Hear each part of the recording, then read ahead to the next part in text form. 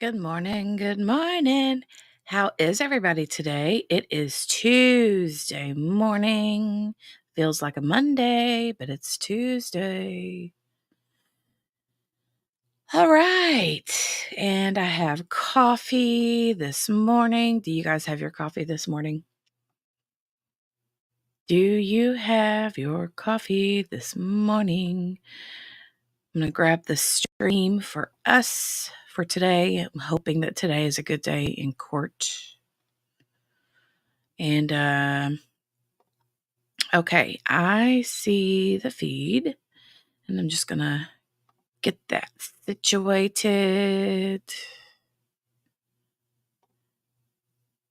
Let me do that.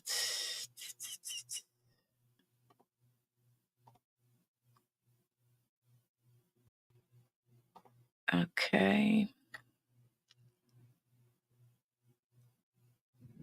All right. And we are ready to roll, friends. Good morning, JB. Good morning, Gail. Good morning, Morgana. Good morning, Steph. Good morning, Nightbot. Autobots, roll out. Good morning, Dawn. How are you this morning, Dawn? Yes, Steph is coming in with awesome warnings and good information. Friendly reminder, this is an intense case covering the death of a child, DV, and drug use. If any of these topics is triggering for you, please subscribe and join us for other cases. We also cover other active cases and pop-up lives. If you decide to stick it out with us, please keep in mind that some of us may relate to certain aspects of this case. Please be kind. We would like to be a safe place for people to not feel like they need to defend themselves or feel triggered by what could be perceived as attacks about a person's history. Direct negative comments at where the blame lies. The only people to be judged are those directly involved. Good morning, good morning, good morning, Sherry. Good morning, good morning. Hey, Henny, good morning to you, doll. Have I missed anybody? Did I miss anybody? Did I miss anybody? It's the final countdown. Da-da-dun-dun. Da-da-dun-dun-dun. Da-da-dun-dun. Da-da-dun-dun-dun-dun-dun. Da-da-dun-dun. Yes, don't forget to leave your DNA on the thumbs up button on your way in the door. I would love it if you guys would do that. Wow, wow, wow, I wow. understand. We're still waiting. They're 2 minutes early, y'all. She's coming in hot. Good. Okay, they've just come in. I got it. Coming in hot.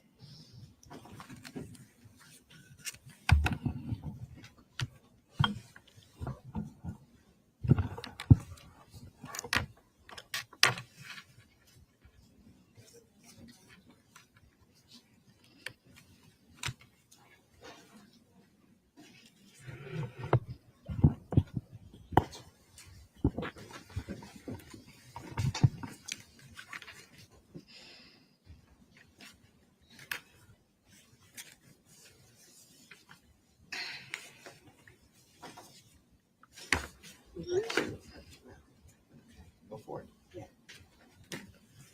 I'm sorry, Your Honor. I'm ready when you are. I apologize for the delay.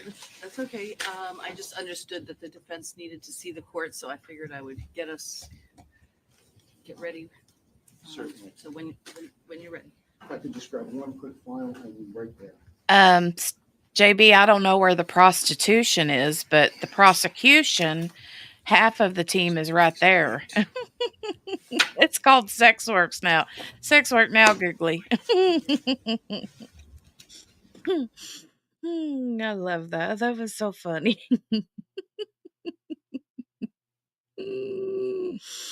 Ay, ay, ay. She's probably out there on the corner somewhere. I don't know.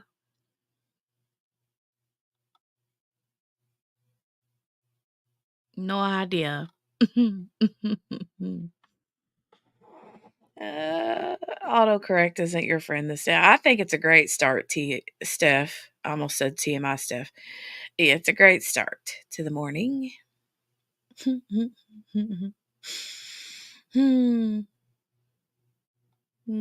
was cute. Definitely cute. She's talking to Elaine. Mm-hmm. Yep.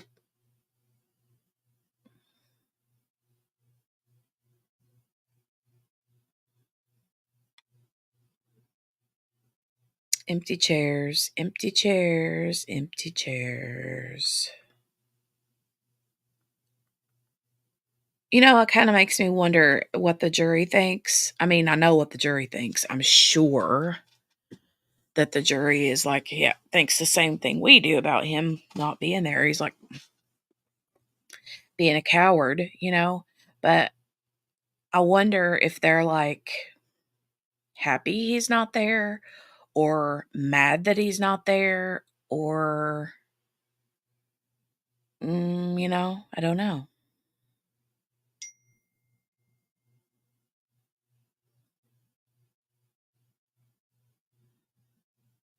Probably out on the corner, JB.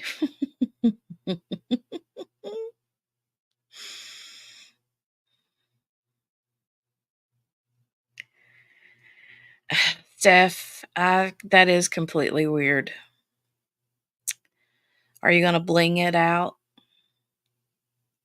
Are you going to put like a bunch of sparklers on his little bunghole? Hmm.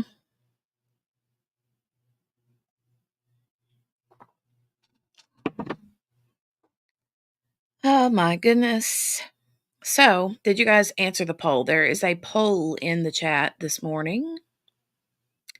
Make sure that you go and vote. Oops, looks like you guys are voting. Yay.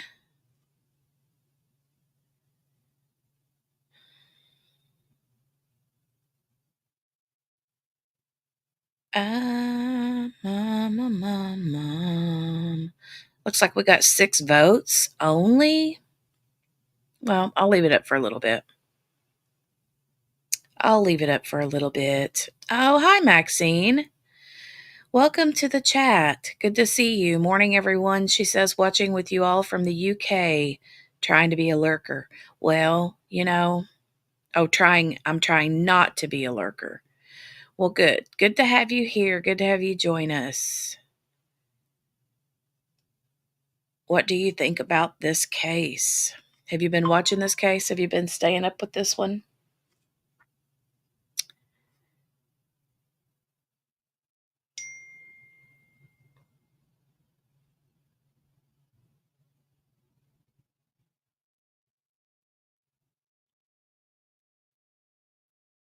Bum bada bum bada bum bum bum bada bum bum bum bum bum bum. Poppy, my dog, is curled up in the bed, nice and warm and cozy this morning. I walked by earlier and I was like, oh, that looks so good. Why did I have to get up this morning? Did not want to get up this morning. I went to bed a little bit later than I expected to last night. Oh, because I was dealing with laundry and junk. But it's always crazy on set. Well, I mean, I almost said Sunday nights, but Monday night, last night, because no school, right? But anyway, yeah, I had the normal Sunday night routine last night. Oh my goodness, Steph, that soup. Wow, it was so good. I had 2 bowls of it.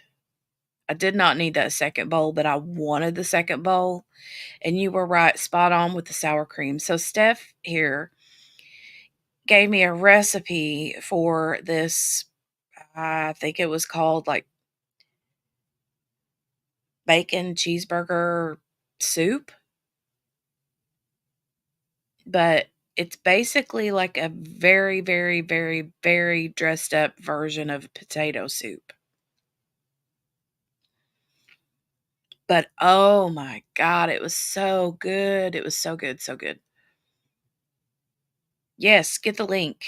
Definitely. And if you guys love crock pot recipes, you got to try this one. But just keep in mind, it is a very heavy soup. I mean, it's like a thick, heavy, stick to your bones kind of soup. It was delicious. It was so good. But it's got like potatoes, carrots, onion, and then you use chicken broth. And then um oh, hold on, I got to cough or sneeze or something. Hold on.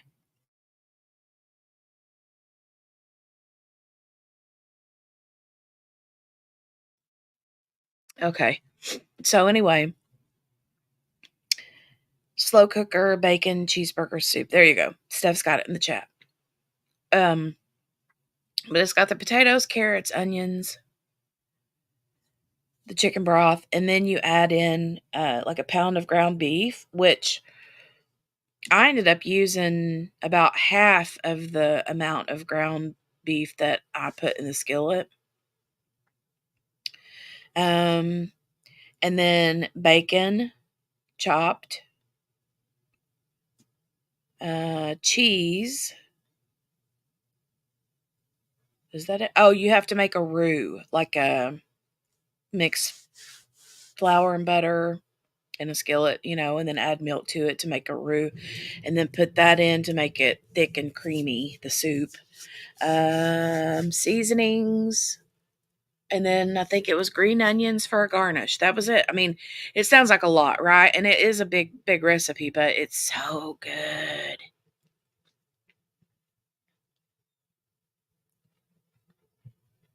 That would be a really good soup for like a potluck or something, but I think it would be expensive. I mean, it's expensive to make it for me. Um,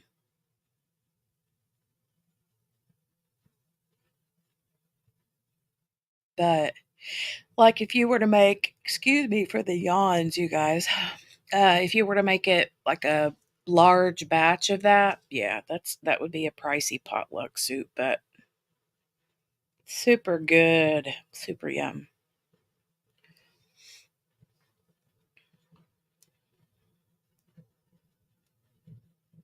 Oh, hey, Ween Baby, good morning. She says she's made that before.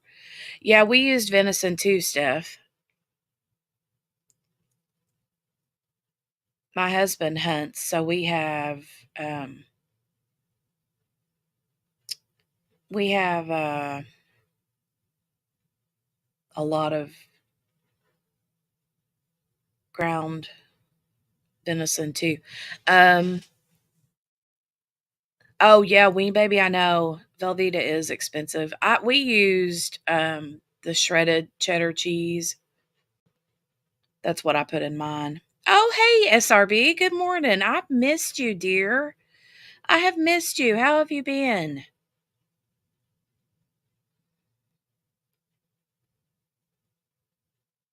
I hope you're doing well. Hope you're doing well.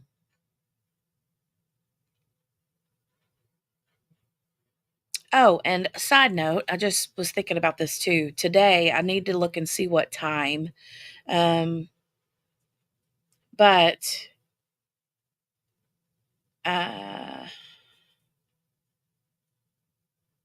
Ruby Frankie and oh shoot, what's the other chick's name? What's the other chick's name? I forget the other chick's name. Something Hildebrandt. Jody Hildebrandt, is that her name? Those two, I think their sentencings are today. So I'm going to keep an eye out for that potentially interrupt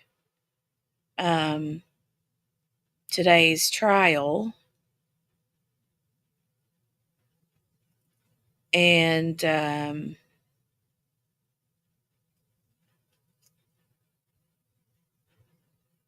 sorry, I'm just the chat's distracting me.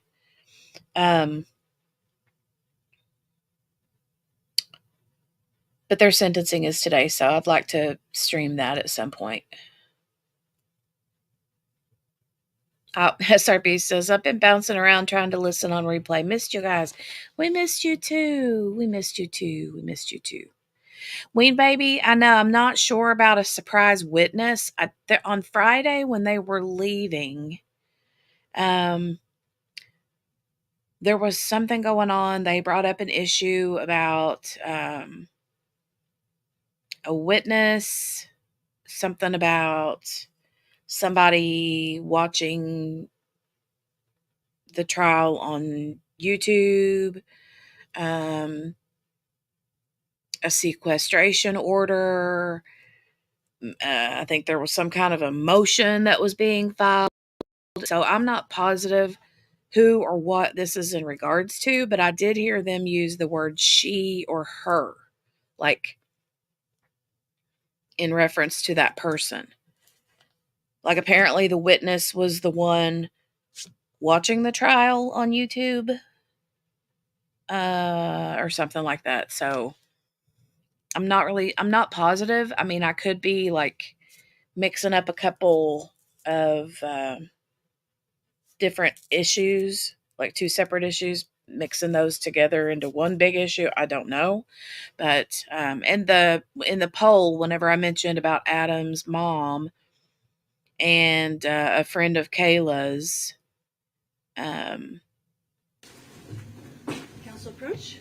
that was all like complete speculation. I don't know if I assume we'll have more of Kayla's and Adam's friends pop in through to give testimony, but as far as Adam's mom, I have no idea. I just know she's been brought up a few times in the chats and stuff like that, so I just thought I'd throw that in there. But you never know. I mean, she may very well be.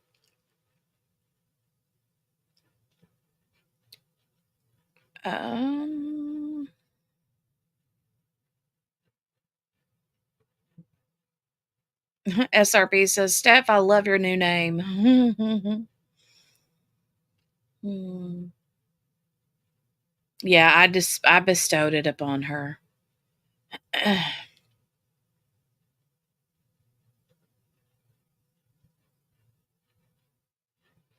Oh my God, Steph. I can imagine. At one time, it was Aunt Poonie's Creamalicious Pound Cake, the actual name of an ice cream flavor. But then I sent a professional email and that came up as my name. Oh my God. SRB is curious too. Did you hear the conversation that they were having on Friday after the jury left? I couldn't make heads or tails out of what was going on. It would have helped had the prosecution been standing at an actual microphone. I'll say that much. But he tends to, not the tall one, but the short one, tends to steer away from his mic like all the time. But yet he's telling the people on the stand to make sure they keep their voices raised. Like, oh my God. Talk about somebody needs to follow their own daggone advice. My very first artist I licensed to. Thankfully, he had a sense of humor. Oh my goodness, Steph. Oh, you got somebody talking about it?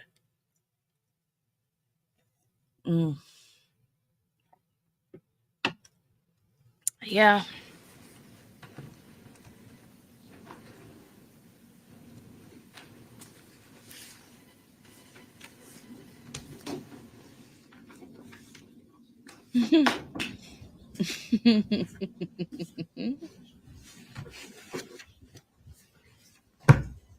Oh, SRB, I know. That's got me heart sick right now. That's got me really heart sick. Sweet little Audrey Cunningham. Attorney Gotti, are we ready? We are, you are. Okay. We may need a tech minute later on for other witnesses, so that shouldn't stop. All right. Everybody ready? Attorney Smith, ready to go? Yes, Your Honor. Okay. Brooks? All right, please bring in the jurors. All rise for the jurors, please.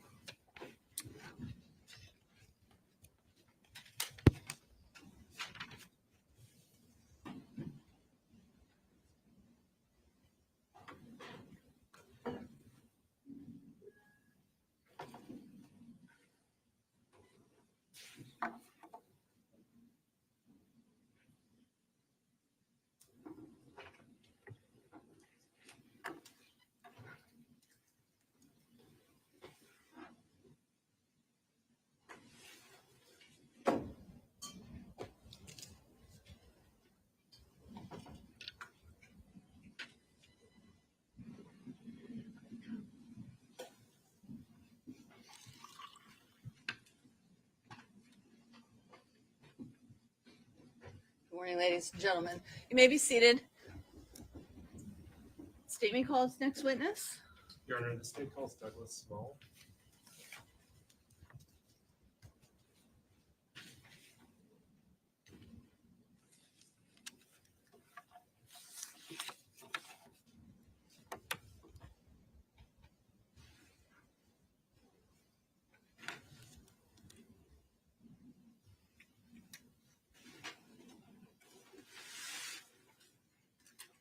Your Honor, can we have some headphones for this witness, please?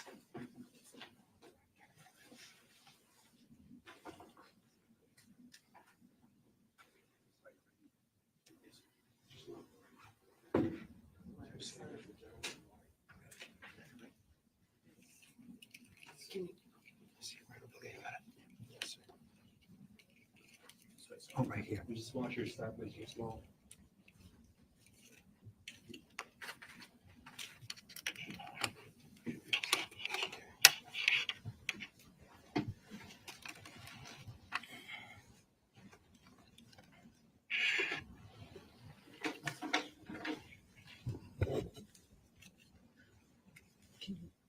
They don't expand.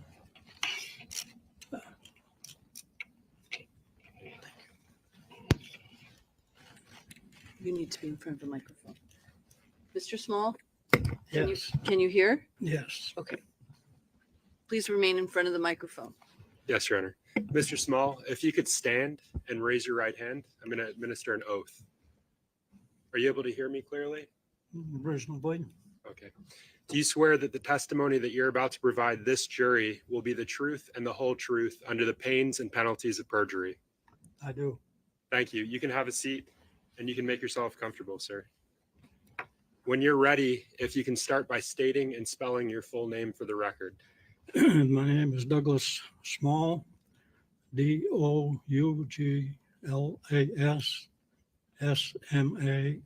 Small. And Mr. Small, forgive me for asking, but how old are you, sir? 85. And what city and state do you currently reside in? Carmel, Maine, How long have you lived in Carmel, Maine? all my life. And sir, what do you currently do for a living?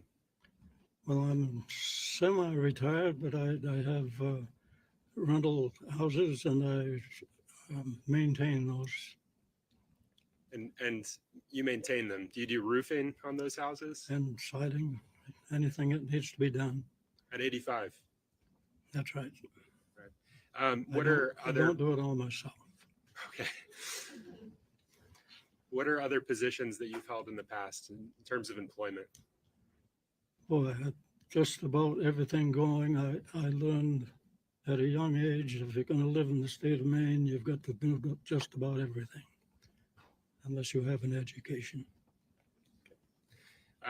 Do you own any properties in Carmel, Maine? I do. And can you describe those for the jurors, please? They're just, they're all one family residential homes. Do you own any large parcels of land? Have 2 properties that encompass about 30 acres each. Is there an old schoolhouse on one of those? There is. Is there an old outhouse on one of those properties? It's the old outhouse that you speak of is in the old schoolhouse. It's a 1-room school. Your Honor, may I approach this witness? I'll speak into a mic. Yes, you may. Mr. Small, I'm going to ask, do you know someone named Kelsey Small? She was my granddaughter. Okay, and you say she was your granddaughter. Correct. Where is she now? She's in an urn in the cemetery in Carmel, Maine. Again, I'm sorry to ask this, sir, but when did she pass away? In March of 22.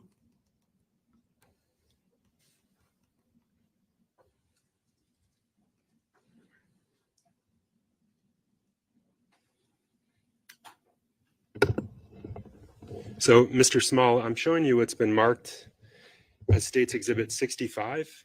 I'm just going to ask if you recognize any of the individuals in this photograph.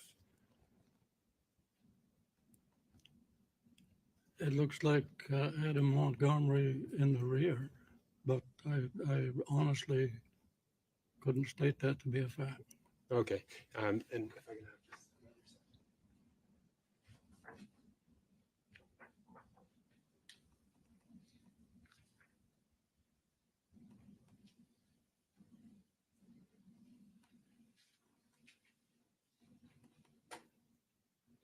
just Mr. Small, I'm showing you it's been marked as State's Exhibit 90. Do you recognize the individual depicted in this photograph? I'd have to have it a little closer. You can handle it. Thank you. It certainly looks like Kelsey in the lower bottom. Kelsey Small. Kelsey Small. I can take that back, sir. You mentioned Adam Montgomery. Are you familiar with Mr. Montgomery? He stayed at my home for several weeks.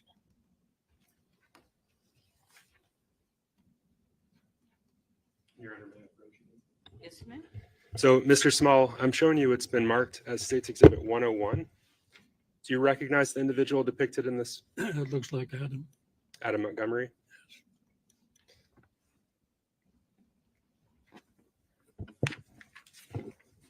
And you said that Mr. Montgomery stayed at your home? That's correct. How long did he stay at your home for, Mr. Small? There were 2 periods, and I don't know the date that he arrived the first time, but I drove to Rochester to pick both he and Kelsey up, I believe, on the 11th of November of 21. Of 2021. And are you aware of Mr. Montgomery, the defendant in this case, staying with other family members of yours? No, he was at my house both periods. Do you recall him staying with your daughter, Bessie Small? There was one night that perhaps, that's my daughter-in-law, but I'm not sure. I go to bed early. Whether he actually stayed overnight or not, I couldn't swear.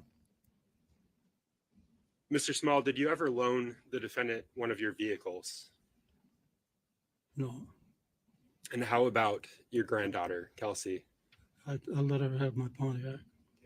And specifically with respect to late 2021, did you lend Miss Small that Pontiac that you just mentioned? I told him I could have it to go to Manchester with. Yes, To come to Manchester? yes.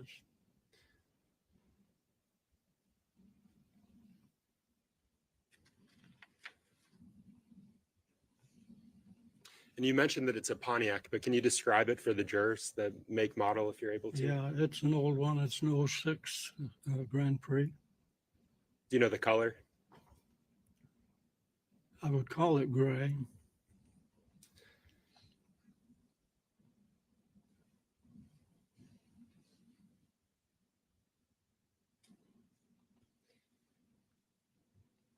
Mr. Small, with respect to the properties that you own in Maine, are you aware of searches that were conducted on those properties?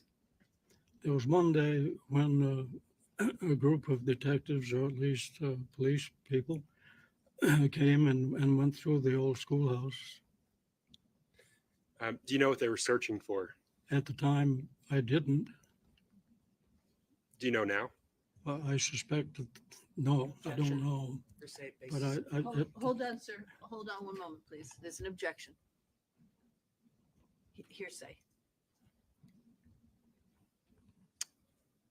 Your Honor. So I have a longer response for that. I don't know. Right. If you have a speaking objection, please approach.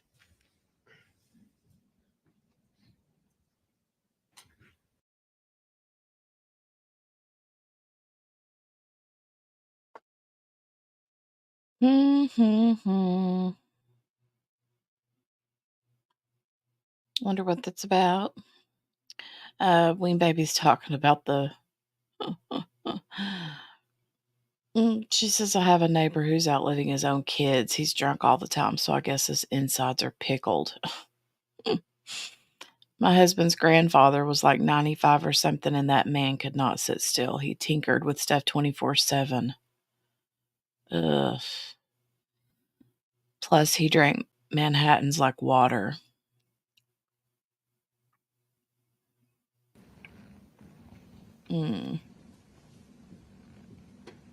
Mr. Small, do you recall how many detectives were present that day? Couldn't swear to that. 4, I believe. And how long were they there searching? Oh, in the building itself? The building and the property? Yeah.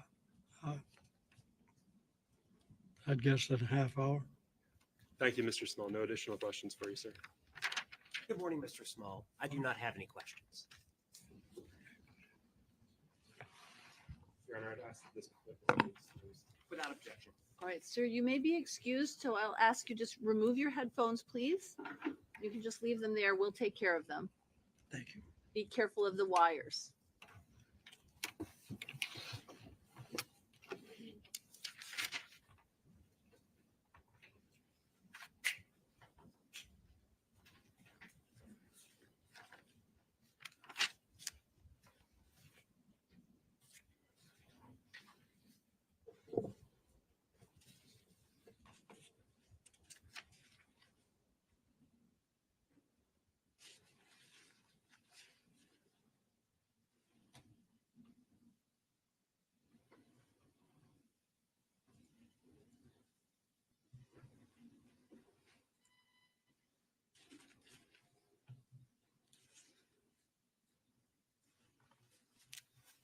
Yeah, I know, right, Steph? I felt kind of the same way. I don't know, like they're getting into the Kelsey and the situation where they went to Walmart and sold the phones, and then the fact that he left with Kelsey and left Kayla at Walmart. But other than that, I mean, I don't really know what the point is.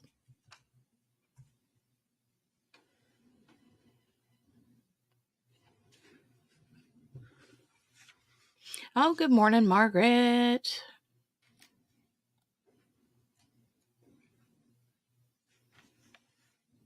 Your Honor, the state calls Trooper Brian Hernandez.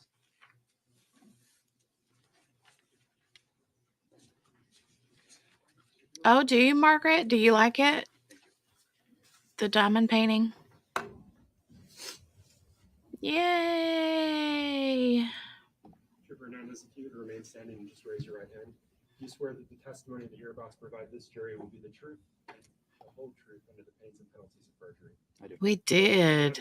Totally converted another one. SRB, So those when you're ready, if boxes you in could the just start by back, stating and spelling your full name for the record. those were So, there last I'm Mass week. State Trooper Brian Hernandez. First name I spell Bryan. Last name I spell Hernandez. Thank you, Trooper. Obviously, I've called you Trooper. Can you tell these jurors what you currently do for a living? So I am employed with the Massachusetts State Police. I am currently a detective with the Suffolk County District Attorney's Office. And sir, I'm just going to ask you to keep your voice up. It's a big room, and all the jurors need to be able to hear you. Hold it, Your Honor. Just imagine talking to the back of the room. Can you tell us how long So you've been SRB, employed? So I've been the employed boxes with last the week of Mass State evidence that Police they went since into was a 2020, lot of the like 2020, rails, ceiling rails, the going on 4 tiles years now. of the ceiling, Previously, I was a lot of that kind of city stuff. cop for the city of Chelsea in Massachusetts. That was from 2014 to 2020. Prior to 2014, any law enforcement experience? Prior to 2014, no. And as far as your current duties and assignments, can you tell the jurors about that? Yes, I'm currently employed with the Suffolk State Police Detective Unit. We handle homicides. We do major felony crimes as well. Do you assist in missing person cases? Occasionally, yes. Detective, if you can.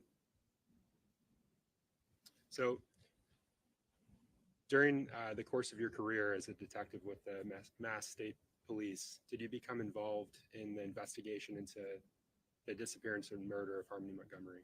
Yes. And can you explain to these jurors just your role and participation generally in the case? Yes, with this case, Manchester PD reached out to Mass State Police. There had areas of interest that they wanted to conduct searches. So they reached out to the Suffolk County District Attorney's office, which we handled as investigators. It was up to me to kind of coordinate with other Mass State Police units, including the Special Emergency Response Team, which is also known as the SIR team, and other Mass State Police units as well.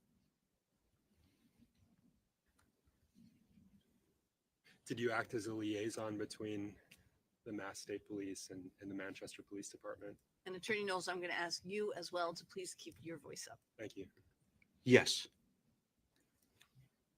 If I can have just a moment, Your Honor.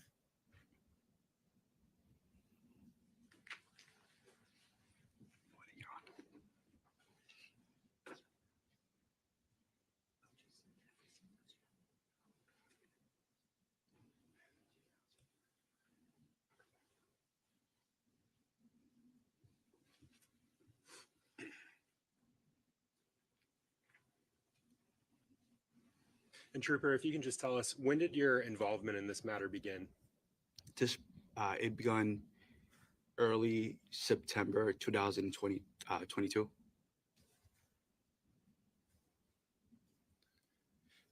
During your involvement in this case, did you receive certain toll records related to this matter? Yes. Your Honor, may I approach this witness? Yes, you may.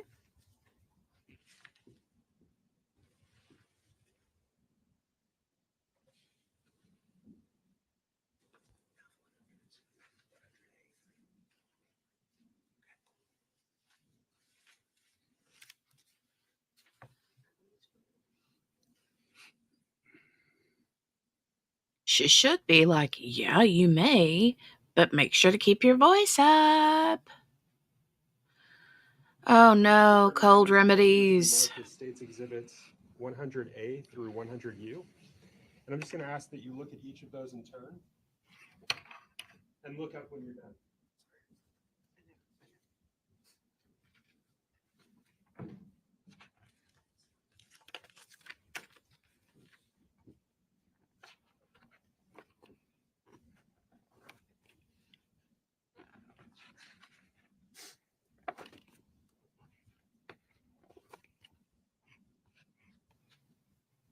Margaret, a hot toddy, hot tea with lemon,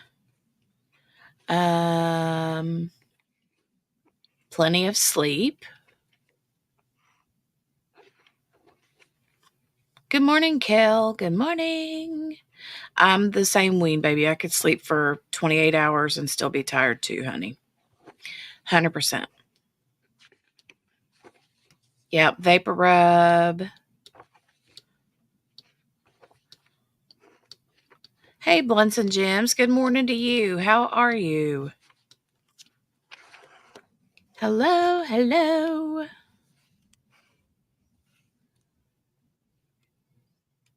If an alarm wakes me up, I'm tired. Trooper, are you familiar with the items depicted in that? Yes, Sorry. Are they fair and accurate based on your memory of the records that you reviewed? yes. Your Honor, the state moves to strike what's been marked for identification as states 100A review and marked as full and published to the jury. Without objection. All right, the ID is stricken. They are entered as of full exhibits and they may be published to the jury. Thank you. And Your Honor, if we may approach briefly. Yes? I'm doing great, Blunts and Gems. Doing pretty good. Doing pretty good. Tired. I could definitely, like Lean Baby said, get some more sleep. Hot tea with honey and Vicks on your feet, says SRB. Yes. And if you have a lot of congestion, I definitely recommend Mucinex. Just to make sure that you don't get like it turns into like bronchitis or pneumonia or something. Oh, Ween baby, that sucks.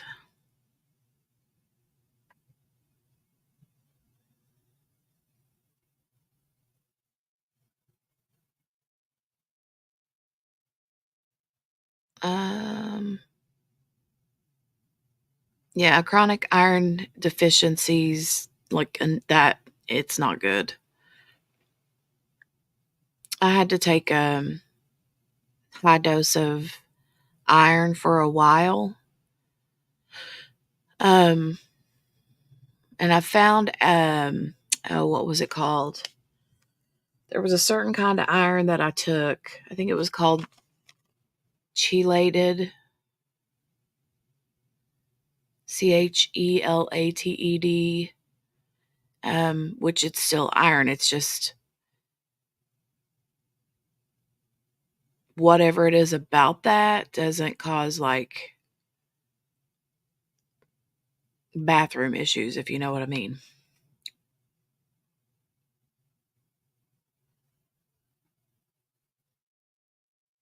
Oh, yes, regular Sudafed. Yeah, if you can get it. Mucinex for chest, Sudafed for head. Yeah.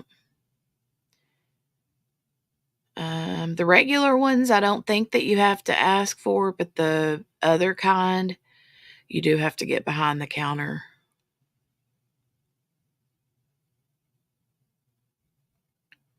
Right, Steph.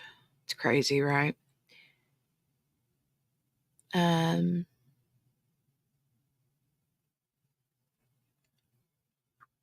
But yeah, the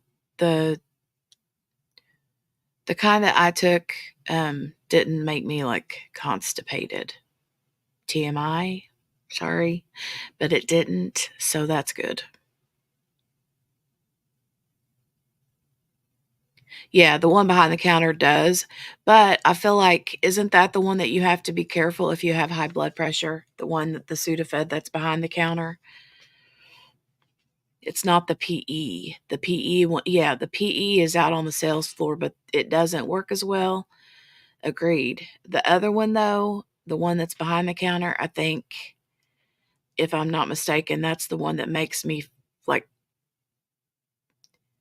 feel really bad. It's not good for your, like if you have high blood pressure.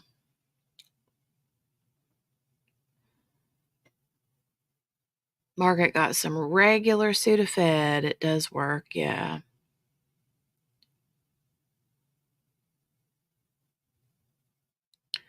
Oh, but if you have high blood pressure, you should exclusively use Coricidin.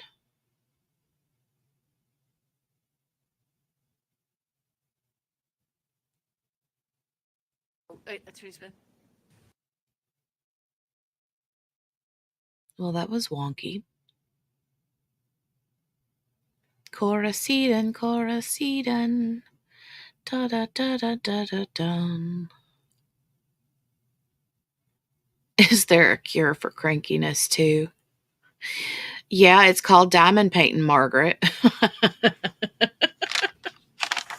I'm kidding. I'm kidding. But not really, because it does help crankiness.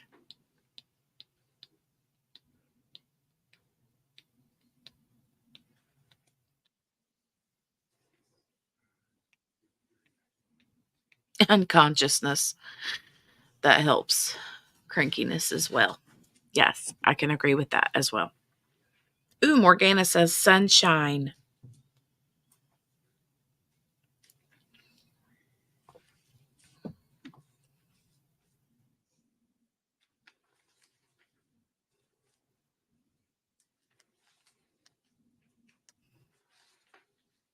I like SRBs.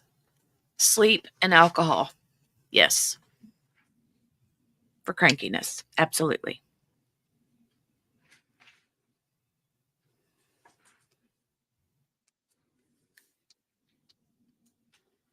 Mm. You mean diamond painting stuff? You wish it would help with your jaw clenching?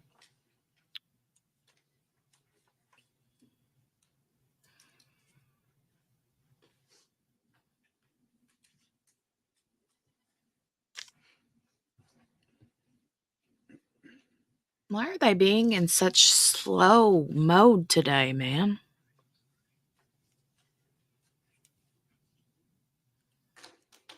Come on.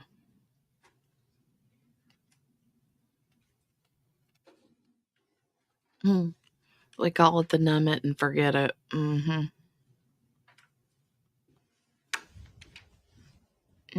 I did not, Sherry. Did not.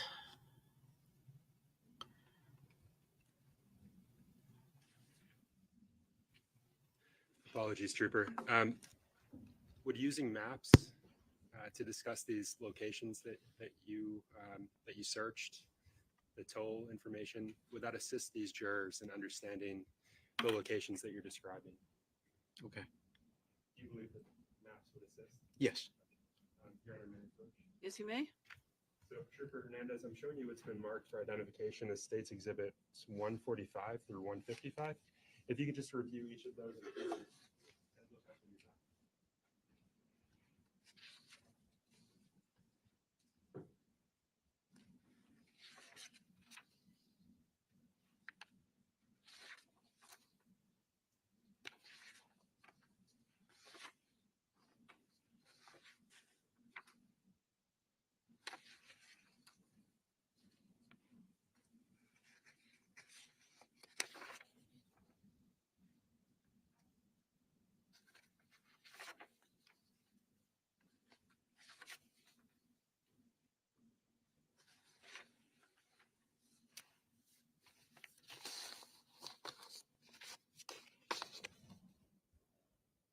Thank you, Trooper. The areas that you just reviewed, are you familiar with those areas? Yes. And is that through your capacity as a law enforcement officer with the Mass State Police? Yes. And the records that were just admitted through you, you're familiar with those as well? Yes. And again, the maps that you just reviewed, those would help the jurors in understanding the locations that we're going to discuss. Yes. Your Honor, I move to publish what's been marked for identification as States Exhibit 145 through 155. So if you want to use those as demonstrative exhibits, you may do so. They're not marked as full exhibits, but they may Thank be you. shown. So Trooper Hernandez, turning to the toll information, please look at the screen behind you. And if you can just confirm, other than the red sticker on the bottom of the exhibits that you just were handed, is that consistent with what's before you? Yes. And what is the image in the top right of that picture? What does it capture? The license plate. And can you please read the license plate number of that vehicle, and I'll make it large for you. So it's Arizona registration AJ78147. And I think you said this, but it's an Arizona registration. Correct. What are the dates and times associated with the violations? The dates are March 4th, 2020. Times are 4 in the morning at 44 a.m. 4:44 a.m. And underneath that same date, March 4th, 2020, it's at 4:45 a.m.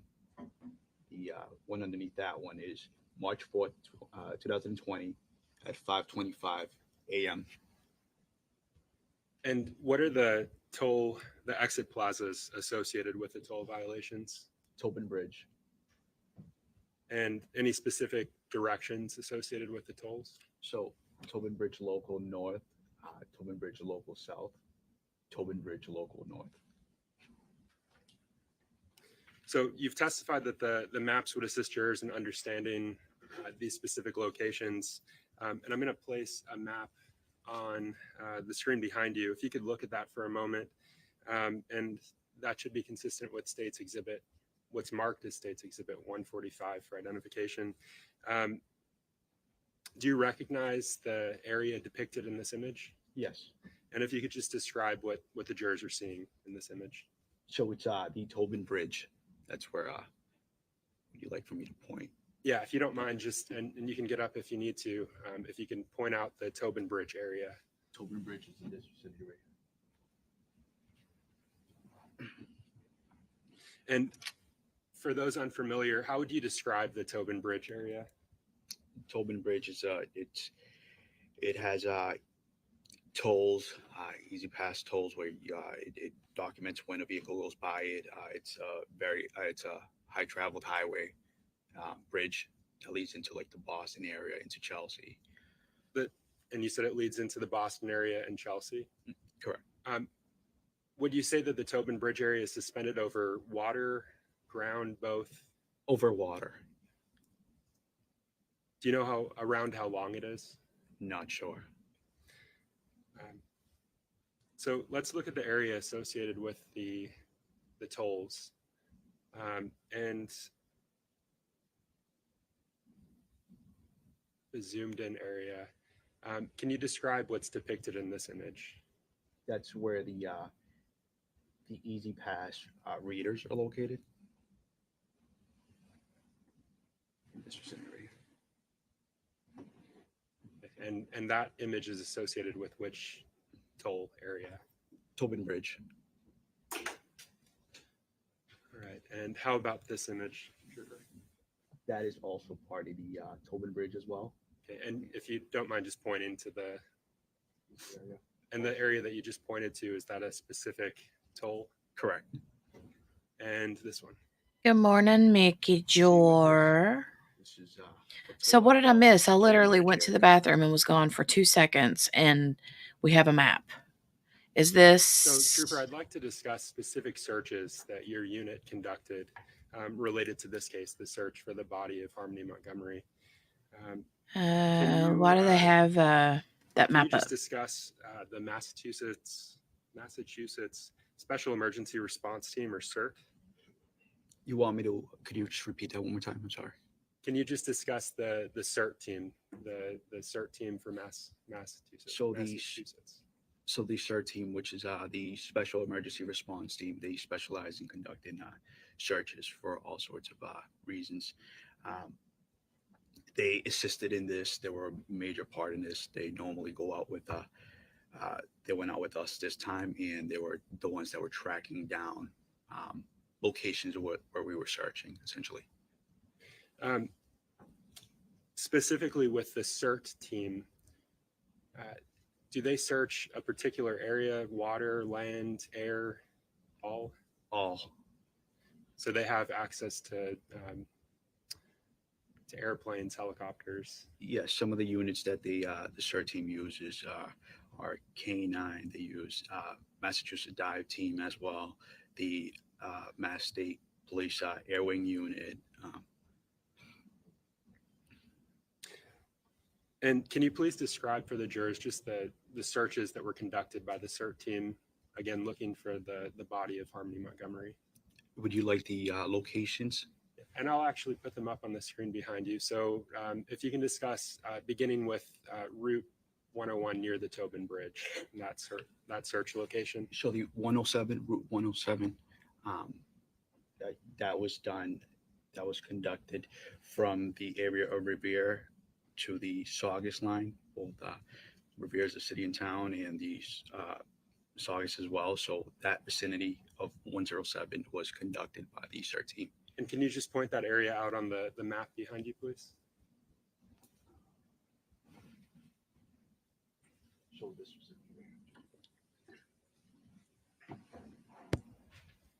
How about Broad Sound Tuna Club area? That was conducted also by the CERT team, which is this vicinity right here. Dive team also assisted. The dive team also assisted. How about canines? Were they present? For that? Not sure if Kena was present that day. Are you familiar with this search of the Sales Creek area? Yes, To the search for the body of Harmony Montgomery. correct. And can you point that out on the map as well? Did they have like surveillance footage or cell Birch phone Pizzeria area? footage like Are you familiar with the search conducted that by the pointed search them team in this direction to look? related to this case? Yes, that was done in Revere, city of Revere. And you said specifically in Revere. Correct. How about the marsh on the, well, there it is on the map. Mhm. Are you familiar with this search? Yes. And can you just describe it to the jurors, please? So the march area that was searched was this vicinity right here, along with also this vicinity here, the large area. And what went into that search? It was split up in multiple days, in 2 days. With that, it was a lot of law enforcement personnel from Manchester PD, also detectives from other counties because it went into the Essex County, which is Saugus. The CERT team as well, along with K9. And so in your role, your involvement in this case, how do you set up a search like this? So it's pretty much wherever the PD is interested in searching. At this point, it was Manchester PD had locations of interest. Based off of that, I relayed that information over to the commander for the CERT team, which is Lieutenant Kevin O'Hara. He's the one that got the additional units to kind of assist with it. And I think you said this already, but there were multiple agencies present for these searches. Is that right? Correct. State and federal. Correct. The searches that you participated in, how long did those last typically? So the marsh area was a very big area. The Rumney Marsh Reservation, it lasted about 8 hours each day, and it was done within 2 days. Each day it was about 8 hours. Yes, How many individuals participated roughly? roughly, easily over 30 law enforcement.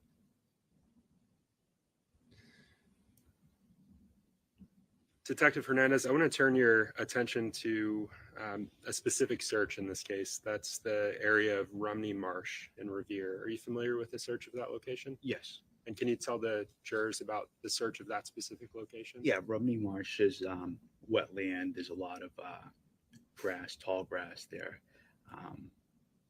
And that was done, like I said, that was done on 2 days. We split them up in 2 days. One of the days was on September 18th, 2022. My apologies. And the following search was conducted in April 7th, 2023. Okay, so 2 specific days, September 18th, 22 and April 7th of 23. And can you point the specific locations out for each of the searches on the map? Yes. So one of the areas was this vicinity right here, close to Copeland Circle and Revere. Another one was right in this vicinity right here, which would be right behind the Northgate Plaza in Revere as well. And this area right here was conducted as well, which that was, goes into the town of Saugus.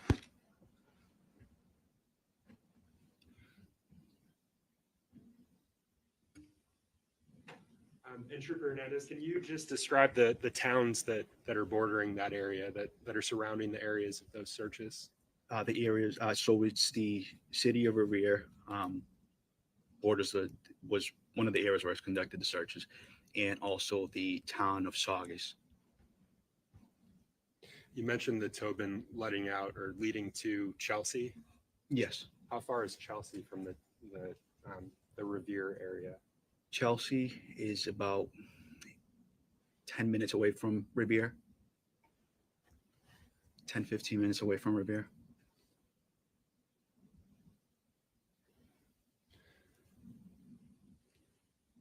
During any of these searches, was the body of Harvey Montgomery located? No. Thank you, Trooper Hernandez. No additional questions for you, sir. Thank you. Good morning. I have no questions, Trooper. Who wanted to? Thank you. Your Honor, I'd ask that this witness be excused. Any objection? No objection, Judge. All right, sir, you may step down. You are excused. Thank you so much, Your Honor. Your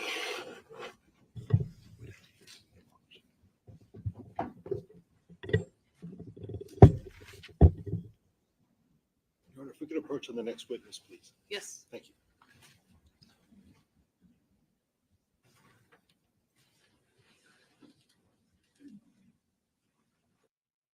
Okay, quick sidebar city. I was just getting some alerts that looks like there's some more new documents in Delphi today. It looks like, shoot, where did it go? Where did it go? Where did it go? Hold on, let me go back and find it.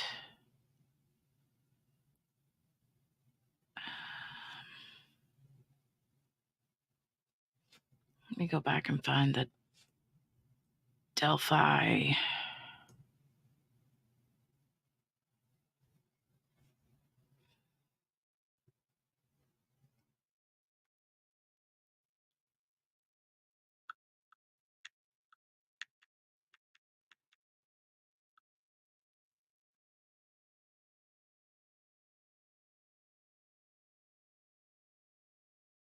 Okay, so apparently,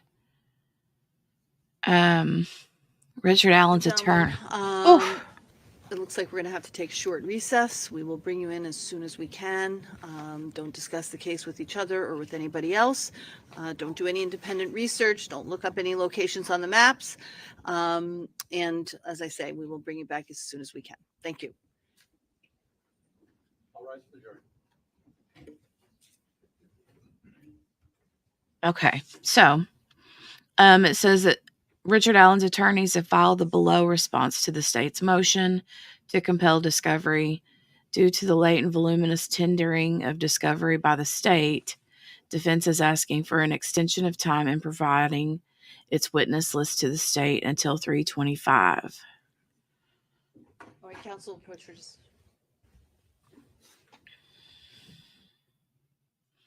So there's a document there. And then tonight, you guys, someone was telling me about this, and I don't remember who it was. It may have been QB.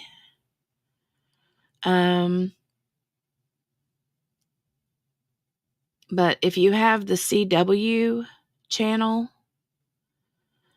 they're going to have a new series or something called Crime Nation. And Brian Enton from News Nation is going to be one of the people that was on there. It was Barbecuity. Okie dokie. All right. So 8 p.m. Eastern Standard Time tonight focuses on the Delphi murders. And then Brian Enton's Twitter says Crime Nation debuts tonight at 8 p.m. Eastern Time on the CW. Our first 2-hour episode focuses on the Delphi murders, exclusive interviews and reporting, and awesome that the docuseries episodes are 2 hours. We can fit a lot in. That's exciting. I'm going to have to watch that. So, if you have the CW. Oh, okay. It was Morgana. It was Morgana Banana. Morgana Banana. Okay, let me get back in the chat here. Let me scroll up. See what I've missed. JB said they have the pics of the U-Haul running the tolls. Okay. Mickey, Steph says, Mickey, you can take both, actually. I think you were talking about the hydroxyzine and the Mucinex, maybe.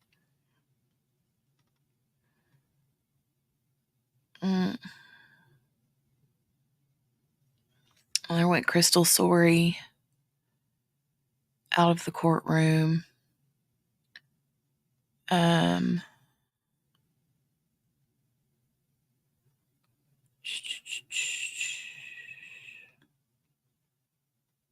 Look up Kojak. Kojak. Let me go look up Kojak.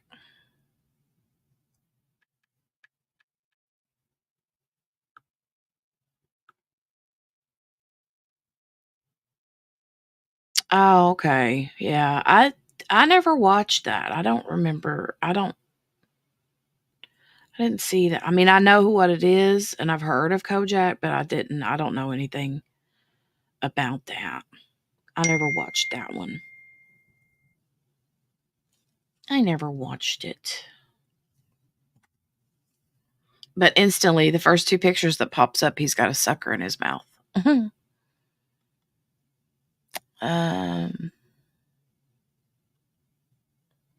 Oh, you think he dumped her in the Charles River? Oh, Lord. Yeah, I agree. Delphi is a disaster. Mickey said Kojak was a great show. Daddy watched it and Mom loved him. Oh, I don't remember it.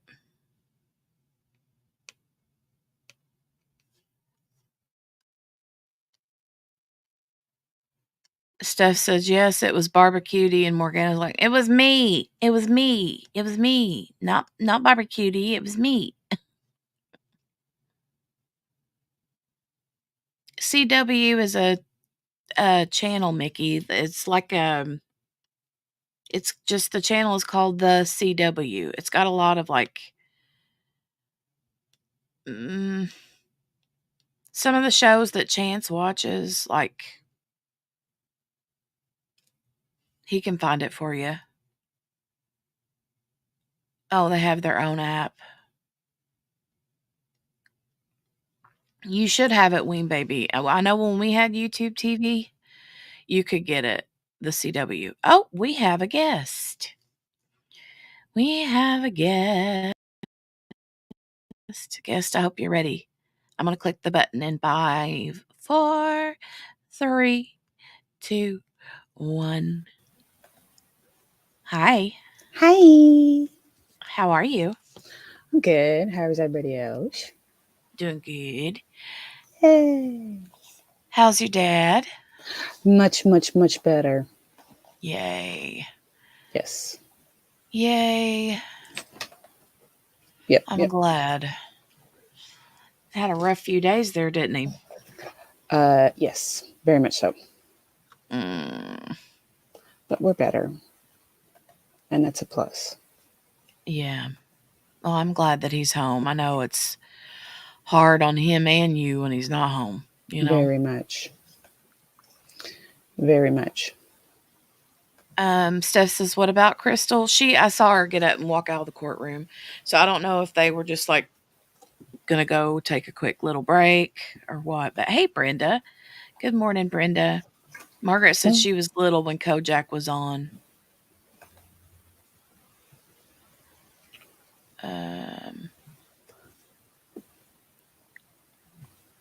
CW is a lot of teenage shows, right? Right. Uh,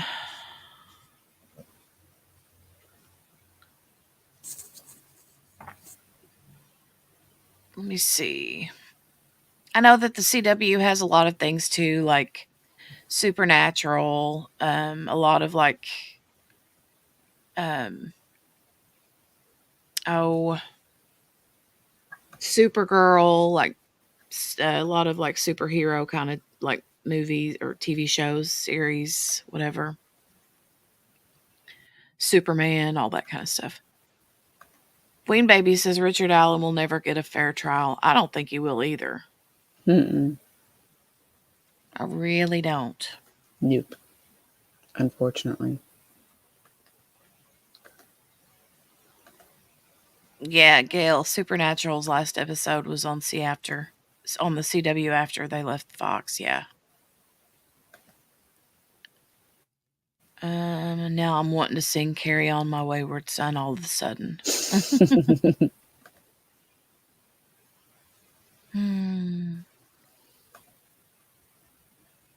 No, no, no, no. I didn't say that they wanted her out. I think I said she was walking out or something.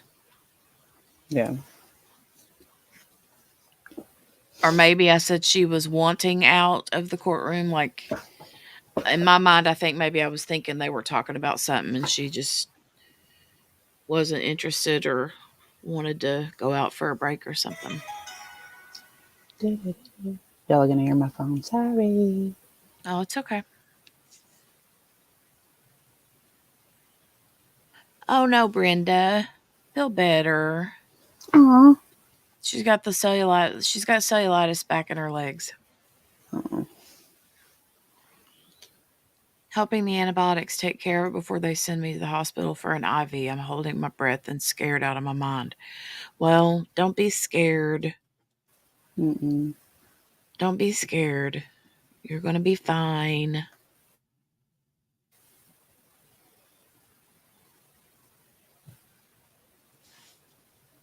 Yeah, you'll be okay. Yeah, send some thoughts and prayers out in the chat for Miss Brenda. We love you, Brenda. Yes. And I want to say, I give a personal thank you to everybody who was giving, sending good prayers for me and my dad and my family and stuff, because it was greatly, greatly appreciated. It's a very good thing that we were only there for a short time. So I want to say thank you to everybody for doing that. You're welcome. You're welcome. Welcome. Always, always. Thank you. Thank you.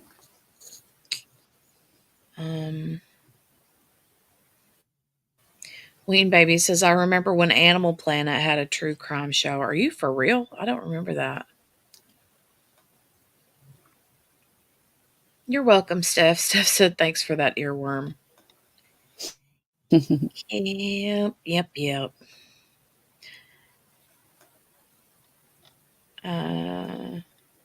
Abigail was actually singing that this weekend.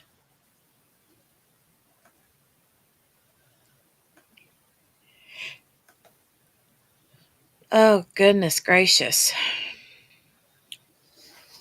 Every time my computer updates, I lose my avatar picture.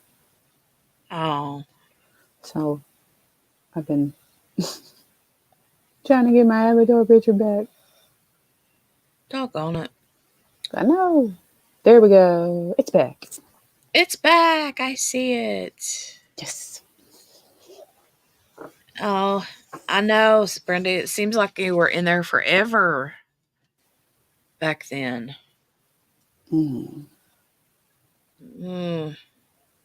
Lots and lots of prayers that you don't wind up back in there and the antibiotics work and everything's good in the hood. Yes.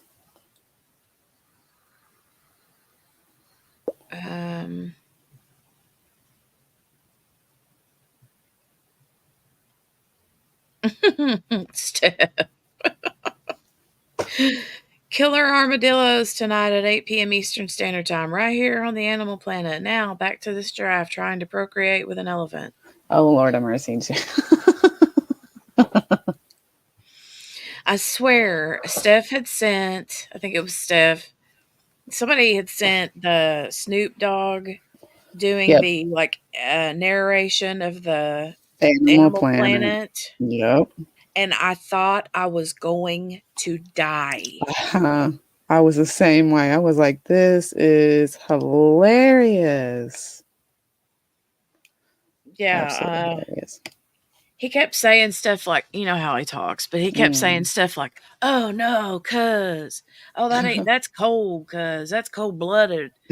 Oh, and then he never could figure out what the animals were. He's like, "Oh, what is that? Some kind of a flying squirrel or what?" Just yeah, Yeah, it was funny. super funny. Yes, Steph, send it to me and we will watch it on break.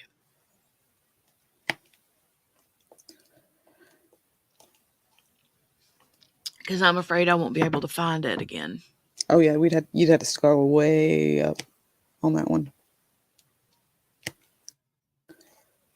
I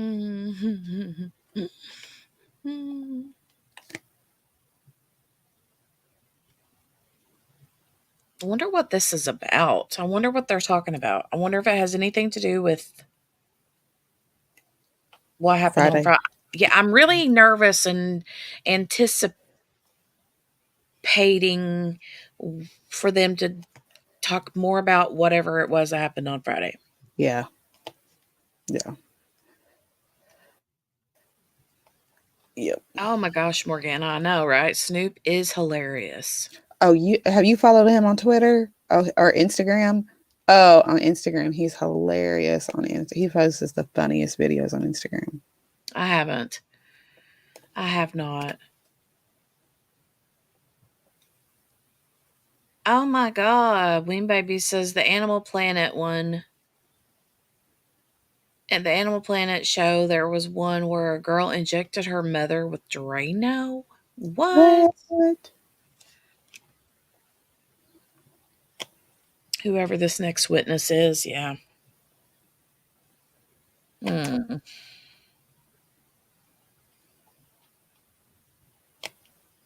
know, but I don't like it whenever they do the arguing out of the view of the camera. A lot of times they'll argue their arguments in front of the camera. Yeah. Well, just like on the treehouse trials. That was right there in front. We watched them all just leaning up on that dang podium and right up there on the judge's bench and all that. Could tell when tensions were getting high.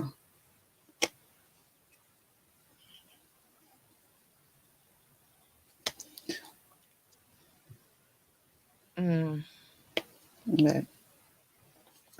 I always loved the to watch the Animal Planet's like funny shows, like they're like kind of like America's Funniest Home Videos, but just for animals, you know. Animals, yeah. I was saying, my son still watches that stuff on YouTube. He absolutely loves it.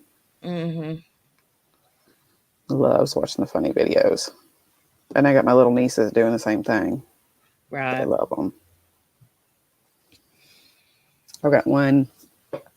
She's almost 3, and she'll come up to me and say she'll want to watch Funny Cat. So we have to watch her look for funny cat videos. That's cute.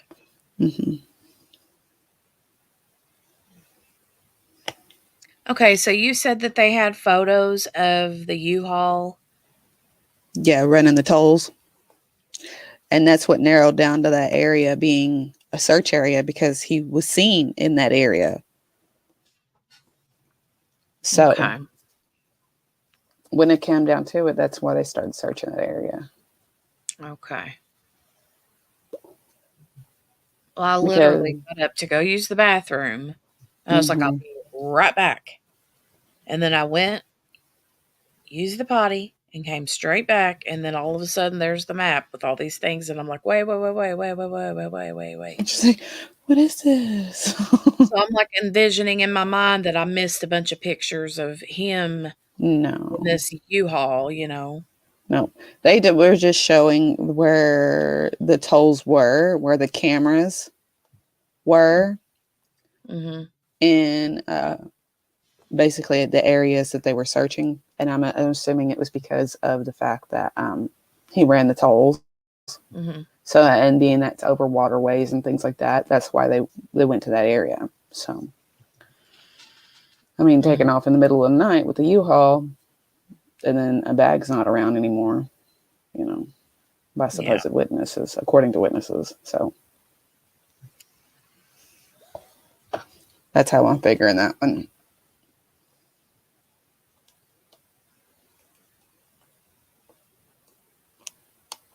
Because I believe they were trying to do everything they could to find a body. Yeah. To be able to have more solid ground evidence. Right.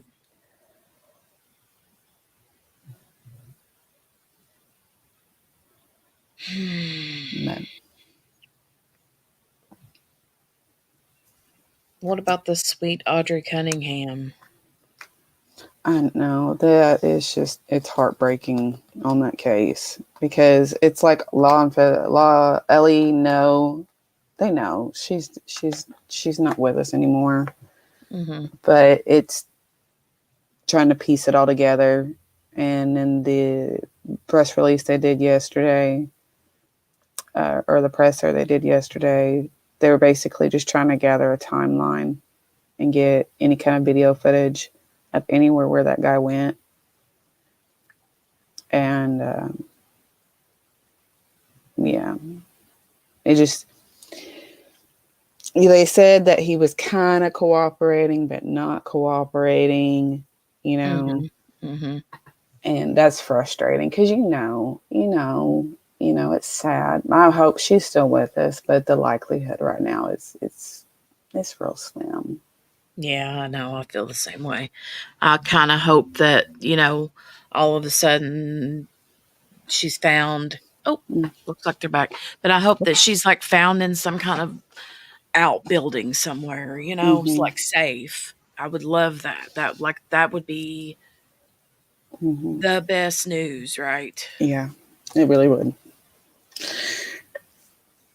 And we have the empty chair. Mm-hmm. Okay, thank you, Steph. Thank you, You Steph. got the whole name on that one.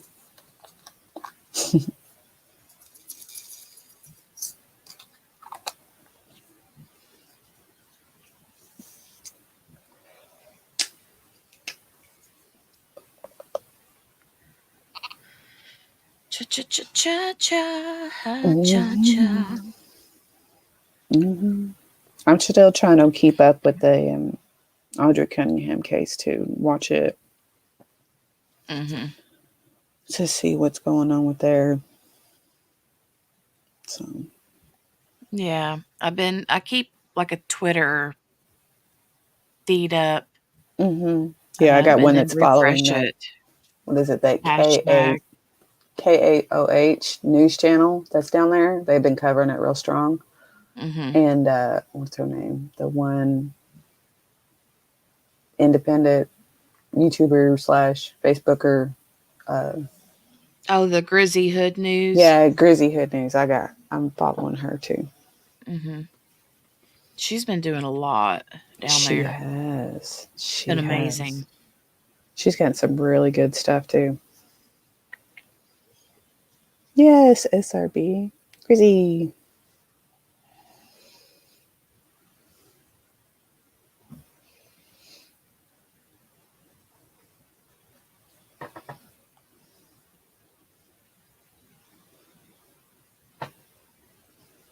Okay, I've got it here. Looks like we might be getting back started. I'm not 100%. Mm-hmm. Prosecution and defense are all still kind of together, but now we're going back to the judge.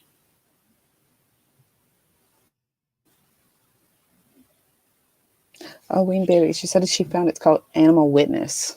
I'm guessing that's the Oh, anaplanet things. yeah.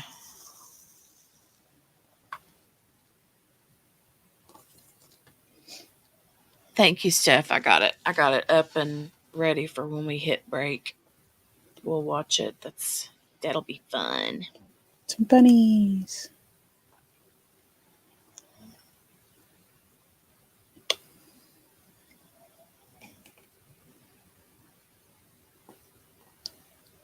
She's gonna let autocorrect dictate the day today.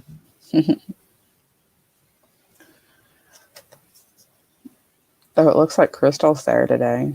That looks like it may be Crystal's. Mm-hmm. Harmony's mom. Yeah. Yeah, I saw her going out of the courtroom earlier a while ago. Well, being that she's already testified, she can go in and view all this stuff now. Mm-hmm. She was there on, I know we saw her on Thursday or Friday. Yeah, it was first couple of days. I think it was like day 2. Mm, She was second witness for it to testify. right.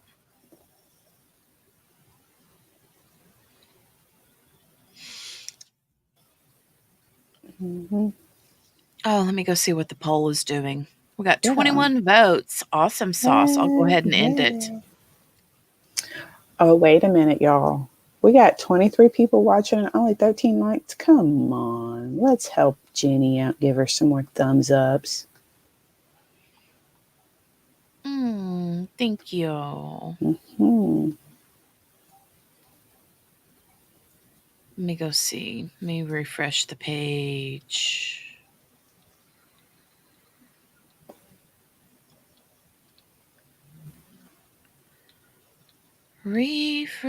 Refresh.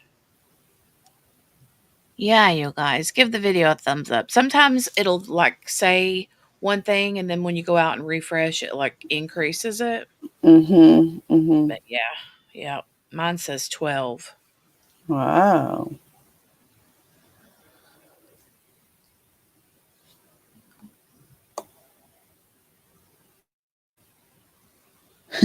Right, Steph? She says, if I dust that like button for Prince and you're not on it, straight to jail. Oh. Oh, that's cute. That's cute. Thank you, SRB. I appreciate the thumbs ups. I do. We're close to the 200 mark. That's it. Like, I think as far as subscribers go, Mm-hmm. we're at, what was it, 192. 192? Yeah. Mm-hmm. You're getting up there, girl. I was like, wow, Yeah. Oh, Ween Baby, Billy the Exterminator. Is he the dude that would like go up and like get rid of the squirrels and coons Oh, and stuff out of people's like attics and stuff? yeah, and he's dressed like Tiger King sometimes. Mm-hmm. He wears all the crazy leather outfits and all that kind of stuff.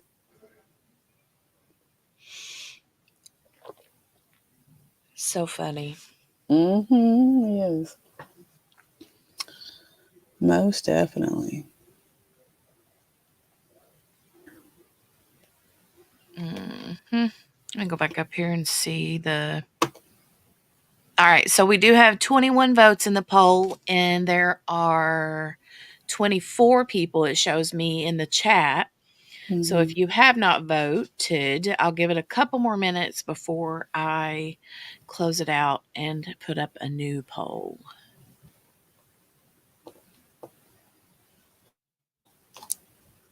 Yeah, Brenda. Woohoo! 192, baby. Yes.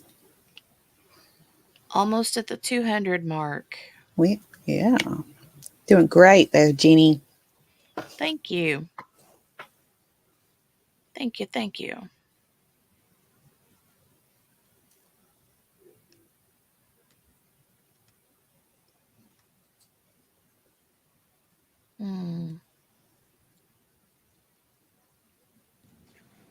Love that show, Ween Baby, right? It's a marathon.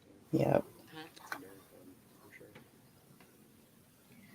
Let's see what this is all about. Yeah, they're making some big rigmarole about whatever this is. Hmm. A bunch of hoopla about something. Free Chia Pet for the 200th subscriber. Hmm. Like Steph's giving away the chia pets now. Mm-hmm.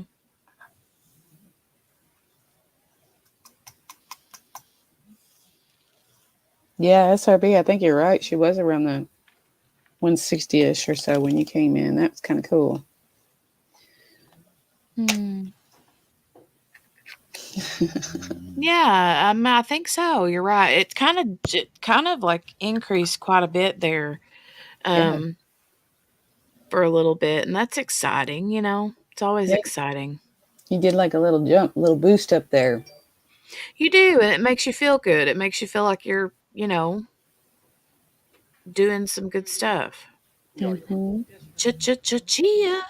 Next witness is up here. I'm just going to bring her in right once the jury's seated. Yes. Yes, sir. Thank you. All rise for the jurors, please. Oh, Steph's like I feel like it's an achievement of the day when I make Jenny snort.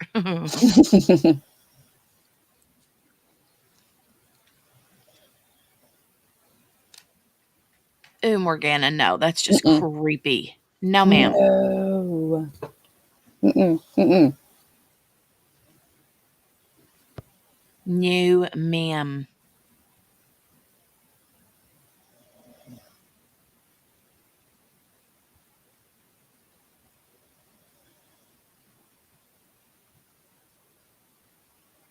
Oh, Brenda said I think I was number 9 and Sherry was 12 or the other way around. Yeah, you guys were like the OGs. Mm-hmm. Yeah.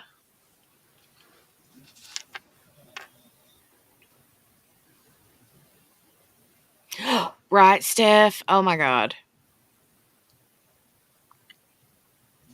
Ooh. Ooh. Ooh.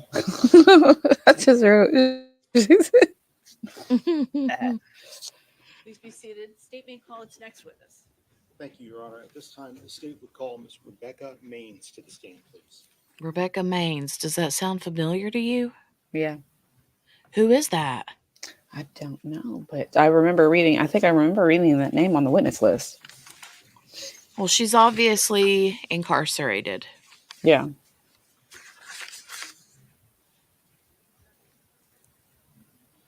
Mm-hmm.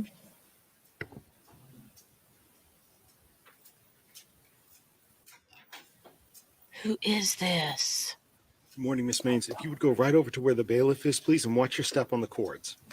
Okay, let's see. Mm. Let's see. Let's see. Here we go. Be careful of the cords, please. And Ms. Maines, if you would remain standing and please raise your right hand, do you solemnly swear that the testimony you give this jury will be the truth, the whole truth, and nothing but the truth? So help you God. I do. Thank you. Please feel free to have a seat. There's water there if you would like it at any point in time, okay?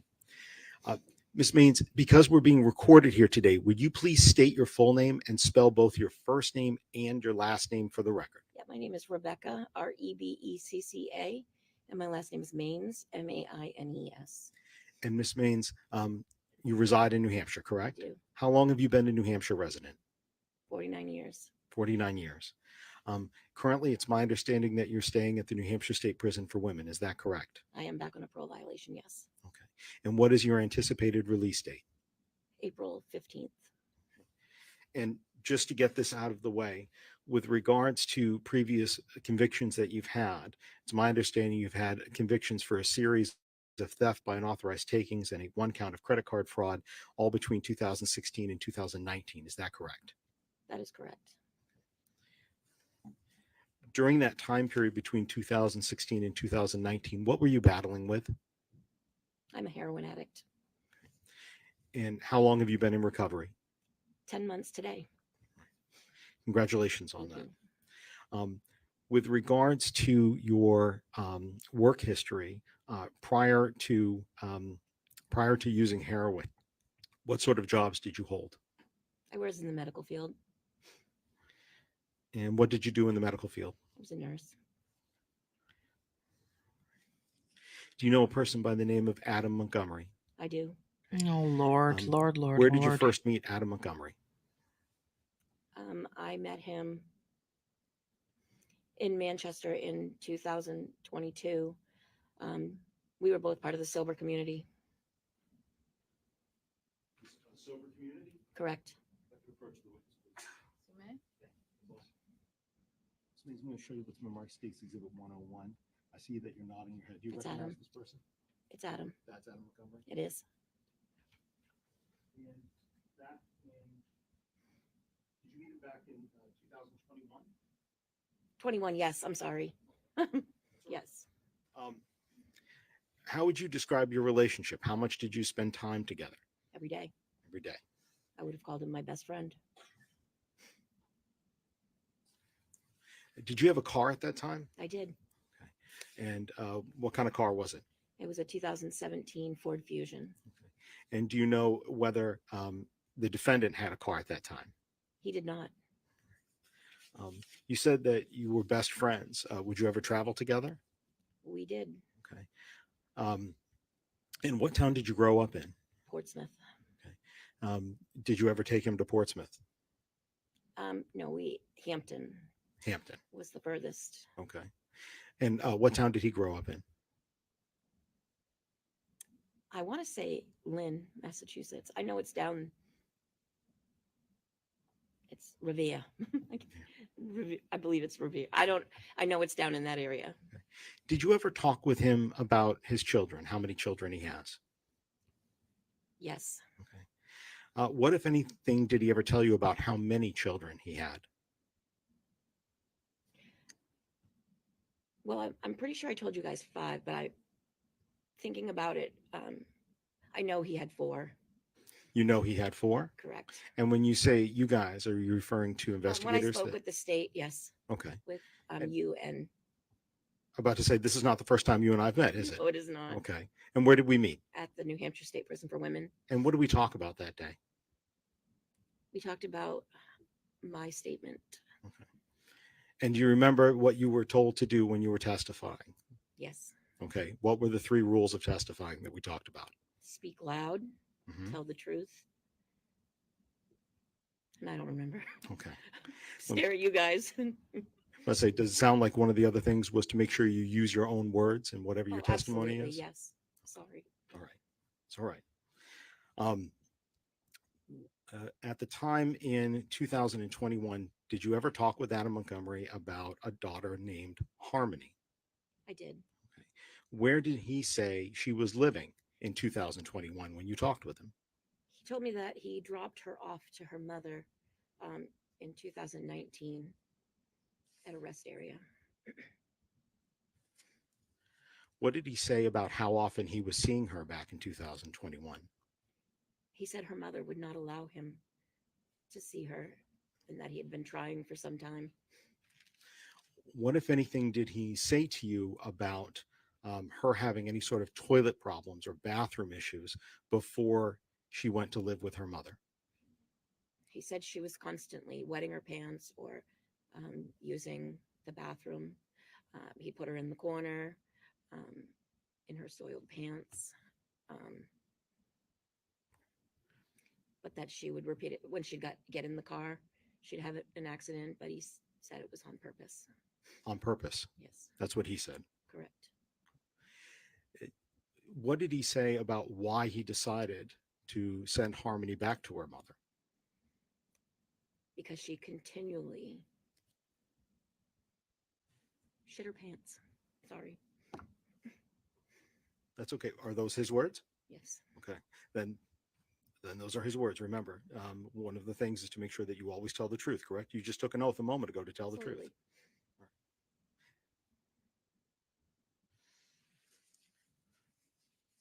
With regards, again, to his words, did he ever tell you about a physical incident between himself and Harmony? He did. What did he say in his words that you recall? So he told me that he was in the bathroom, or the kids were in the bathroom. I don't remember the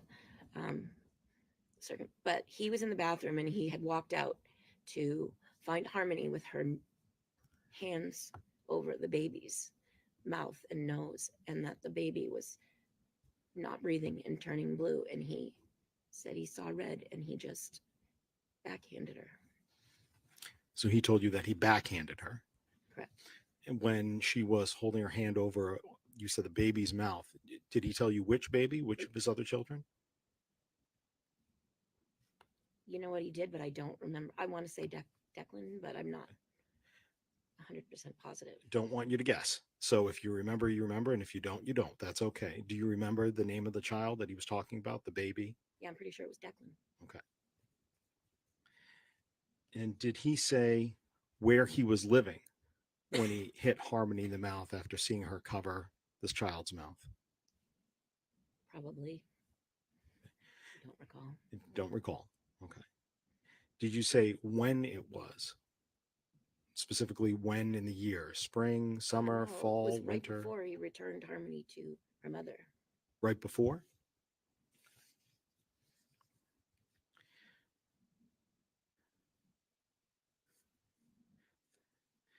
Did he, let me ask you, did you ever give him a ride to Maine?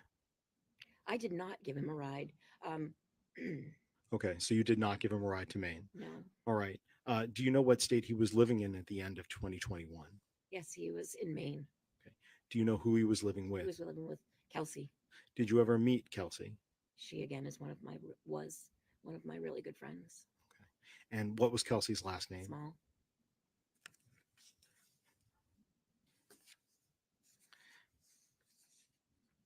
Finally, with regards to what the defendant stated to you about Harmony, what, if anything, did he ever say, or I'm sorry, who, if anyone, did he ever say Harmony reminded him of? Her mother. Her mother? Her mother. And did he tell you how that made him feel? God bless you. He said he hated her. Right to his core.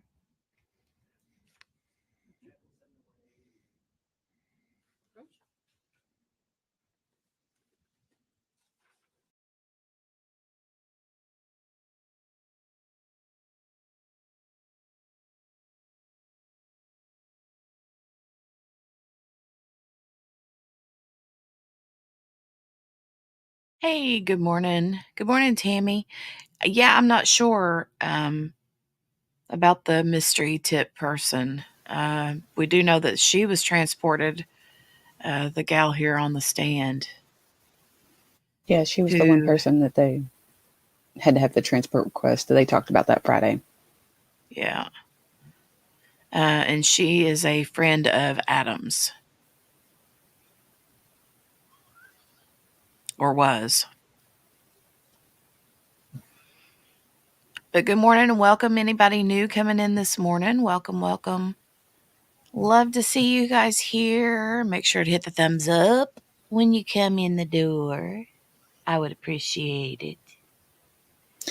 Yeah, agree. Steph, it's probably an ex-friend at this point. Yeah, for sure. In my mind, though, whenever she said that, I was thinking, your best friend? Really? Like, even before Harmony, I don't know that I would have considered him like best friend quality. You know? Mm-mm. But then, too, she has admitted she's an addict. Right, right. So that was Which, by the way, I do want to say that addiction has no favorites. It doesn't show. It don't discriminate by any No, means. right. It doesn't discriminate. That's what I was looking for. I got you, Jenny. I got you. She's a nurse, you know? I mean, that's. Mm-hmm. It just goes to show. They can hit anybody at any time. It didn't really matter who you are, what you do, or anything like that. I mean,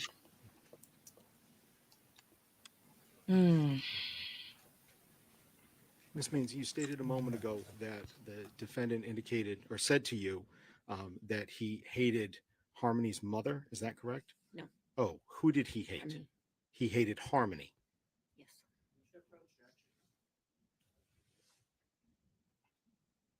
What in the world?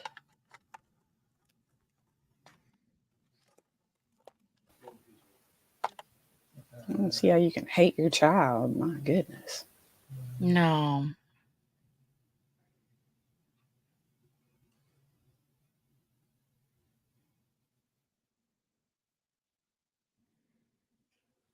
Yeah, that don't make any sense. This means I just want to make sure that I'm understanding this clearly. So your testimony is Adam Montgomery told you that he hated his daughter.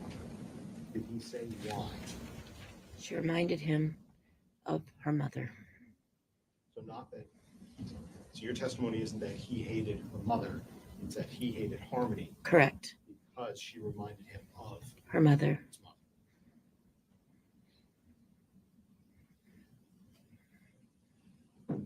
And at that point, I have no further questions from Ms. Gates. I thank you very much for your time. I believe defense counsel will have a few.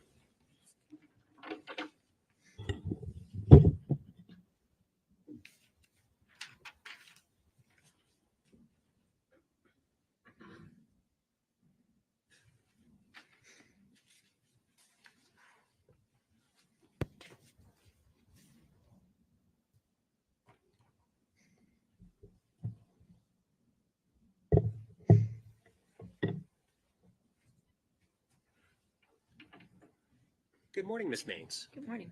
I believe we met briefly just a few minutes ago, but again, I'm Jamie Brooks, and I represent Mr. Montgomery. I'm also going to be asking you some questions. Okay. And I want to begin by asking you about your criminal record, specifically your convictions between 2014 and 2019. Okay. You have 11 separate felony convictions. Probably. I was a drug addict. And along with that 11, you have 7 separate misdemeanor convictions, right, for Probably. credit card fraud. Probably. She's coming in hot.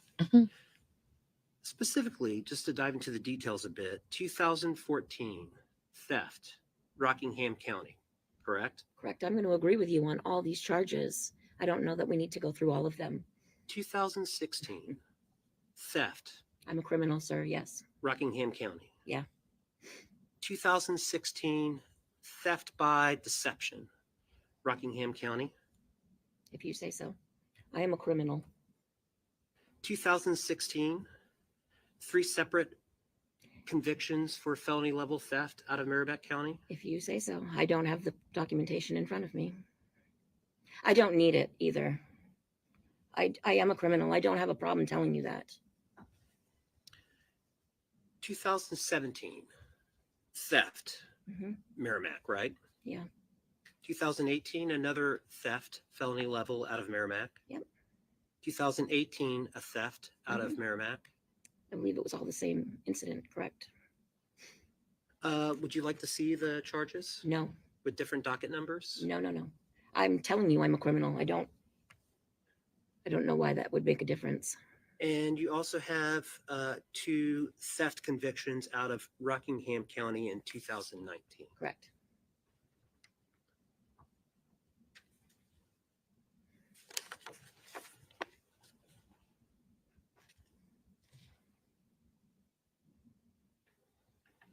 You indicated on direct examination that you were with Adam for a couple of months, Yes. beginning around August of 2019, Correct. or my apologies, August of 2021. 2021. I'm sorry. Yes. And you and Adam were together essentially every day. Right up until I moved back to the seacoast. You considered him a best friend. I would have, yes. He ended up moving to Maine to be with Kelsey Small, correct? Well, he ended up going there, yes. You were the one who introduced Adam and Kelsey in the first place. I was.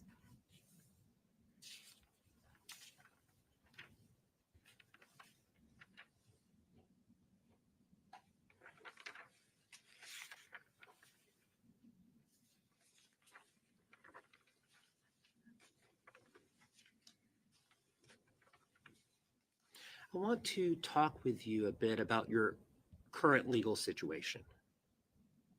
You indicated that you are eligible to be released on parole in April, Correct. in a couple of months. Hmm.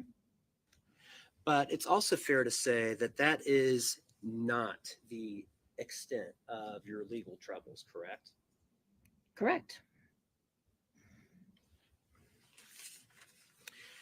You are presently facing 3 sets of charges out of 3 separate counties, correct? Actually, it's 4. There's a 4th? Yes. Okay.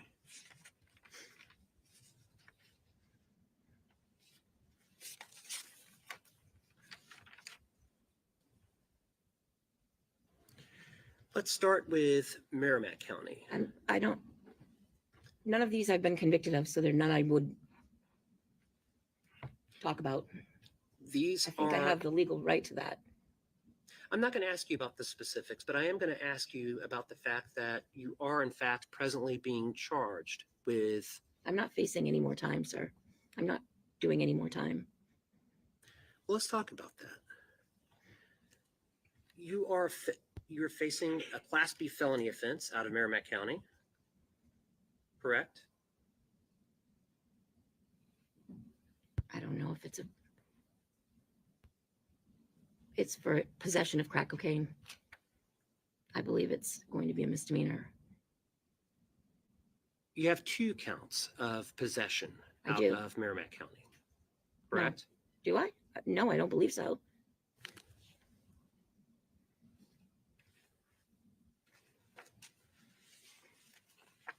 Are you familiar with a document called a case summary?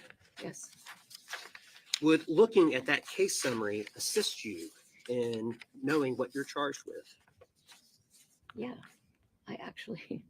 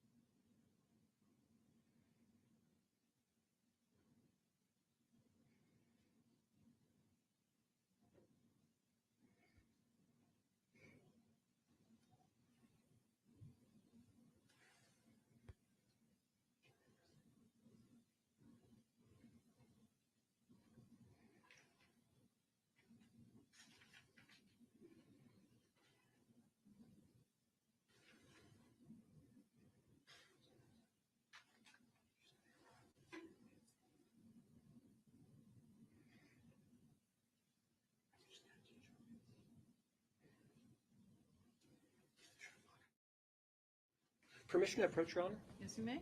I'm now handing what is a case summary for your current pending Merrimack County Superior Court case.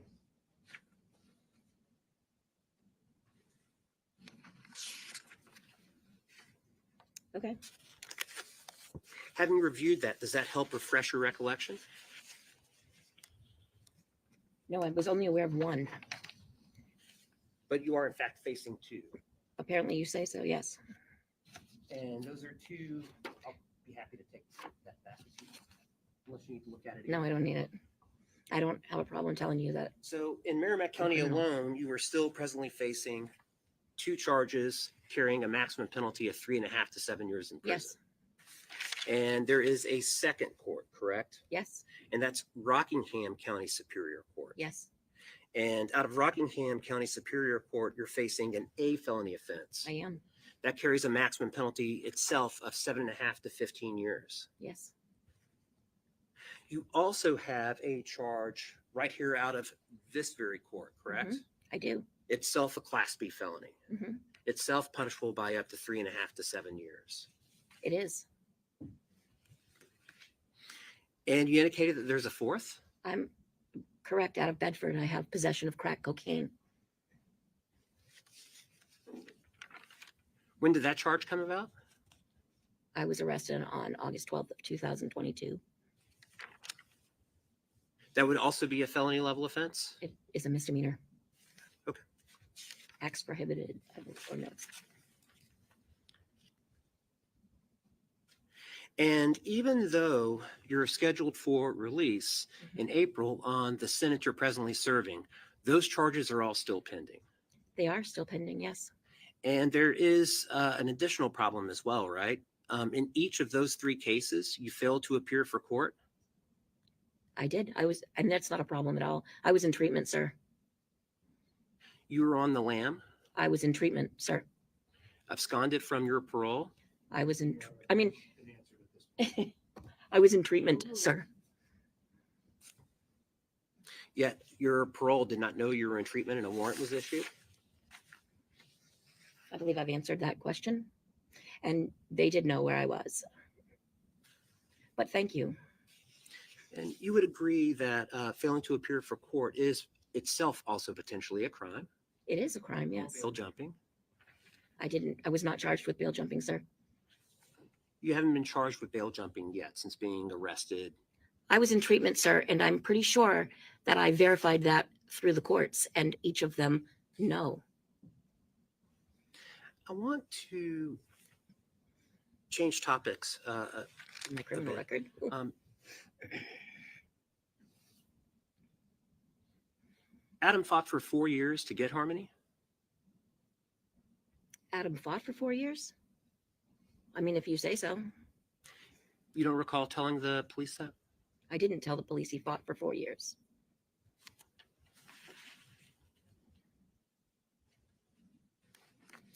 Let's talk about. You indicated something about standing in a corner. I did. She would stand in a corner and poop. Is that something that you said? I said that she used the bathroom in her pants and he put her in the corner.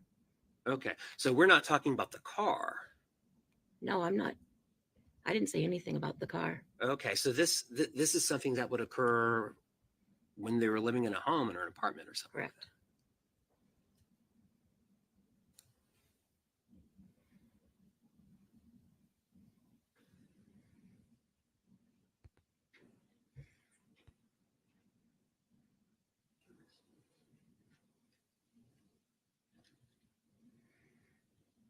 So, Ms. Maines, on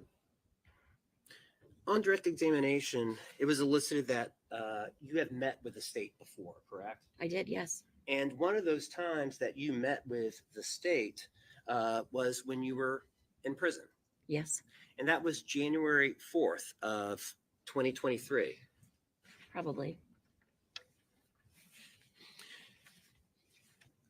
But it was another time that you were incarcerated. You since got out Yes, during some point of 2023, and now you're back. correct. Okay. You recall being interviewed by a Detective Dunleavy, I was, yes.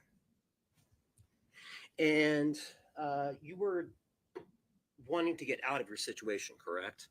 No, You were in prison. so You I wanted to was out stay there in on prison. parole. Nothing you can do can help me with parole, sir.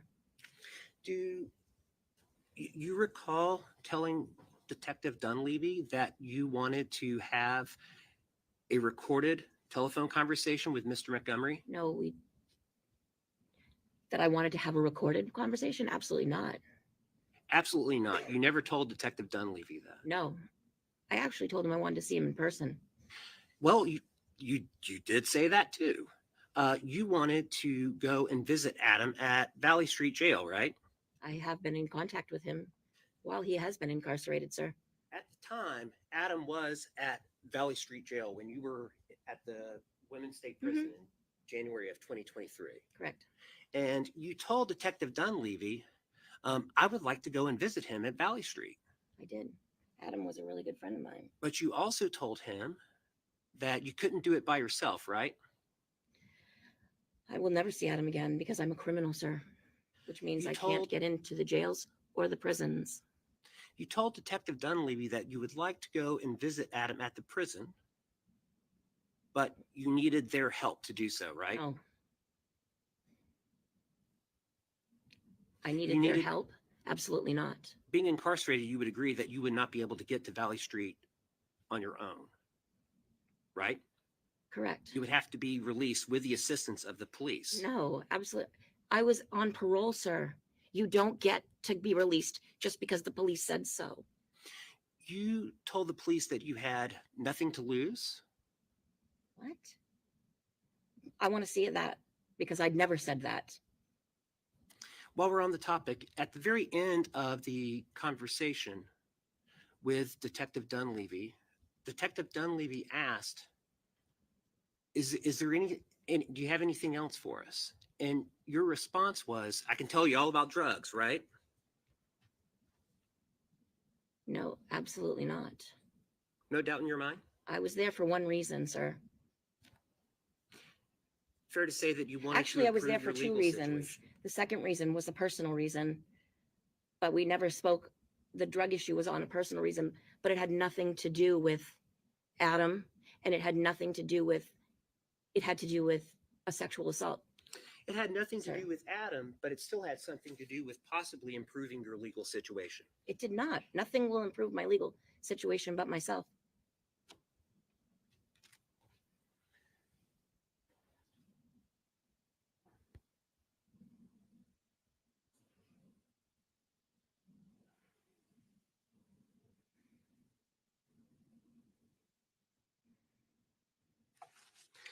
I have nothing further at this time.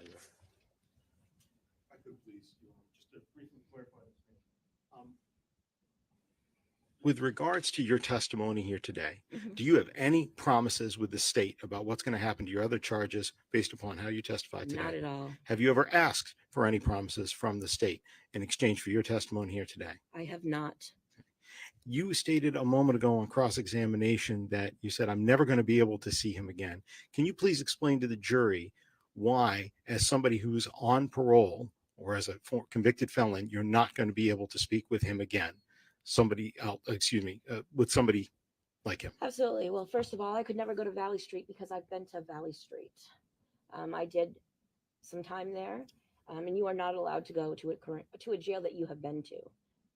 Secondly, the prison. You have to be 10 years with no arrests, no convictions, 10 years when you've been outside the prison.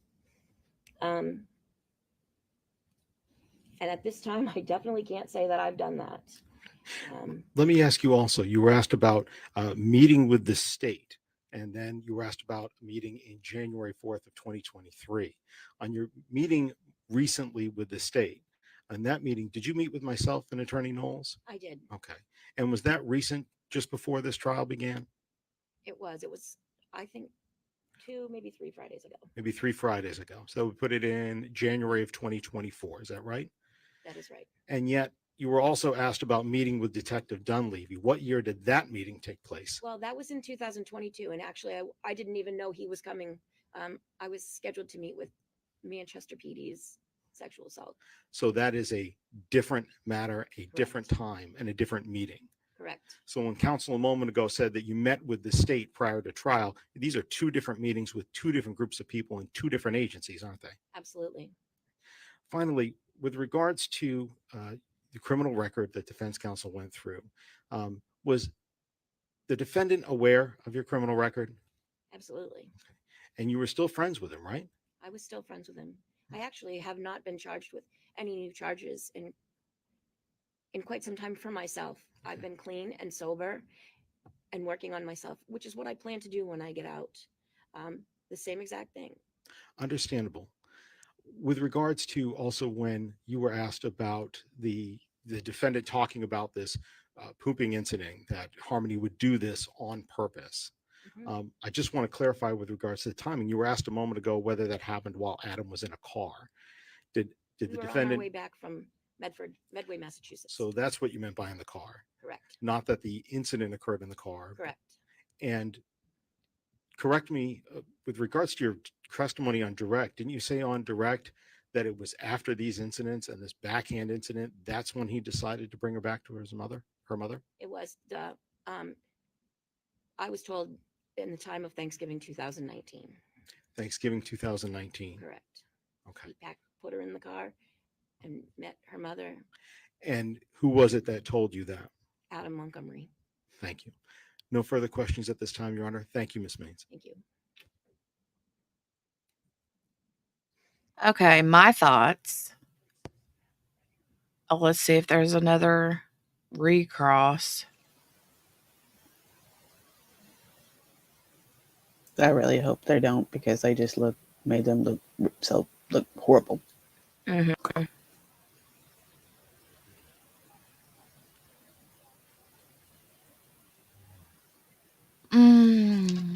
Oh no, Margaret. Margaret says it sounds like she's got the flu. Oh no. They are conferencing and she's still sitting there. So, but my thoughts, Steph, I saw you said you'd like to know my thoughts. My thoughts are that I like her.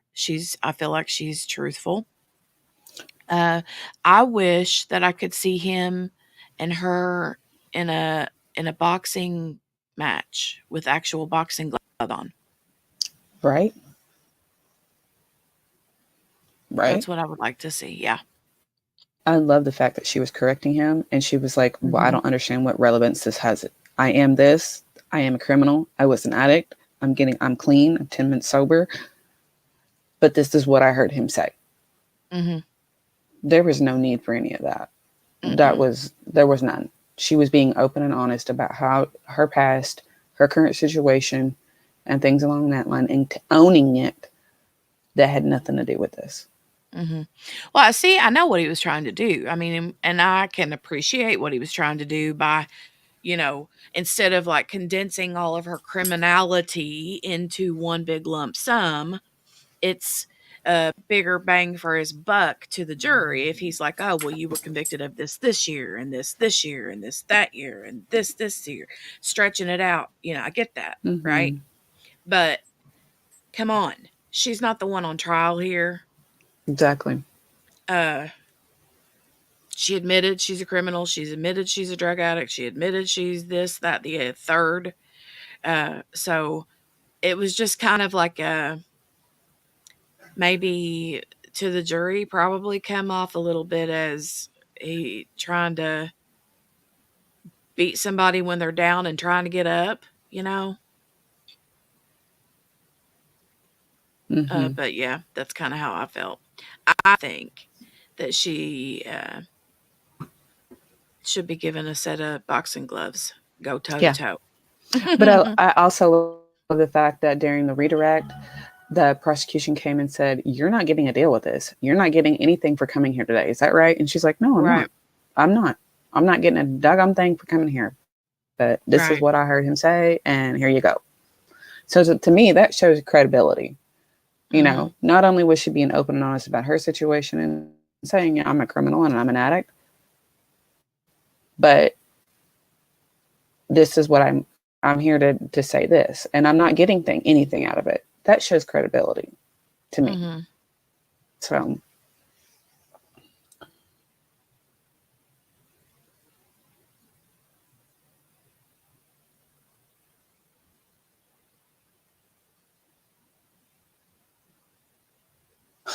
Abigail. He's such a stupid little nitwit. Yeah, a nitwit. He's just a little nitwit. Yeah, his condescending voice is what I can't stand. I can't stand that. No, me neither. At all. Mm-mm. Not at all. But she did a really good job about staying calm and was like, no, you're not right. That's incorrect. No, it's this. It's not that, Some people could lose a temper on that, you know. Mhm. But she did good, Mhm. pretty good. Yeah, she was like, how do you say, like she showed what am I trying to say? Like assertiveness about correcting him. She stood her ground with it, but she didn't go overboard by losing her cool with it. Right. Right. Yeah, she could have easily, you could tell she wanted to go off the deep end on him, right? Mm-hmm. But she was like really working to keep it reined in a little bit. Mm-hmm. You can tell she Margaret, was holding back. Go ahead. oh, I know you could tell she was because she was like stopping her answers short. Mm-hmm. Just go ahead. Um, Margaret says, yeah, Steph, she said it was too late because Steph had said, is it too late for Tamiflu? Because it's been too long. But with my symptoms, she said, yeah, that's not a head cold. So she's got a note being written out of work all week and diamond painting. Here she comes. All right. Yay, get the diamond paint. Just an excuse to diamond paint. That's all it is. Mm-hmm. A trash can. Hey, Karen. How are you? Karen seeing diamonds. Hi. Hello, Karen. Hello.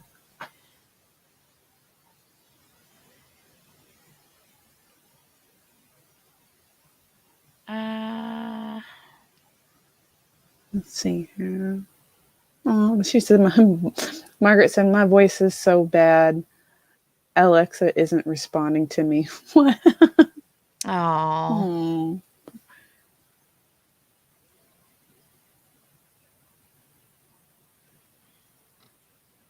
Mm. Uh, I wonder if there is going to be a recross on this now. yeah. Yeah, I don't know. I'm gonna Margaret says she sounds like a big old swamp frog. Ribbit. No, Ribbit. I've been like that too, Margaret. I'm so sorry. One thing that helped me, and y'all were talking about it earlier, but like for that was a hot tea with citrus Mm. peel and honey. That helps soothe that. Ooh, the citrus peel. That sounds good. Mm-hmm. So you're getting the vitamin C, but you also have the honey too, and the hot tea for soothing.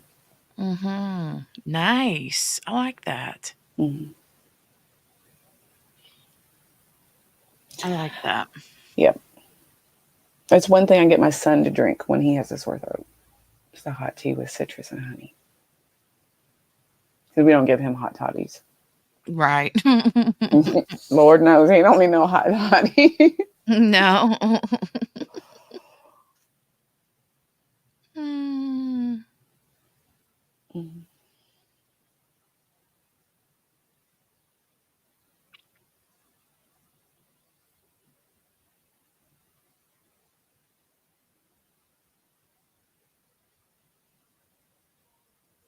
Come on, guys. I swear to God, he Right? looks like Danny DeVito. I mean, the dude is probably average height, like probably average height, but he literally next to the tall guy That's looks like Danny DeVito. the tall guy. His name is Christopher Nolan's. Oh, okay. That's his name. The other guy, I can't remember his name, but the tall guy is Christopher Nolan's. So,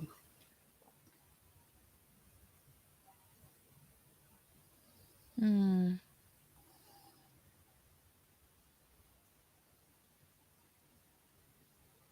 What are they waiting on?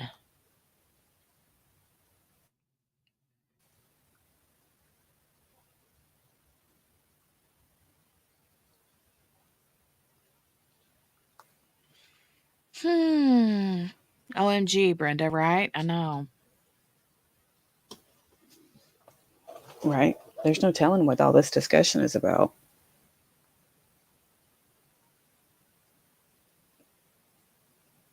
But maybe they're trying to, um, I don't know. Because everything they're kind of trying to come back and say at her, she's like, no, you're wrong. Here's this.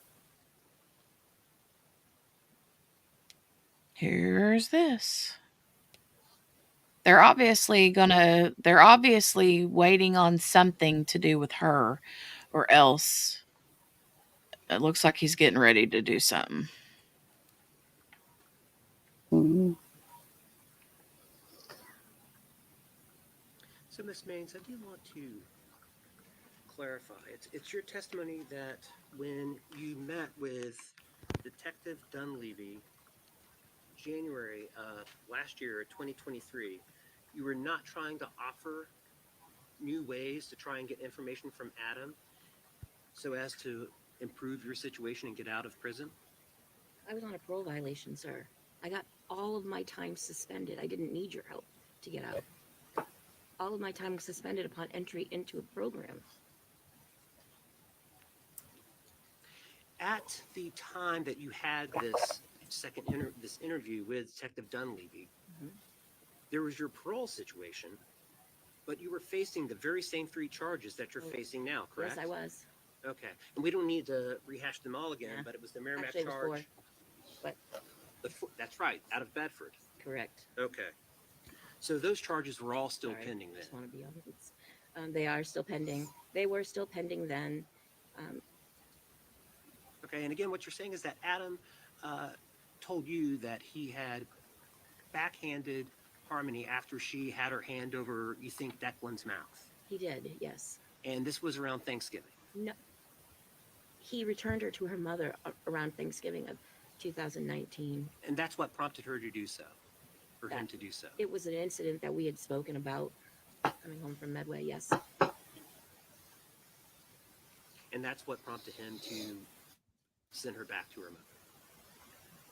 Correct. He said that he just wanted to make sure that she had the proper care.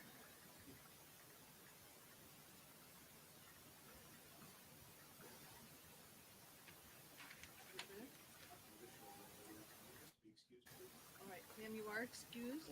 Any objection to her being excused? Just please be careful of the Yes. bars. State your phone, witness.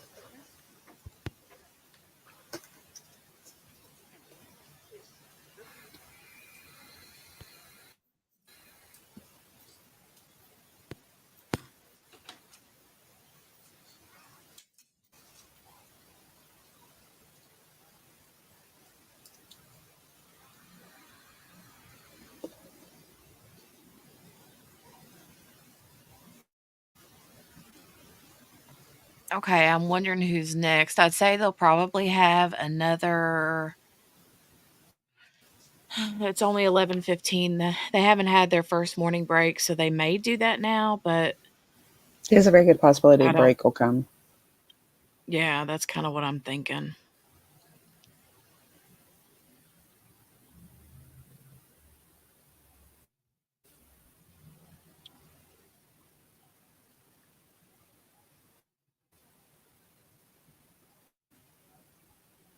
Right, Margaret? Makes no apologies and is a very articulate witness against a trash can.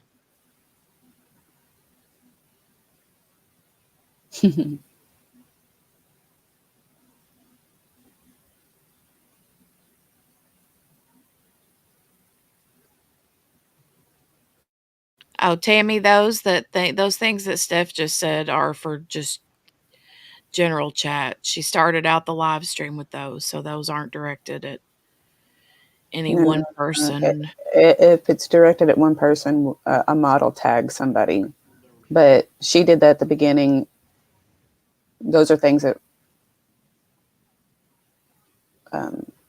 are just generally put in here. And it's another way to put in here because of the topic of the case. It affects a lot of different people in a lot of different ways.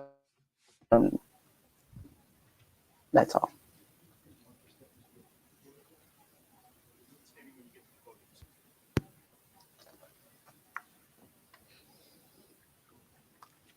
Captain Rochelle, if you please go ahead and raise your right hands.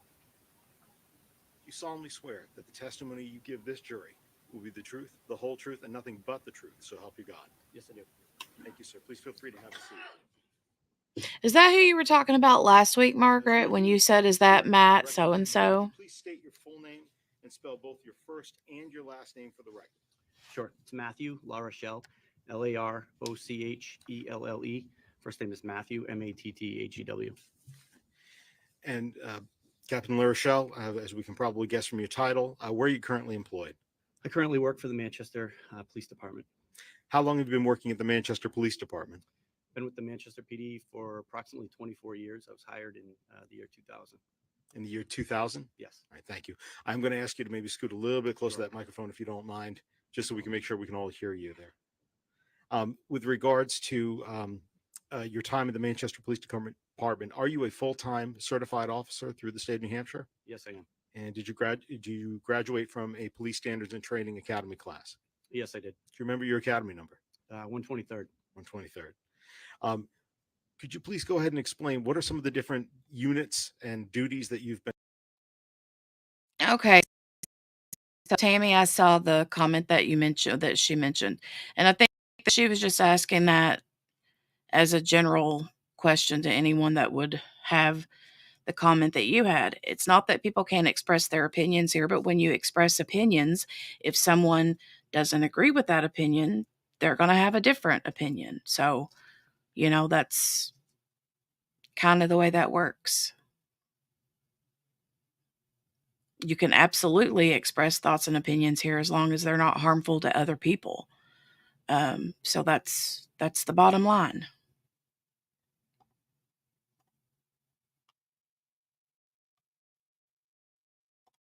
Been assigned while you've been at the Manchester Police Department throughout your career? Sure. Like with any officer, I got hired in 2000. I spent about 3.5 or 4 years in patrol. I went from patrol to our community policing unit. I worked in CP for a couple of years. And then in 2007, I was assigned to our detective division as an investigator. So detective in 2007? Yes. All right. And from there, I see that you're a captain now. How long did you spend at the detective unit and when did you change ranks? So I was a detective for about 7 years. In 2013, I got promoted to the rank of sergeant. I went back to the street as a street sergeant. Did about 3 years as a street sergeant in the patrol division. At what point I went to back to our juvenile investigative unit in 2015 as a supervisor, as a sergeant. In 2015 in the juvenile unit? Yes, sir. And could you please just, for the jury's benefit, explain what type of criminal investigations does the juvenile unit conduct? Sure. So the juvenile unit is part of the investigative division overall. We investigate crimes against children, specifically sexual and physical assaults against children. So being there as a sergeant in 2015, what was your next change in rank and what unit did you work with? So I worked in the juvenile unit until 2018. I was actually promoted in 2018 to lieutenant. I stayed in that unit. Again, that unit falls under the investigative division. So at that point, my role increased a little bit in the fact that I incorporated the domestic and sexual violence unit. So under the umbrella of investigative division, there's the juvenile unit and the domestic and sexual violence unit. Both units have their own sergeants. I got promoted to lieutenant and then oversaw both of those units at that time until my most recent promotion in 2022. So with regards to being the lieutenant over the juvenile unit, and you said also the sexual assault unit at the time, you were there in 2019, 2020, 2021, and 2022, correct? Yes, I was. You said that you were promoted in 2022. What rank did you get promoted to? And 2022, I was promoted to captain, which is my current role. I oversee our community affairs division at this point. And what does the community affairs division do? Community affairs division corporate encompasses community policing and our traffic unit. So essentially, neighborhood specific concerns, concerns that the average patrol officer that's out handling calls and going call to call, if they can't focus on a neighborhood issue or a community issue, we can designate one of our 12 officers to go and handle that specific issue. From the time that you were working in the juvenile unit, were you involved in the investigation into the disappearance of Harmony Montgomery? Yes, I was. What were some of the things that you did as part of that investigation? What were some of your duties there? Obviously, when that report came into us, it was kind of an all hands on deck type thing. Obviously, full resources of the police department and our partner agencies. My role was just general oversight, guidance. The detectives working on the case had their assignments, and there were several supervisors that oversaw that case, but just generally making sure the detectives doing the work had what they needed, coordination with other entities, other agencies throughout the state, local and state agencies that we worked with. You talked about local and state agencies you worked with. Could you go ahead and kind of tell us about some of the different agencies that you were a liaison with for this investigation? Sure. So we worked closely with state police. We worked with New Hampshire Fish and Game. Several searches that we conducted were with Fish and Game. They assisted us. We worked with federal partners. We had the FBI was involved. So we had folks from all kinds of different agencies in and out of our office for months. The U.S. Marshal Service had a designated deputy that was assigned to this investigation, and just kind of the liaison between everybody. Okay. Did you ever work or liaison yourself with other agencies out of state or outside of federal government? Yes, I did. Okay. With regards to also some of the other duties that you've had on this case, was part of that at different times to listen to jail calls that were made Yes, it was. from other individuals? And other times were you asked to listen to other lawfully recorded calls that were made? Yes, I was. Okay. And finally, with regards to physical searches, what was your role with regards to any physical searches that were made? We did physical searches of many different locations throughout the city. We did searches of a wooded area on the west side. We did searches of the riverfront area on the north end of the city. We did searches of Bear Brook State Park, which is, if you're not familiar, just about a half an hour north of here. We did searches out of state that I was familiar with. I wasn't directly involved in those, but several searches throughout the course of a 6-month period. All right, I'd like to get to each one of those searches, but I want to start with kind of staying at home with regards Sure. to in Manchester. At any point during the investigation, did you have any contact with individuals at the Manchester School District about Harmony Montgomery? Yes, I did. And why did you do that? I reached out to the school district just basically in the early days, early on in the investigation, to see what kind of contacts they might have had with Harmony, if she was ever enrolled in school or not. Okay. And with regards to that, did you discover whether she was ever enrolled in school in the Manchester School District? I discovered that she was not enrolled. What about in any of their records for early enrollment programs for younger children? They had no record of Harmony Montgomery or her date of birth in their system. You talked about some of the searches that were conducted. I'd like to know what searches for Harmony did you personally participate in? I mentioned the West Side search. It's an area, a large wooded area, Rock Rimmon area, if you're familiar with that area on the west side of the city, behind Mount Calvary Cemetery. It's probably hundreds of acres. We searched over there after receiving tips that led us to that area. And there was also a search, as I mentioned, on the north end of the city along the Merrimack River. Okay. You said a search along the Merrimack River. Yes. Where would that have been along the river? It's an area off of North River Road, West River Drive. There's some apartment buildings in particular that led us to that area, and we searched a wooded area along the river, adjacent to the river. Did you participate in any of the searches of 77 Guilford Street? Somewhat. I was there. I was not directly overseeing that portion of the investigation, but I am familiar with it. And what about an area known as Stark Park over near River Road? Yes, that would be the area I'm speaking of as Okay. well. That's the Stark Park area. That particular search, that Stark Park area, what, if anything, did you coordinate to make sure that search was done? We had reached out. I had specifically reached out to New England Canine Recovery. That's an organization that has canine teams, handlers with their canine partners that specifically search wooded areas for. They do search and recovery, but they also do. They can do cadaver work as well. And did you contact them to search those areas? I did. Were there any searches that were done in that area, not necessarily on land, but on water? There were. We searched with the assistance of New Hampshire Fish and Game. We searched the area of the Merrimack River. Again, if you're familiar with that area, it's the area of the dam, the Eversource Dam, and then it would have been northerly above the dam. We did a full day search of that area. Searching the dam, were you present for that search? I was. Okay. I And was present by shore. I was not physically on the boats with fishing game, but I was in the area. from shore, were you able to observe how that search of the dam was conducted? I was. And how was it conducted? Fishing game utilizes several of their officers in boats. They have teams. I can't accurately testify to what those consist of, but there's several people in the boat. For safety reasons, they have an officer that's hooked up to oxygen that they put in the water that they're actually dragged behind the boat while they're physically searching. They also have submersible robots that they can use as well, which they utilize that day. Were you involved at all with the search over at 644 Union Street? I was. Okay. Were you present there for that search? Yes, I was. What were some of the other agencies that were present with you when that residence was searched? Again, that would have been our federal partners. The Federal Bureau of Investigation was there. We had members of the Marshal Service, like I said. There may have been some state police there. I'm not sure, but several entities there. That was an entire day.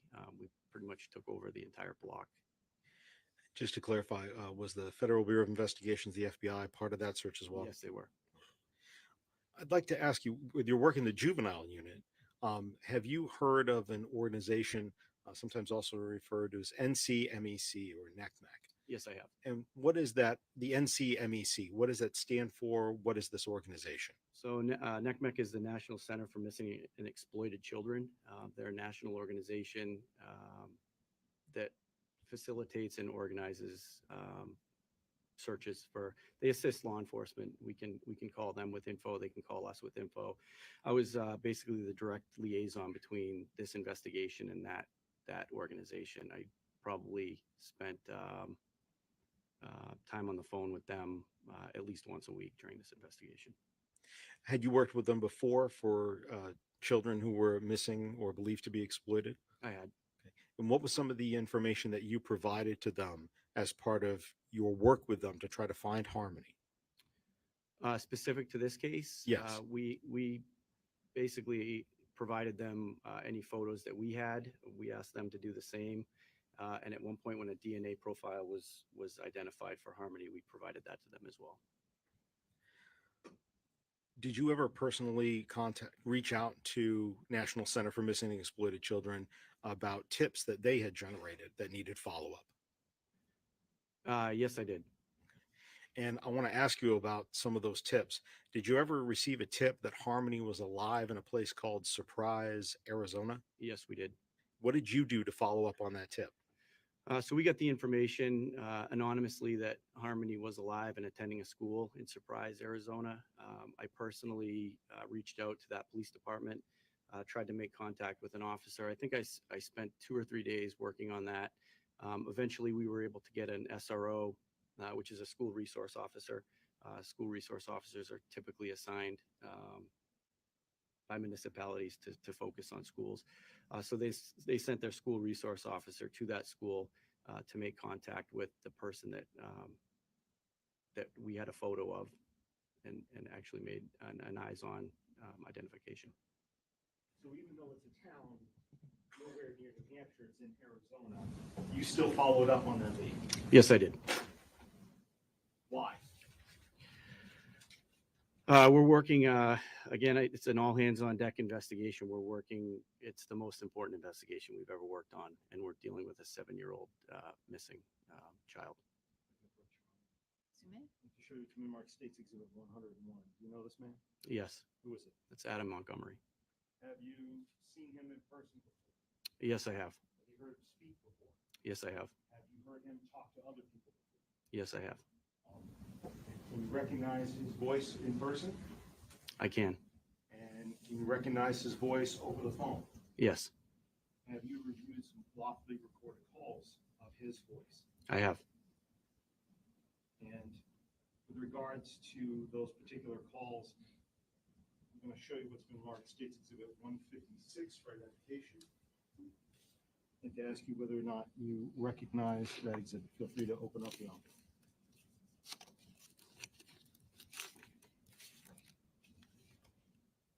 Yes, I do. And what do you recognize that to be? This is a disc containing a phone call made by Adam Montgomery, which I have listened to, and it actually has my signature on it. Your signature?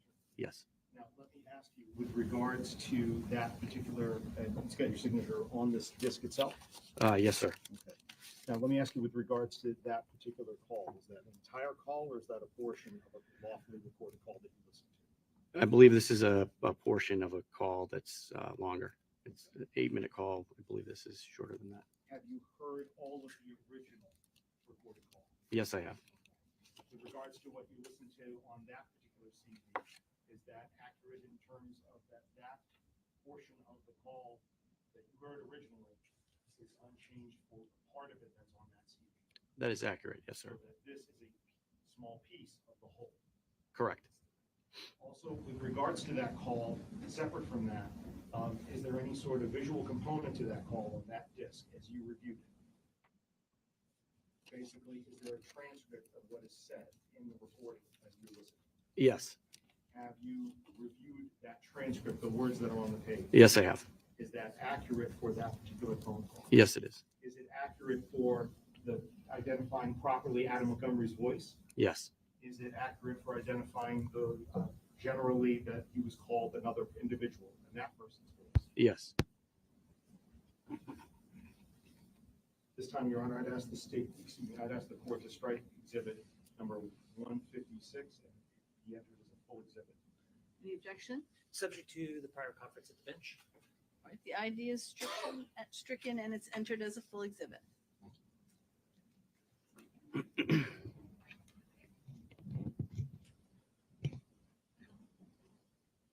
Detective Larochelle, with regards to this particular CD, I've preloaded the contents of this onto an area of the drive, and it's my understanding without defense objection, Your Honor, I'm going to play that recording now. What I would like you to do, please, detective, is to be able to listen to the entire recording, and then I may have some questions for you as we go through. Okay.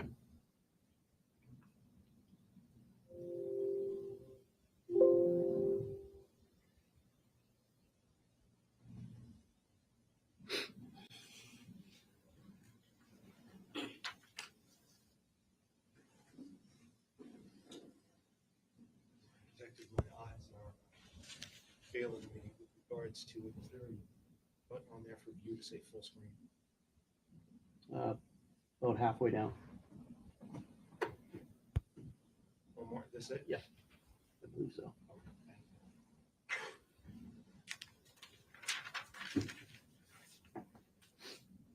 Play this one.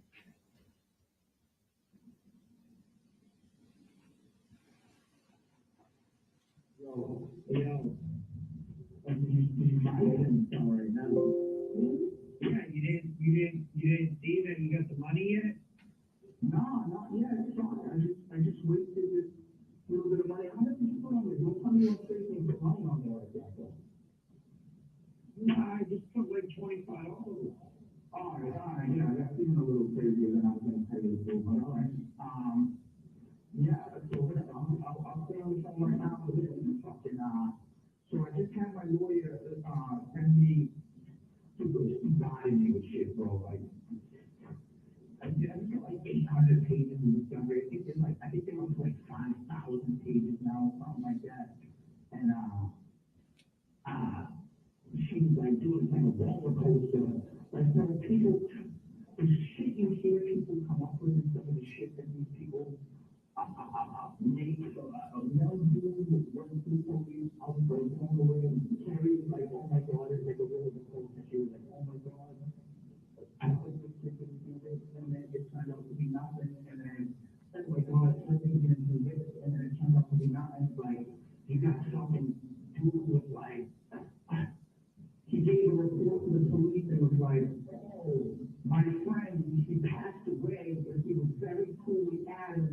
Told me Adam gave his daughter to him, was buried by the river, I can bring you to the swamp. They had the FBI and everything else, they're digging up the river. I'm like, is this real? I'm like, is this real life right now? Like, and she's like, yeah. I'm like, they really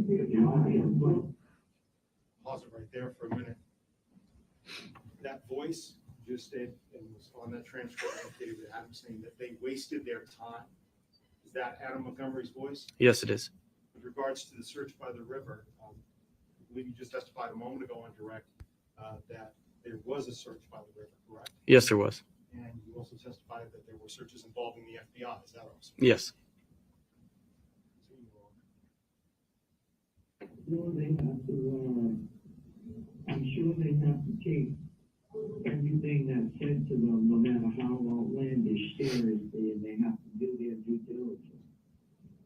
But it's, you know, I can get that, I can grasp that, right? But dude, my friend who died, who is coolly average, don't even know what your friend's name was. It would be bad, it would be very, this person that would hear that, like, what the fuck? Like, you just, even like, way to just waste taxpayers' money, I guess, to like, let's get, I don't know, bro, like, I just feel like that's just so, like, yeah, outlandish, bro, like, there's no other way to describe it, it's like, I guess, yeah, whatever, do your due diligence, I guess, whatever, but that's just, it seems something so bizarre to me that you're gonna just think about how much money that you're wasting and an effort, I get it, you're trying to prove a case, okay, I understand that, so that's really, but at what fucking, at like what cost, man, like you're just gonna chase down people that fucking call in from Arizona and say, oh, I seen that child here at this restaurant, and fly out to the fucking restaurant to get video surveillance. I don't know, it seems like it's going, like, to an extent that, like, it's fancy almost, like, I don't know, instead of just considering other options, you just gotta take these fucking nut jobs that are calling because they want a fucking limelight for 2 seconds, because somebody might have known me, or seen me in passing, or written something, oh, hell, back here, let me tell you about this and that, and just, I don't know, man, I don't fucking know.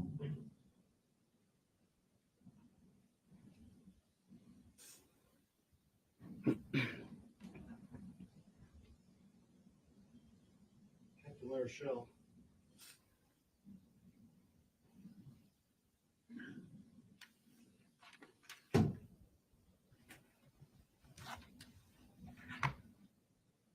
You heard the defendant say on there that they just wasted their time, you know, with regards to searches. Were those some of the searches that you told us that you were involved in? Yes. And when you heard him describe in that call saying that it was just a way to waste taxpayers' money, dude, was that transcript accurate as to his words? Yes. When you heard the defendant say, just think about how much money you're wasting in an effort to prove something, is that part of the transcript accurate? Yes, it is. And is that what you heard said by Adam Montgomery? Yes, it is. And when you heard the defendant say, I get it, you're trying to prove a case, kudos to you, but at what cost, man? You're just going to chase down people from Arizona. Is that part of the transcript accurate? Yes, it is. And the tip that you described for us a moment ago that you worked on from Surprise, Arizona, is that the tip that you chased down? Yes, it is. Do you agree with what the defendant had said in the call, that your work to find harmony was a waste of time and money? We have an objection. Hold on. The objection sustained. Captain Larochelle, with regards to the transcript that you've just taken us through, is that a fair and accurate account of the defendant's statements as you recognize them to be? Yes, it is. Thank you, Captain. I have no further questions for you. Defense may. No questions. All right, sir, you may step down. Thank you. Your Honor, with that, the state rests. All right, counsel, just approach for just 1 minute.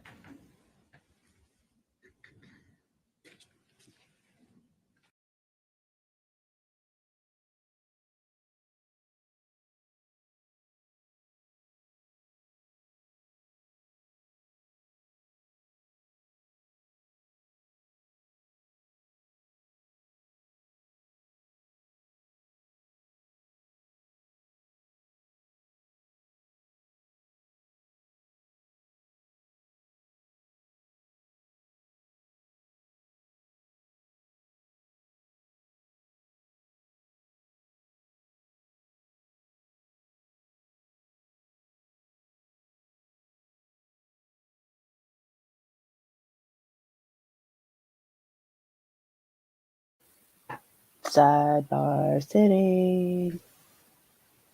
Jenny's having to meet the bus right now, so she stepped away. So it's just me. Margaret, I don't know if this is a phone tap or what, or if it was a wired person, but I know that this is something that was been brought up, that this recording was obtained, saying this is one of his Adam's quotes, so that they're wasting their time looking for her like that. So, anybody else gonna?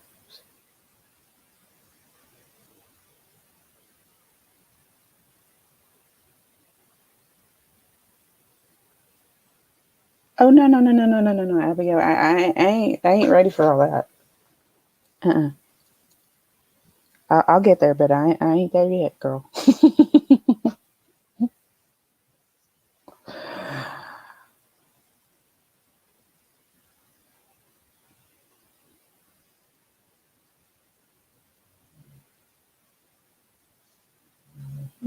Tell us a secret. I don't have a secret.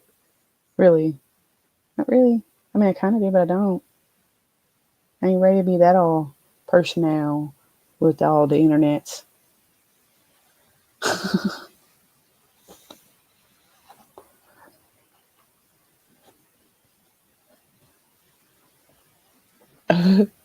Imagine you chanting it. I can already see you doing that while you're at work. Okay, so my favorite color, purple. Purple is my favorite color. That's why you always see the purple hearts or the purple things in chat, is because purple is my color. Well, it depends on the sports team. Because if you're talking football or basketball or, I'm a football buff. I like football.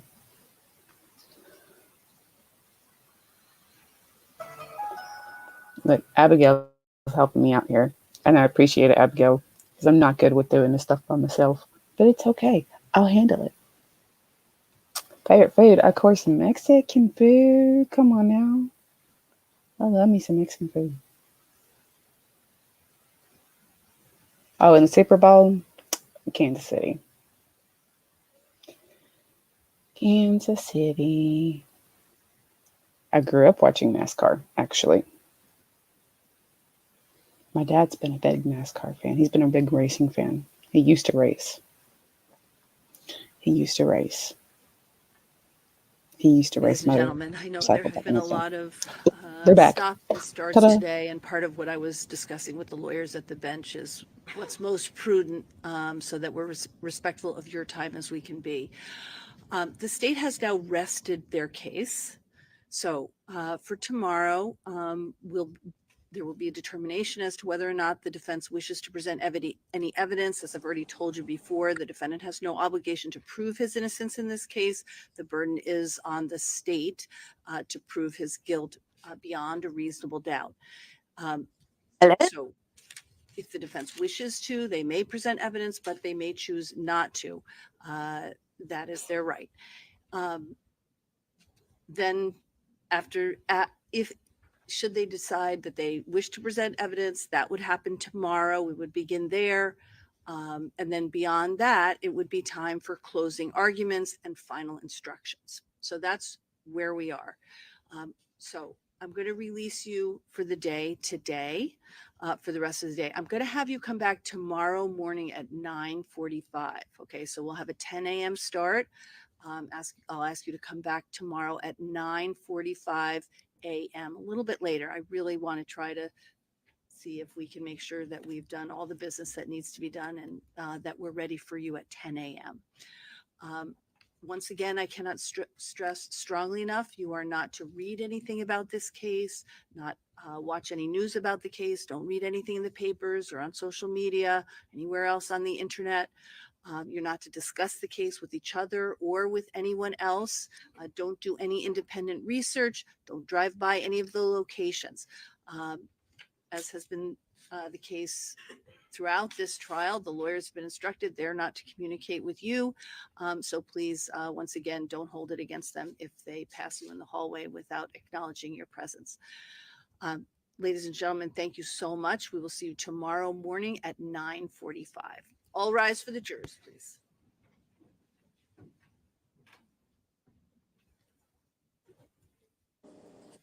Okay, I'm here in second person on my phone while I'm grabbing them something to eat real quick. Why are they not coming back till 9:45 in the morning? And did the state just rest? The state did just rest. The state Maybe did see. just rest. All right. Wow.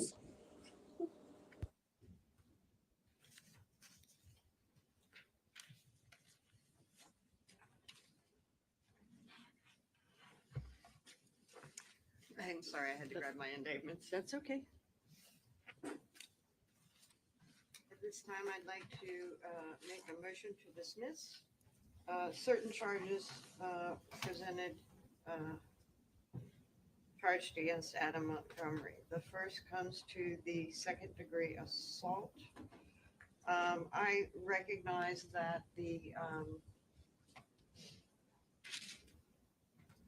information with regard to the assault is based on witnesses reporting statements by Adam Montgomery.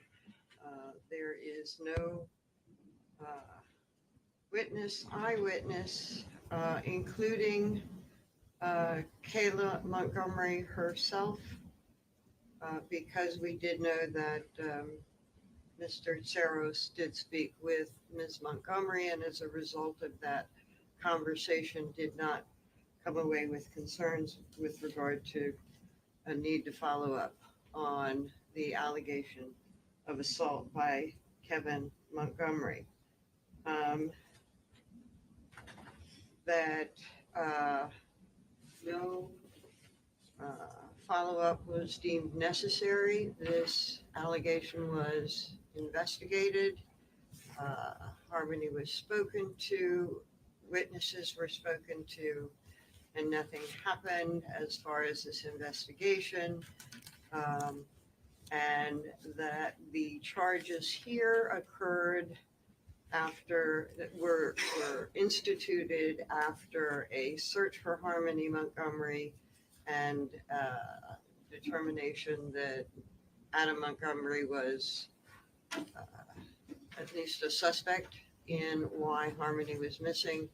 And that was the impetus that led to his charge in this case. But based on the facts as they existed in the summer of 2019, I do not believe that there was support for the allegation, and subsequent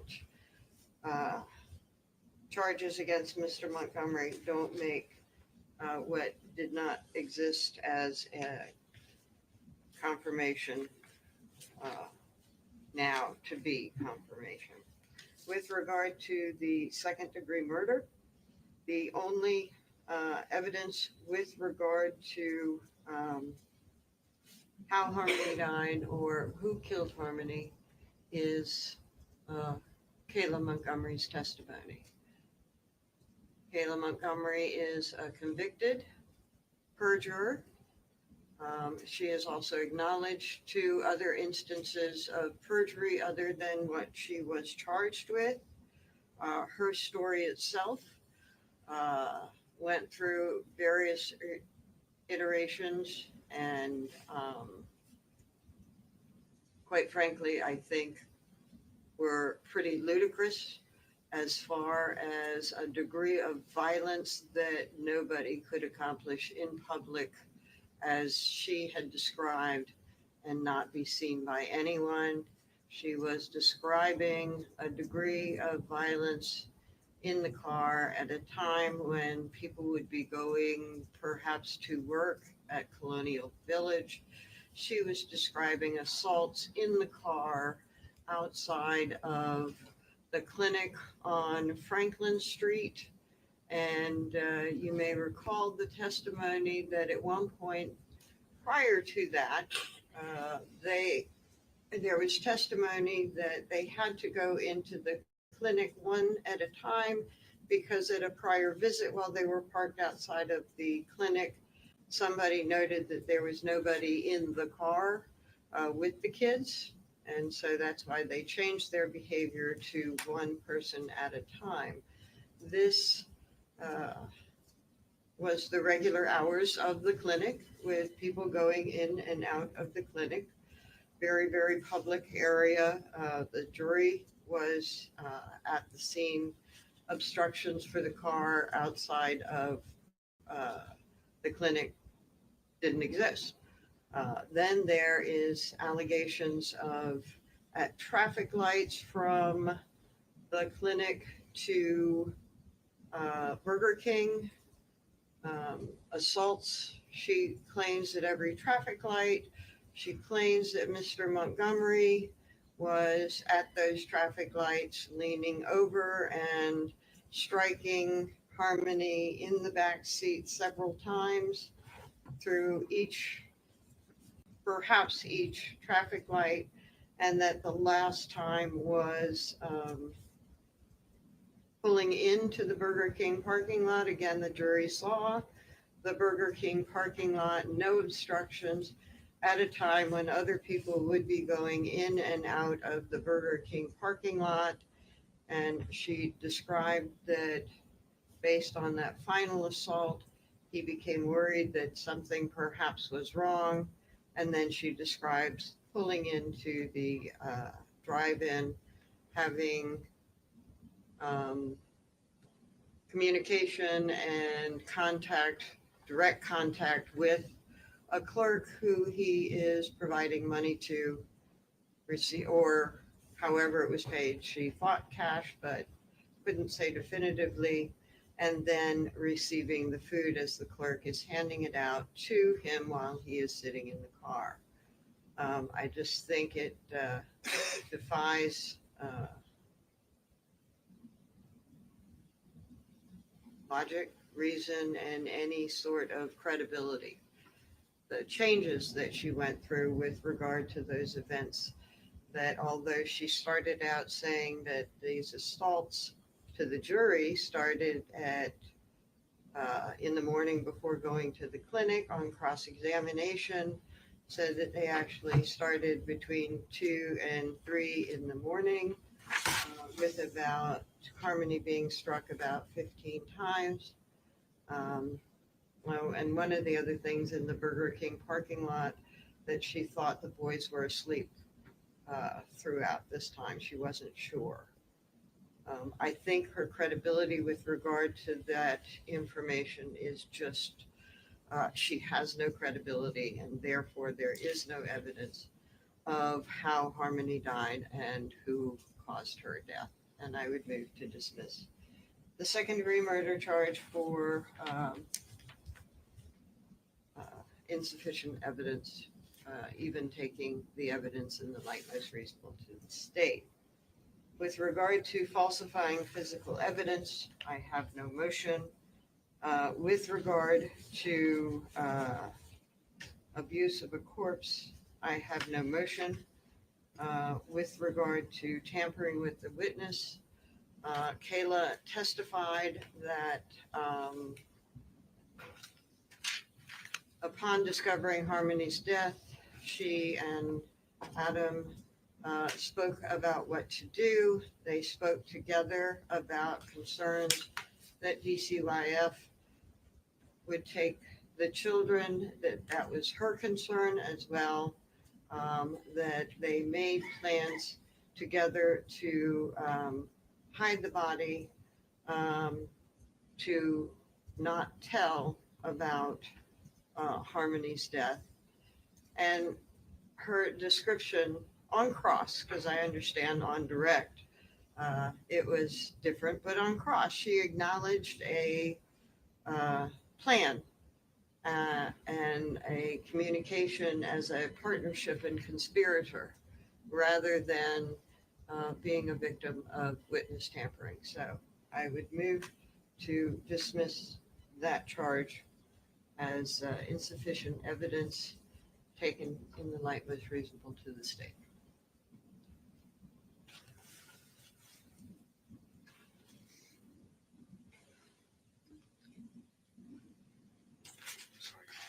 It's okay.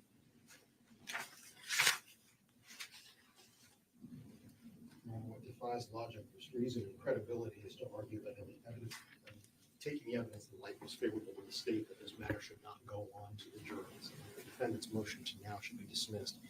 I'd like to remind the court with regards to the testimony of the second-degree assault that occurred. Kevin Montgomery testified about how he came home from his trip to Florida to see Harmony in the kitchen the day that he returns in July, in the time period alleged between July 7th and July 22nd, and that he sees the black eye on Harmony. Plain visual assurance and seeing that this injury occurred on a 5-year-old girl at the time, and that what was the defendant's response? I bashed her around the fucking house. This statement about the defendant having struck Harmony during that time period was confirmed by the testimony of Ms. Katie Morin, Courtney Garcia, by Kayla Montgomery herself, by Nicholas Ahern, who all either saw the injury or heard the defendant say one of his variations. One, admitting that he struck Harmony. Two, saying that Harmony got hurt in a soccer incident.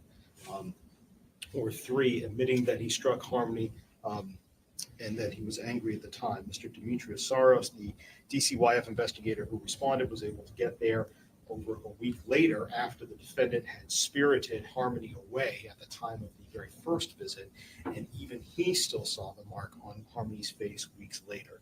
The fact that the defense counsel just pointed out that this charge came forward post the original search for Harmony going missing is completely irrelevant. The statute of limitations allows this charge to be brought anytime within the time frame for an ordinary felony. Specifically here also, when you have a child, there's an extension to the statute of limitations that will go out for felony level conduct. There is no basis in law nor in fact of any of the witnesses who have testified to be able to dismiss this charge. With regard to the second-degree murder, again, the testimony of Kayla Montgomery alone is sufficient for this matter to go forward to the jury for their consideration, but it is not alone. It is accompanied by copious amounts of corroboration from various different witnesses, physical evidence that has been provided, from testimonial evidence about records, that what she said happened to happened to Harmony did in fact happen. And that even though the defendant now has stated to the jury in the opening arguments that they can and should find him guilty of falsifying physical evidence, it's falsifying physical evidence that would have shown that he committed the crime of second-degree murder against her. Not that something happened in the middle of the night, but that he struck her on December 7th. His words, I think I heard her this time, I think I did something. That's something that's been testified to, that the Kayla Montgomery testified and talked about in the very first proffer, that the first punching happened before the sun came up. So representations that though the beginning of the assault must have been seen by somebody else that was there on a cold, dark December morning do not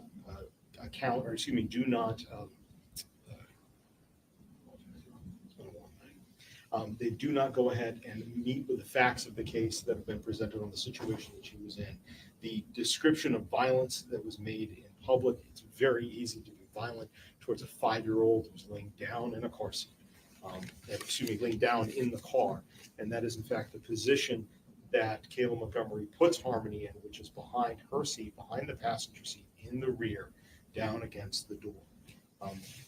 With regards to the witness tampering charge, Your Honor, for that, not only does a picture speak 1,000 words over the fact that the defendant abused Kayla Montgomery physically to make sure that she stuck to the story, but that abuse has been testified to, was witnessed by Nicole Giles as early as January 2020, as well as later on in 2021 by Tara Hilbert. The testimony of Kayla Montgomery has been that that was done to make sure that she stuck to the story that the defendant created, that she did not come out. And she stuck to that story so well, she went ahead and committed perjury as part of that story. So to say that there's no evidence, that light, we're looking at the evidence in the light most favorable to the state, to say that there is no evidence for these 3 charges to go forward does not coincide with the facts that we've actually heard in this courtroom. And as a result, the defendant's motion should be dismissed. All right. To succeed on a sufficiency of the evidence claim, the defendant must show that viewing the evidence in the light most favorable to the state, no rational trier of fact could find guilt beyond a reasonable doubt. All reasonable inferences derived from the evidence are viewed in the light most favorable to the state. With regard to the second-degree assault charge, Kevin Montgomery testified that he saw the black eye. The defendant, according to the testimony, the defendant admitted that he had bashed Harmony around the house. Kayla also heard the statements. Others also saw the bruising on Harmony. Mr. Soros saw the defendant removing Harmony from the scene when he went there, and subsequently also saw the bruising himself. So considering the evidence that's been presented and taking all the inferences and facts in light most favorable to the state, the motion to dismiss that charge is denied. With regard to the second-degree murder charge, as the state says, there is direct evidence through the testimony of Kayla Montgomery that she saw the defendant striking Harmony, which led to her death. The defendant's own statements indicate that at the time he believed that he hurt Harmony or that he did something to her. There's additional descriptions regarding the circumstances surrounding the families living in the car at that time. Again, taking all the facts and testimony and inferences in the light most favorable to the state, the court does find that the state meets its burden, and the motion to dismiss on the second-degree murder charge is also denied. With regard to the witness tampering, there is a photograph of Kayla. Kayla testified extensively regarding the allegations of abuse and the statements by the defendant with respect to convincing Kayla to stick with the story that he had given to her. Cole Giles and Tara Hilbert both testified quite clearly regarding the abuse that they saw and heard about. And again, there is sufficient evidence that to show that the state has met its burden on the witness tampering charge as well. And so the motion to dismiss on that claim is also denied. All right. So the motions to dismiss have been denied. I think we're ready to go forward tomorrow with the defense presentation of evidence if they wish to present any. Attorney Smith, it may be useful for the court and for the state for us, if you know in advance about whether or not we're going to be moving right into closings or whether you anticipate presentation of evidence. If you're comfortable with it, you can let the state and the court know. Otherwise, what I would have you do is be here no later than 8:30 tomorrow morning so that we know where this is headed. Should the defendant refuse to be transported tomorrow, the court would deem that a waiver of his right both to be present and a waiver of his right to testify. So I want to be clear on that, as I said to him when I did colloquy him on this issue of his absence. If he doesn't get on the transport in the morning, he will be waiving both his right to be present and his right to testify. Any question about that? No, Your Honor. Okay. And if there's any issue with your ability to see him, please inform the court immediately. Okay. With regard to the pending motion that was filed over the weekend, Attorney, I'm comfortable just ultimately making a ruling on that. Since I just got the state's objection this morning, I don't want to rule on it from the bench right now. But I think you can all be prepared as you would for closings. With regard to that motion, I did want to point out something in light of the state's objection. Okay. That it is not while we put in the motion the court's order on sequestration, this motion, and disagree with it, this motion is about the exculpatory evidence, Brady violation. Also, We did have a transcript so that when we put something in quotes, it is our, from the recording, not from notes. And finally, that there was one thing where a representation that Attorney Garrity was not sure about whether or not he received some of the information from another source, his wife. In our transcript as well, he is quite clear that the issue of being asked to alert Kayla on being alone, as we put in our motion, that he was quite clear on that. And he was not clear about the second issue that he may have gotten it from his wife about conceding the other charges. And I guess the only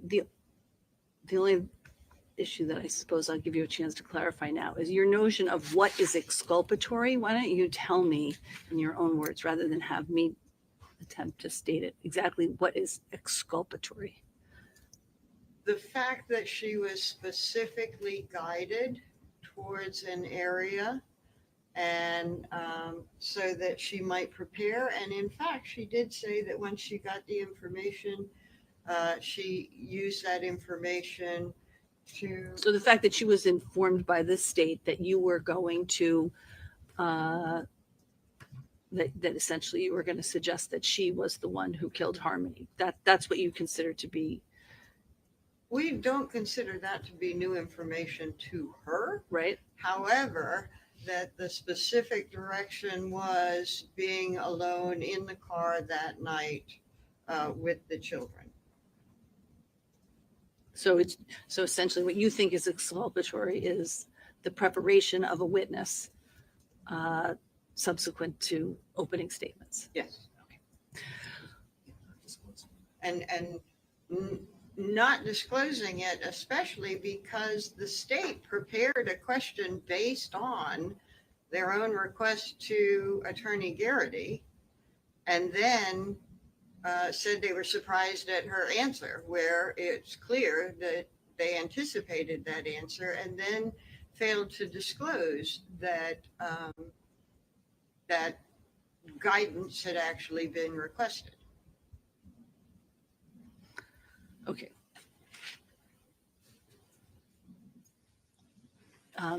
Anything, I do have your extensive responsive pleading, but if you'd like to Just respond now. Just briefly, Your Honor, Yes. with regards to what we just heard a moment ago. Yes. The state prepared the questions there not based upon the answer of Attorney Garrity, but actually based upon the question of defense counsel during her cross-examination. And in that, she made a statement to Kayla Montgomery to say that basically you went ahead and you agreed and you had to come up big time to get rid of bigger charges and agreed that you committed lesser charges. That is the prompting for why the state asked its question on redirect, to point out that that was the same legal theory that the defendant was using himself, so that defense counsel was very familiar with the theory. It wasn't about a conversation that was had with Attorney Garrity. It was about the defendant's questioning on cross-examination the day before. When we came back. Can you repeat that, the defendant's questioning? Yes, Your Honor. I apologize. I don't have that right in front of me, and I should have printed it out. But at one point in time, actually, excuse me for a second, Your Honor, I believe I may have taken a note on this.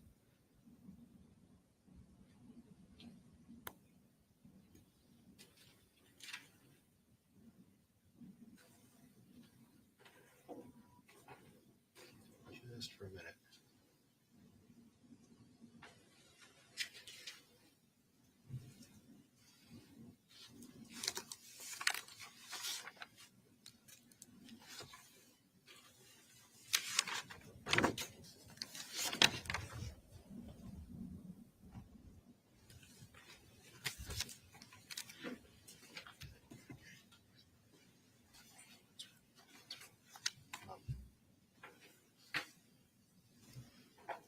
At one point, defense counsel asked Ms. Montgomery, saying, "You knew they had you solid on perjury, right? You were never getting around that one, right? And so you decided that this would probably be the best that you could do to get as few consequences for your own actions as possible. That is the prompting for the state's question on redirect. That was with regards to whether or not the witness was aware of the defendant's statements in opening and concessions, specifically concessions in opening, about the falsifying physical evidence charge, about the abuse of corpse charge. That is the prompting for the reason, not because of a conversation that was had with Attorney Garrity. It was about those concessions, and it was about defense counsel's question that prompted this to be asked, to then come up, or to then have heard Ms. Montgomery's response. I think that the state has articulated, hopefully clearly enough in its response, that regardless of even if there had been a specific conversation that was about this is the full details of something happening in the middle of the night. Even if that was there, that would not have been a violation of the sequestration order, nor is it new information that would have been shared with Ms. Montgomery, nor would she have been prohibited from having it, and nor does that equal a violation of Brady under Colbroth. There is nothing new here. The defendant's argument is essentially that opposing party preps a witness. All of that should be discoverable, and it's not. It's if there's a suggestion to the witness of how to testify, that may be an issue with regards to what the substance is, but not testimony in general. To be able to remember that at all times, the most important thing is to tell the truth, to make sure that you understand the answer to the question being asked before you give an answer, to make sure that you use your own words to answer a question and don't accept an attorney's words, regardless of which table they happen to be standing at. That is not some sort of suggestive information. Providing that information to a witness is not something that is then in exchange something that is exculpatory for the defendant or is somehow sharing information for the witness.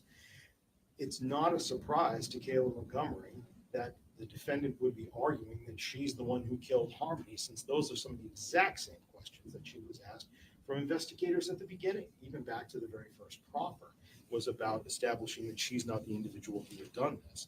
So here, the opposing party doesn't need to say everything that was discussed with the witness and witness prep. That's not Brady material.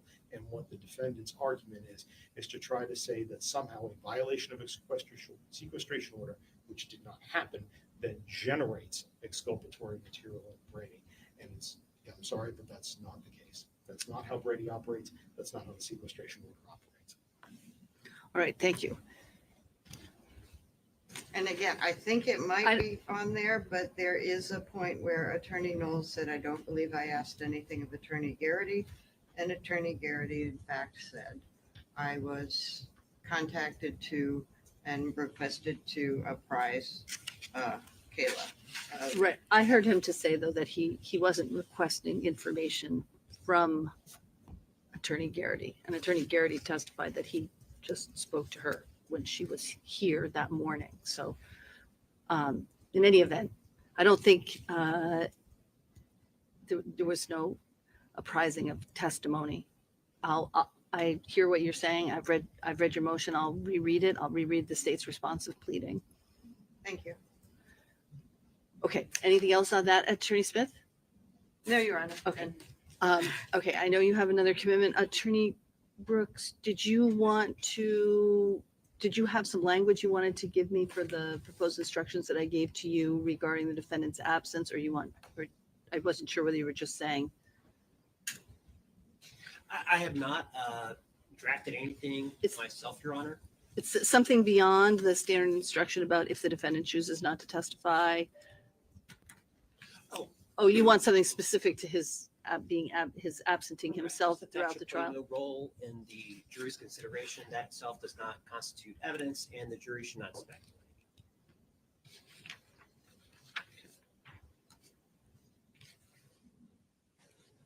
That's fine with the state. We have no objection to that. Okay. Was there anything else other than that you wanted changed? No, Your Honor. Okay. And you've reviewed the charges the instructions on the charges themselves. Yes. Okay, very good. Anything from the state other than that? No, not at all, Your Honor. We reviewed the instructions ourselves. We reviewed the jury verdict form. We have no other suggestions or alterations. Thank you. Okay. Um, just say I make sure. I just want to make sure that I've covered. Okay. And I think don't mean to be disrespectful. No. I know you do have to accomplish something. Okay. Can you just approach for just one more moment?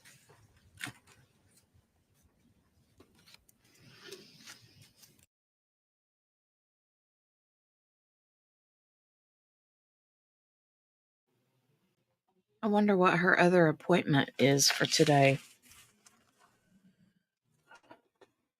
Considering that she probably didn't know that the state was going to rest this soon, did she? Would she have? I don't know.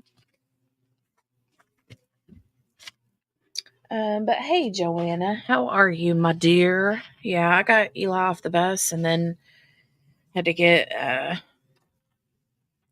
both kids a quick bite and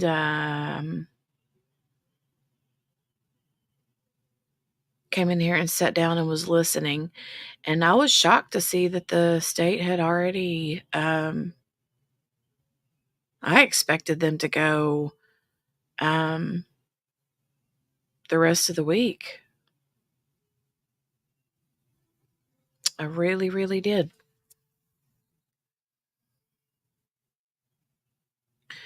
I missed a lot of what the defense was saying. I couldn't make heads or tails really what was going on because I kind of came in half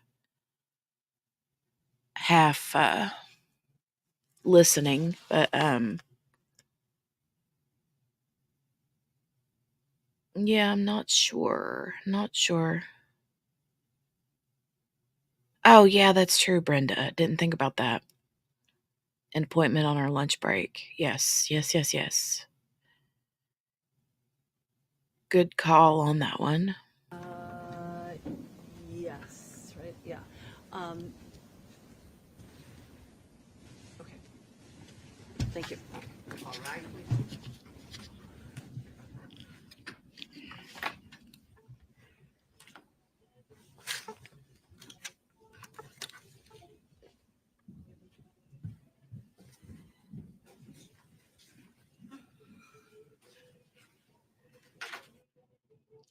Okay, so then the plan would be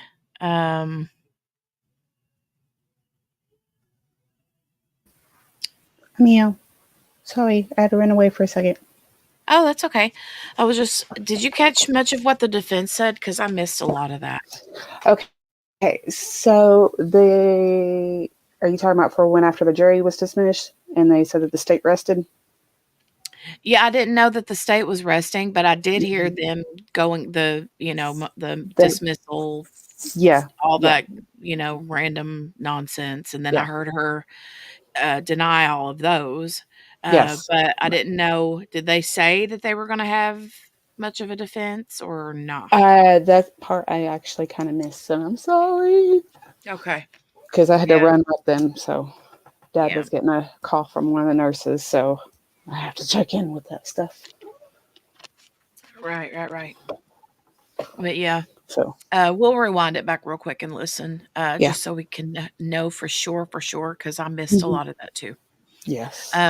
And currently, I was keeping an eye over here. Ruby Frankie's hearing is today, Ooh. or it's going on right now, but they're not allowing live streaming, so there's a lot of live tweeting going on at the moment. Ooh. So we'll take a look at that too when we get done with this. So let's run back over here and rewind this back and catch what we missed.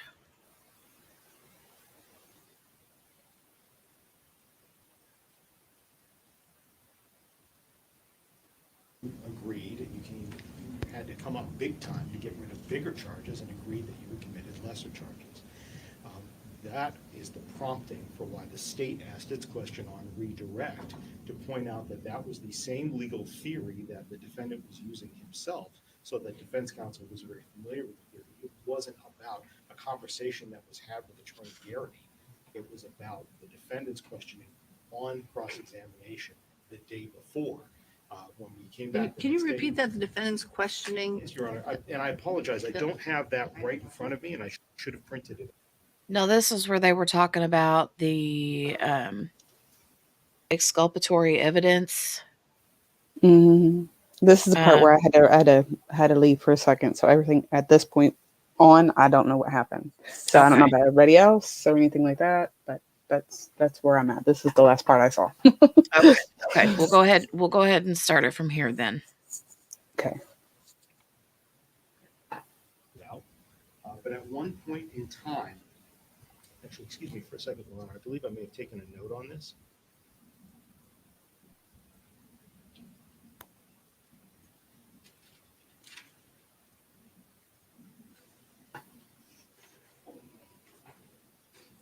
Just for a minute.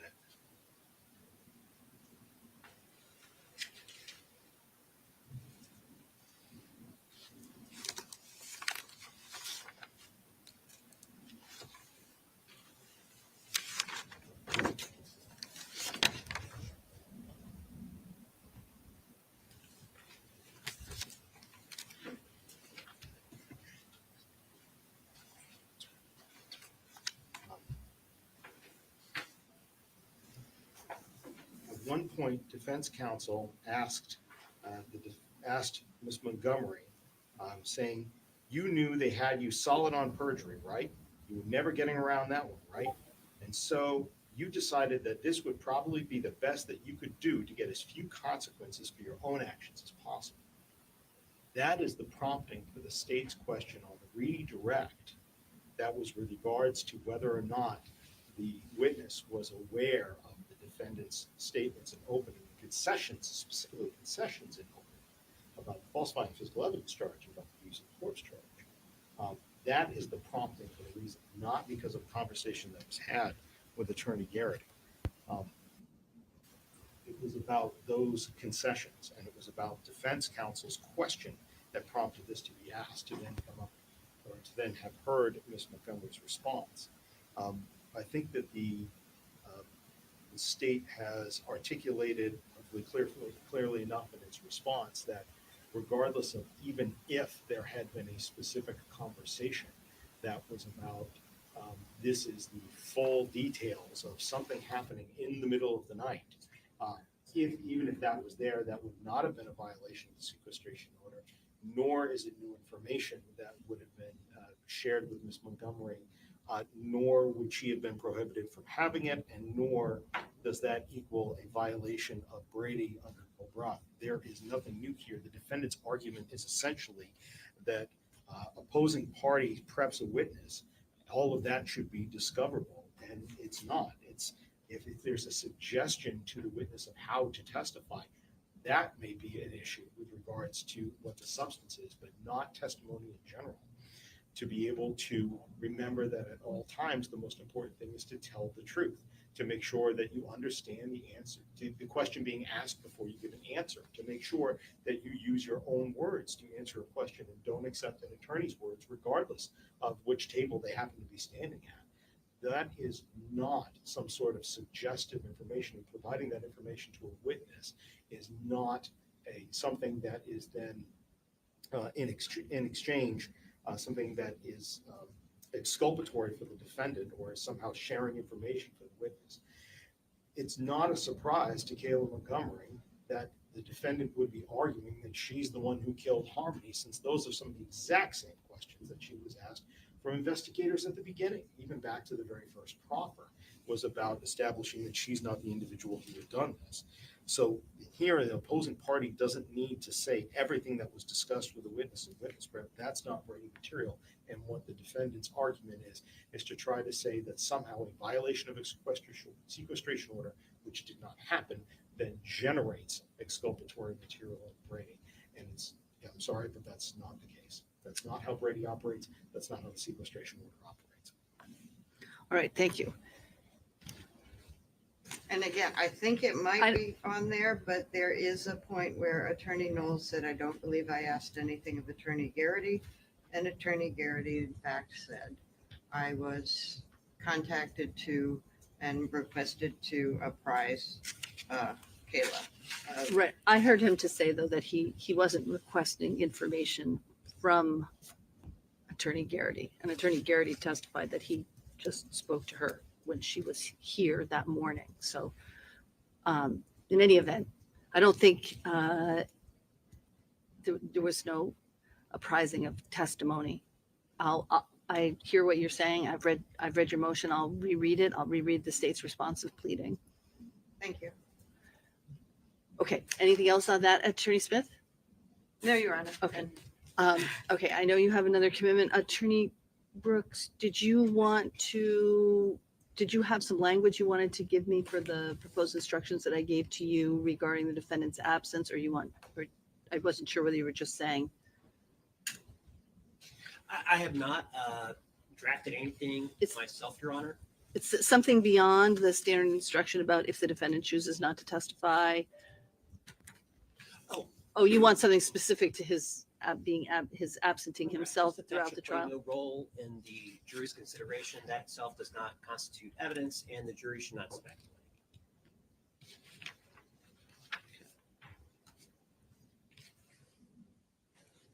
That's fine with the state, Your Honor. We have no objection to that. Okay. Was there anything else other than that you wanted changed? No, Your Honor.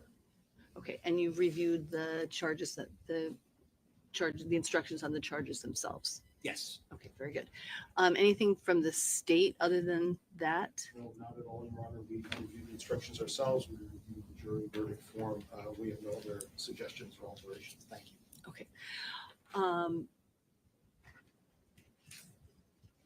Just see, I just want to make sure that I've covered. Okay. And I think don't mean to be disrespectful. No. I know you do have to accomplish something. Okay. Can you just approach for just one more moment?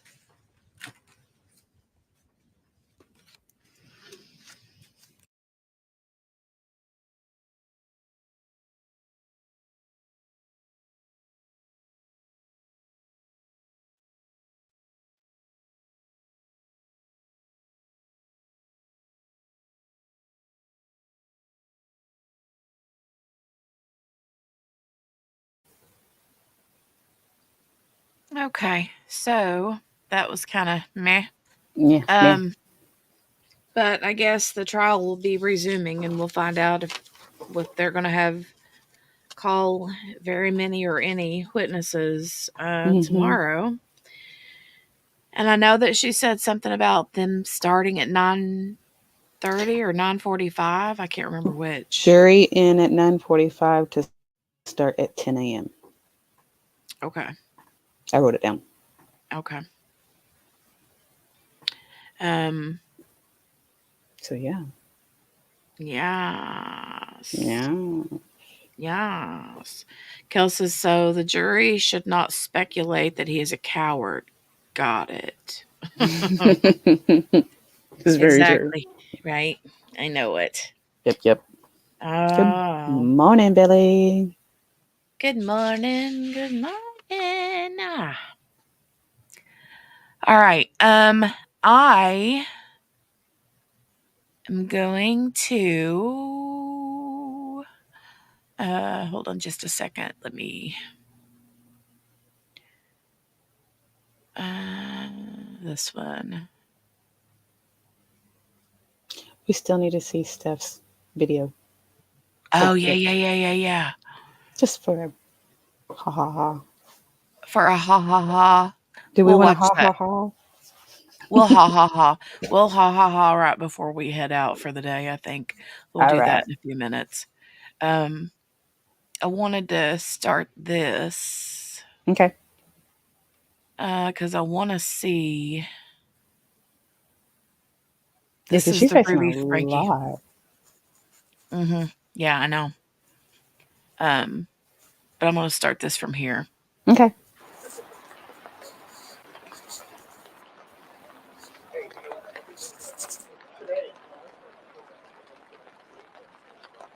when I was watching this, they hadn't gone live yet. So I'm going to skip through to where she starts talking. But as I mentioned, the Ruby Frankie and Jody Hildebrandt sentencing is not going to be live streamed. So we're only getting just information as it comes through the different outlets. So anyway.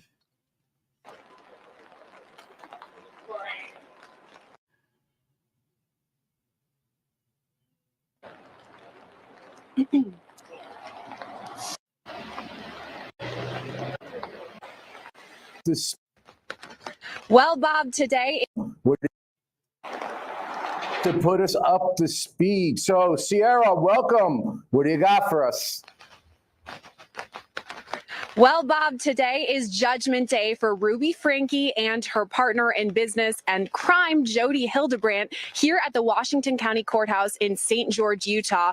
You've heard the story before. Last August, the pair were arrested after a young boy broke free from duct tape shackles and called 911. That boy was Ruby Frankie's son, and along with his sister, Ruby Frankie's youngest daughter, they suffered months of abuse. But okay, a lot has changed since then. Originally, it was 6 counts of aggravated child abuse per defendant, but when Ruby Frankie pleaded guilty in December and then Jody Hildebrandt shortly thereafter, those charges changed from 6 to 4. And that kind of brings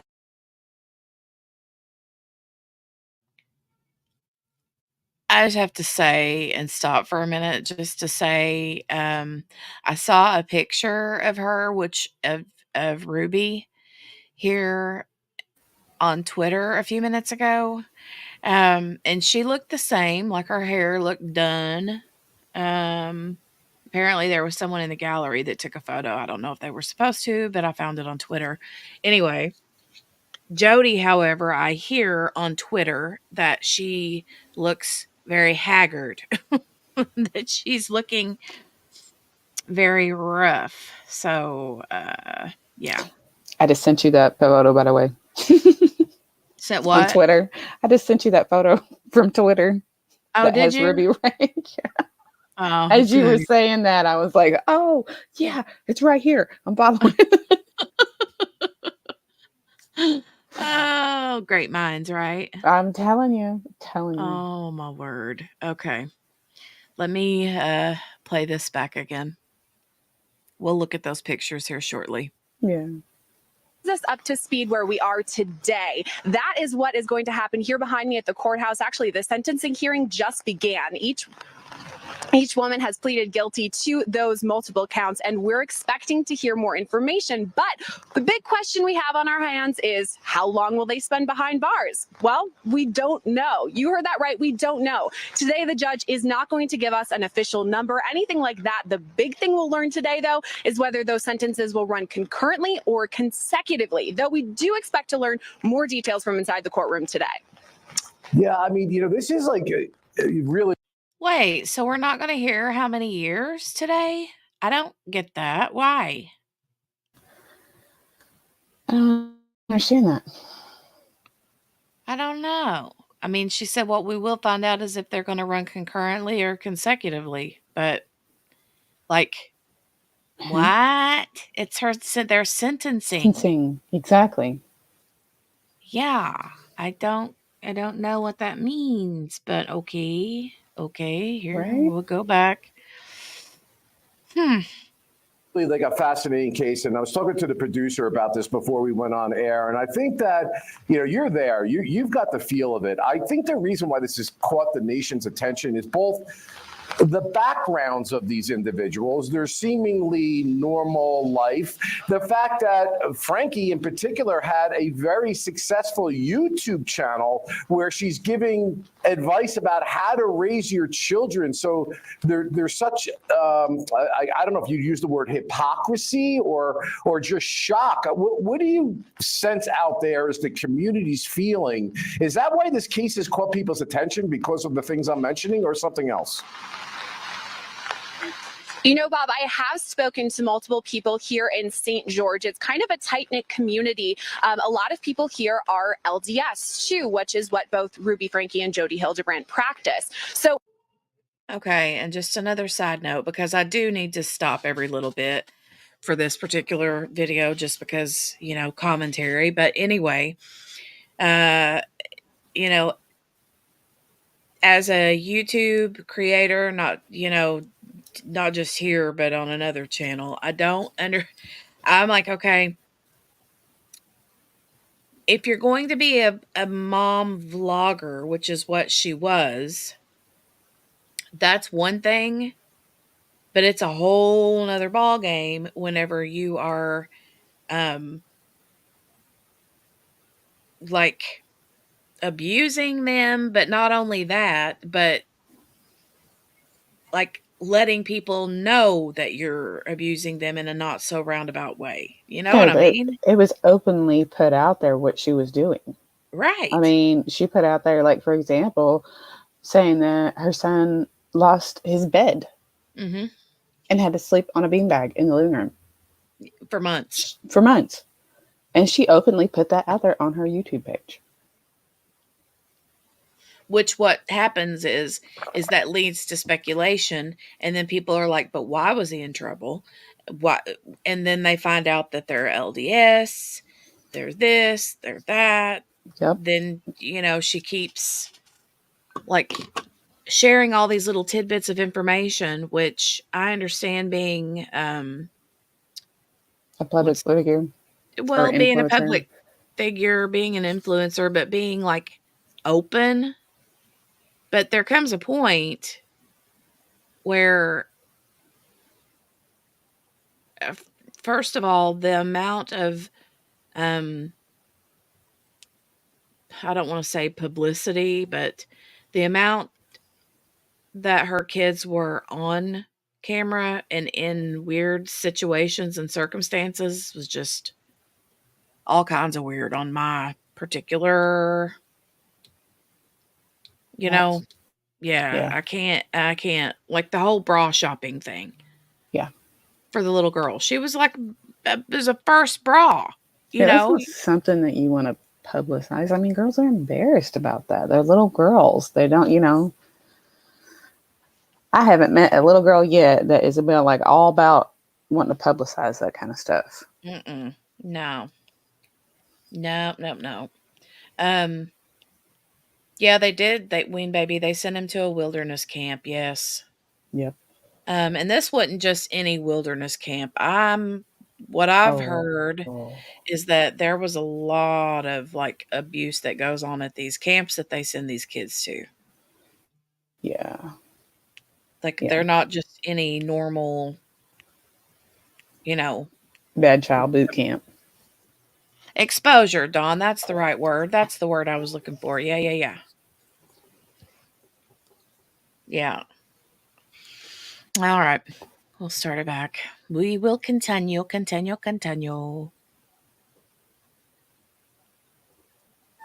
it is something that shocked a lot of people because this is a wholesome area of the country. You know, not a lot of drinking, a lot of emphasis on family time. And so I think that's really part of it, is just the shock of something like this you don't expect to see in a small-ish town like this. I was just talking to people actually right before I came on air with you, and it's still months later, people are still shocked by the details. Yeah. So what do we expect to hear from either of the defendants, Ruby or Jodi, and or any of the children as part of a victim impact statement? Okay, I'm glad that you asked this. Right now, we don't know, but are hoping to learn soon. So we could hear a victim impact statement from Jodi or from Ruby, either of them. As for the children, we're unclear. I actually want to read you a text that I received yesterday. This is from Kevin Franke's attorney. So I reached out to him and was wondering whether Kevin Franke was actually going to appear, if there was going to be any sort of victim impact statement from him or the children. And I want to read this because it's very interesting. He said, "Neither Kevin nor I will be making formal statements to the press, nor will Kevin be making a victim impact statement. Since the kids are still in the custody of Utah DCFS, which is juvenile care, foster care, I suspect that neither will they be. Our only comment is that we trust the judge to sentence them both to 1 to 15 years for each of the 4 counts to run consecutively.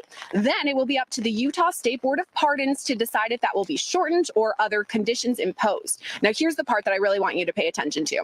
The treatment these children received at the hands of those who the children had a right to trust was horrific and inhumane, both physically and psychologically. Kevin, Ruby's estranged husband, remains focused on the rehabilitation of these sweet and vulnerable children so that they might return to a normal life as soon as possible. Now, Sierra, you're bringing up a couple of things now. We're going back and forth real good here, like a little bit like a tennis match. Okay, that's a beautiful laudatory statement. Okay. But let's talk about Kevin Franke himself. This is the father. This is the husband of the defendant. He was living in the home during some of the time that these events were alleged to have occurred, no? So this is where things are kind of... You guys remember too, I know they're talking about some of the different things that are going on or that had, occurred when the kid broke out of the house. But whenever Ruby gave her,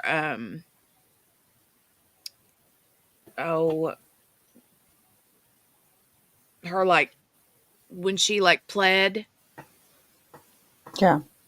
She literally said things like, that didn't she say something like she held her hands over his mouth to cut off air circulation? She said that, something similar to that, and then also about holding him underwater. Yeah. And so I remember specifically people were like, okay, then why is she just getting this? Why is that not why isn't she being charged with attempted murder? Yes. Yeah. Thank you. Yeah. Yeah. I know. I was thinking the same thing, because if you're doing that, then that's what it is. You're I don't understand why it's just the abuse charges, but it's also too, we got to look at this, how many abuse charges she is facing too. Mm-hmm. I mean, she's got so many that I think it's like, somebody put it in chat earlier. I can't remember who it was, but yeah, she's facing with something like 60 years. Yeah. So, I mean, that's quite a bit of time, but still, yeah, it is just, it's not as serious a charge as a lot of people are putting, or a lot of people's opinions should be. Mm-hmm. Or not should be, but what other people think she should be charged with is more of a serious crime. There we go. That's what I'm trying to get out. Words are hard for me today, y'all. And autocorrect. It'll be okay. But no, I think you're right. I think, 60 years is a long time. But honestly, I feel like, Yeah. I think she needs a more serious charge. Mm-hmm. Instead of something so minor, because of some of the actions she did do, it is more of what she's facing. So, I don't know. I don't either. So, Margaret said, I remember the neighbor's 911 call saying, we've had trouble with that Hildebrandt lady before. Yeah. Mm-hmm. Mm-hmm. And I just saw a statement too from Jody Hildebrandt on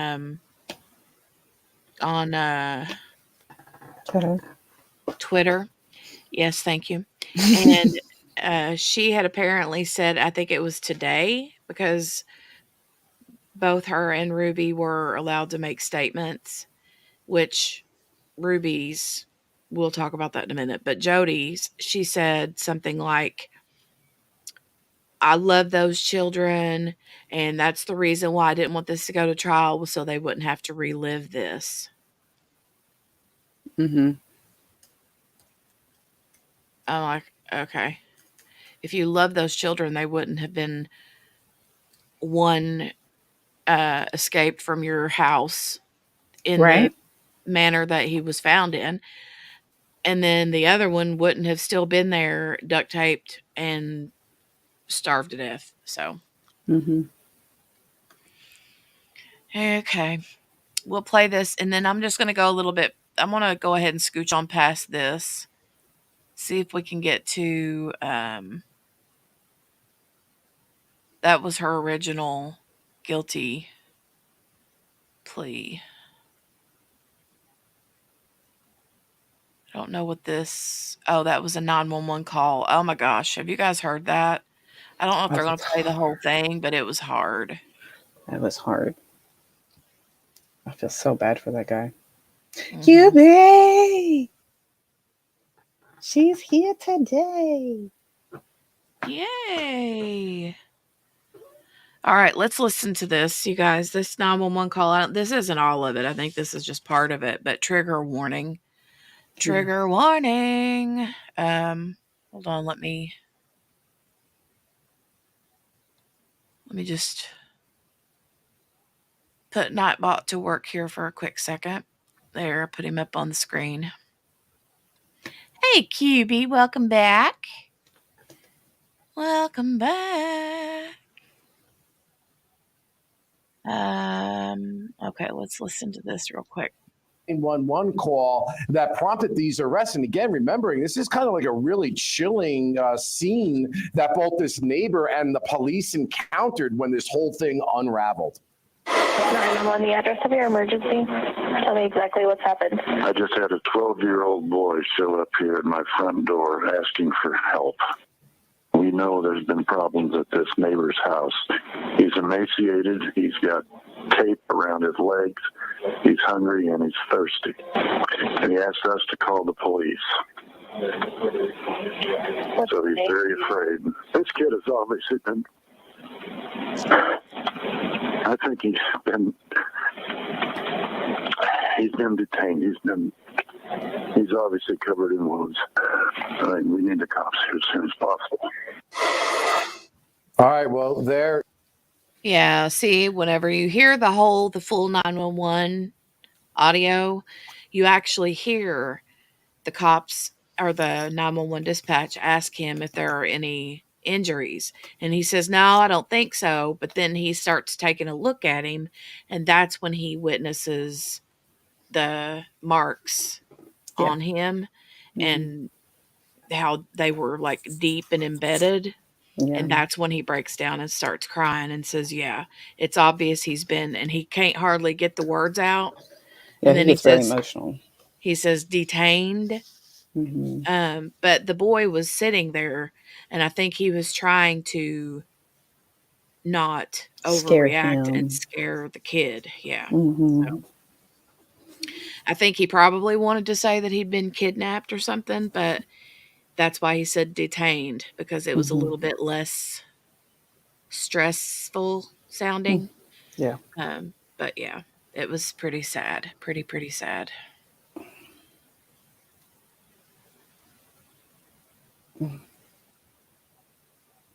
Let me go into some of it. Her spiel.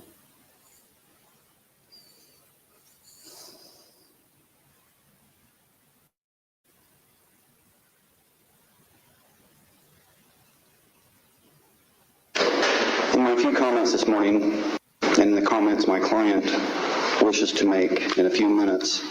We are not suggesting, nor are we asking that the court deviate from the stipulated sentence contained in the written plea agreement. I want the court to know that through introspection and reflection, Ruby Franke has become a serious student of her own actions. In the very early days of my involvement with Ruby, she was somewhat defensive, and she was still very much indoctrinated into a philosophy that was destructive. Fortunately, Ruby came to the stark realization of the errors in her thinking patterns and subsequent actions. To say that she was horrified by this realization would be to put it mildly. I have marveled at how quickly Ruby abandoned her defensive stance and moved toward her total acceptance of her actions and to her sentence today. So far, she has used her time in jail to unwrap the layers upon layers of deceit and deception foisted upon her over the last 4 years by an unscrupulous individual. Ruby realizes that she still has work to do in shedding those thinking errors and to reestablish a better and correct pattern of thinking and behavior. Ruby realizes that changing your thinking, reestablishing relationships, and healing are not simple or easy tasks. However, she is committed to doing that work. I would like the court to know that Ruby Franke is a delightful, respectful, and responsible person. She is open to feedback and addressing the consequences of her actions head on, and now ready to address your honor and accept your judgment. Thank you, Judge Walton. Thank you. Ms. Franke has a statement she'd like to make. She does.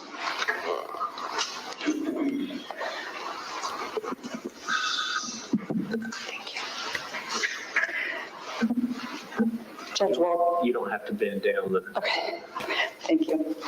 I would like to make a statement without any intent to change my stipulated sentence. For the past 4 years, I've chosen to follow counsel and guidance that has led me into a dark delusion. My distorted version of reality went largely unchecked as I would isolate from anyone who challenged me. I was led to believe that this world was an evil place, filled with cops who control, hospitals that injure, government agencies that brainwash, church leaders who lie and lust, husbands who refuse to protect, and children who need abused.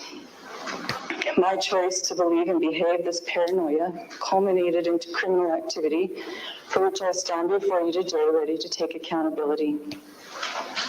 Jody Hildebrandt was never my business partner, nor was I ever employed by her. I have never received wages from her or connections.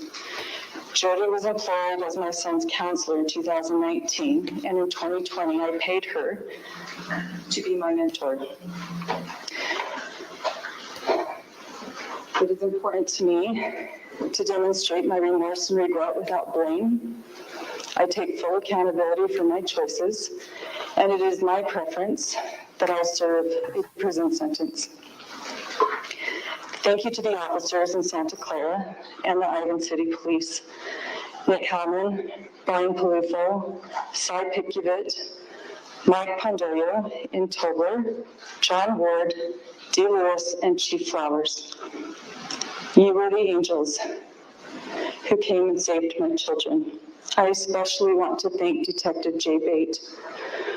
She plucked me out of a situation I didn't know how to get out of. And the moment she handcuffed me was the moment I gained my freedom. You were not the controlling ones. I was. Thank you to the medical staff at Intermountain Hospital. Your skill, tenderness, and professionalism helped heal my children. Jody and I inflicted the injuries, not the hospital. Thank you to DCFS, the Children's Justice Center, Judge Basil, and other key adults. You've gathered my children under your wing and offered them love, compassion, encouragement. You were not the ones who were doing the brainwashing. Thank you to my Bishop Tom Hawks and my state president, Jim Nelson, for reminding me of the Lord's love for the lost. So much pain and suffering would have been avoided had I followed and heeded your counsel. I was the one who was deceived, not you. Thank you to the Washington County Prosecutor's Office, Ryan Sham, the legal assistants and discovery clerks.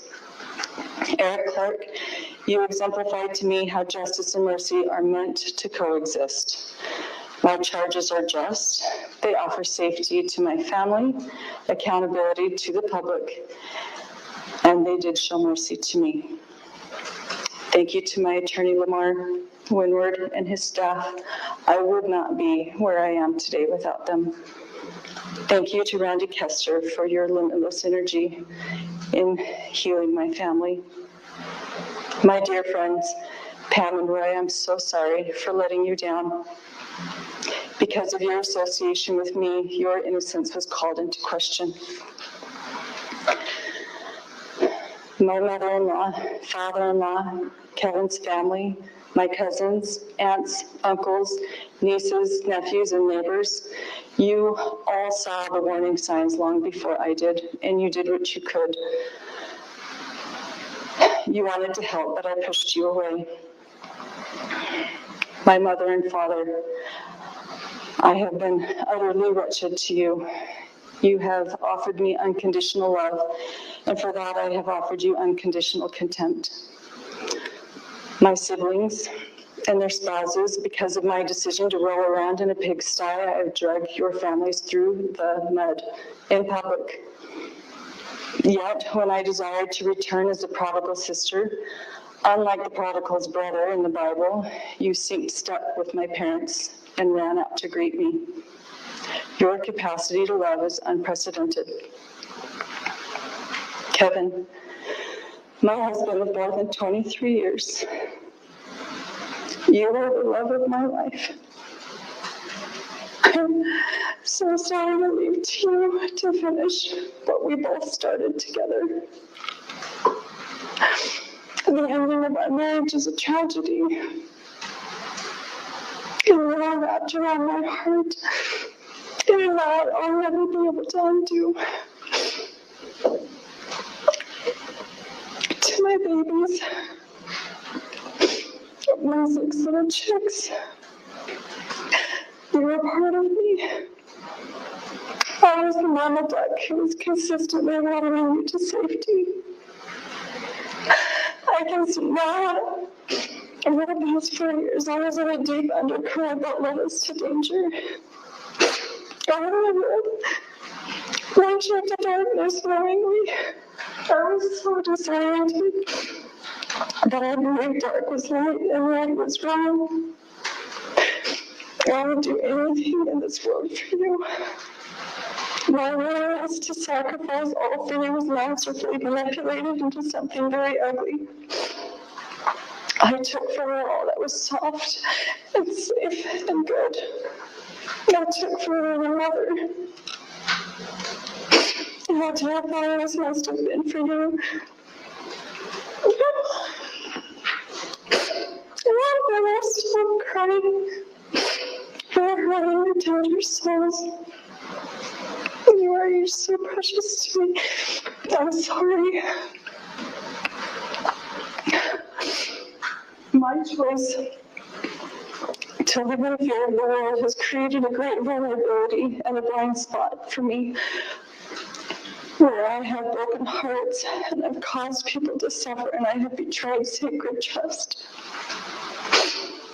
Watching my community respond to my charges with justice and mercy and grace and love is all the evidence to me how wrong I've been. This world is full of really good people. And finally, I'm sorry for twisting God's word and distorting his doctrines.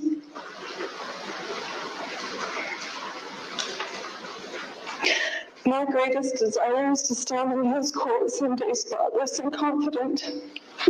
And Judge Walton, I know that standing before you today is a necessary step towards that end. Thank you to you and your staff for facilitating my opportunity to take accountability and to answer for my charges. I am humbled and willing to serve a prison sentence as long as it takes to continue unraveling all of the misinformation I have believed and thought, swallowed, and acted out, and for my family to heal and for the community to heal. And I understand this is going to take time. I'm committed to continuing my learning until all of my toxic layers are shed, and I am ready to re-enter as a contributing member of our beautiful society. Thank you, Judge Walton. Thank you for your statement, Ms. Franke. Anything else, Mr. Winward? No, Your Honor. Anything else prior to the court imposing sentence? No, Your Honor. The sentence will be that Ms. Franke serve 4 counts, 1 to 15-year sentences based on her convictions for 4 counts of aggravated child abuse. Again, they will be served consecutively pursuant to the parties' agreement and the applicable statute. Under the applicable statute, the court finds that that consecutive sentences are appropriate. Ms. Frankie, the last thing I do need to tell you is that you have only 30 days to file or to perfect an appeal of any errors of the court by filing a written notice of appeal with the clerk of the court. If you don't do that within 30 days, you will lose your right to appeal. You also have the right to the assistance of an attorney on appeal and to have one appointed if you cannot afford to hire your own. Restitution, as agreed by the parties, will remain open for a period of 8 months. Any of the parties can bring that matter back before the court within that period of time. Anything else? No, Your Honor. Thank you.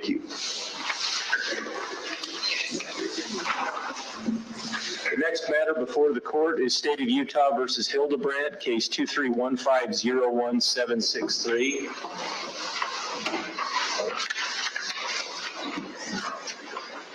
Mr. Terry is here representing Ms. Hildebrandt.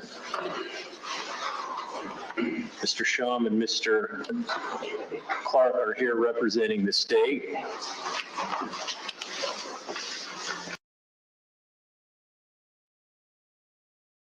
Yeah, so I wasn't expecting for this to happen, but they started, I think they got the feed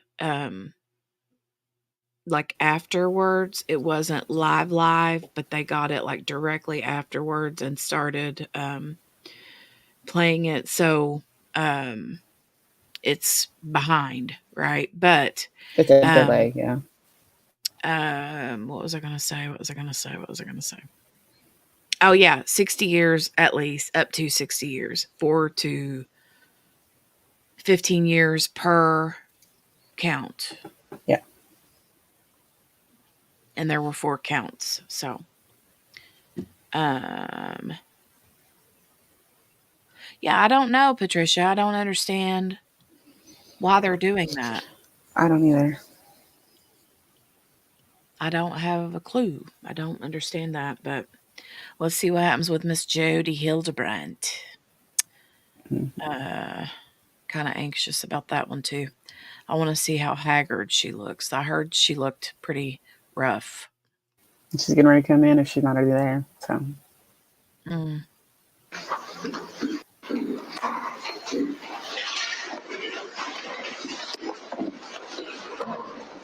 Your Honor, we anticipated 10:30. I'm not saying that we need to wait till then, but can I have a moment, please? Approachable. Where is that said?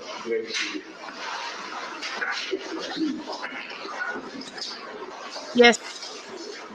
Court recalls the matter of State of Utah versus Hildebrandt. Yes, Lee, you're here. I can see you. I see you. Case 231501763. Counsel are present. Ms. Hildebrandt is present. Counsel, there is a pre-sentence investigation report. I have read it. Everyone has seen and reviewed that. Yes, Your Honor. Yes, Your Honor. Again, the sentence was stipulated at the time of the plea agreement. What record do we need to make other than going forward with sentencing?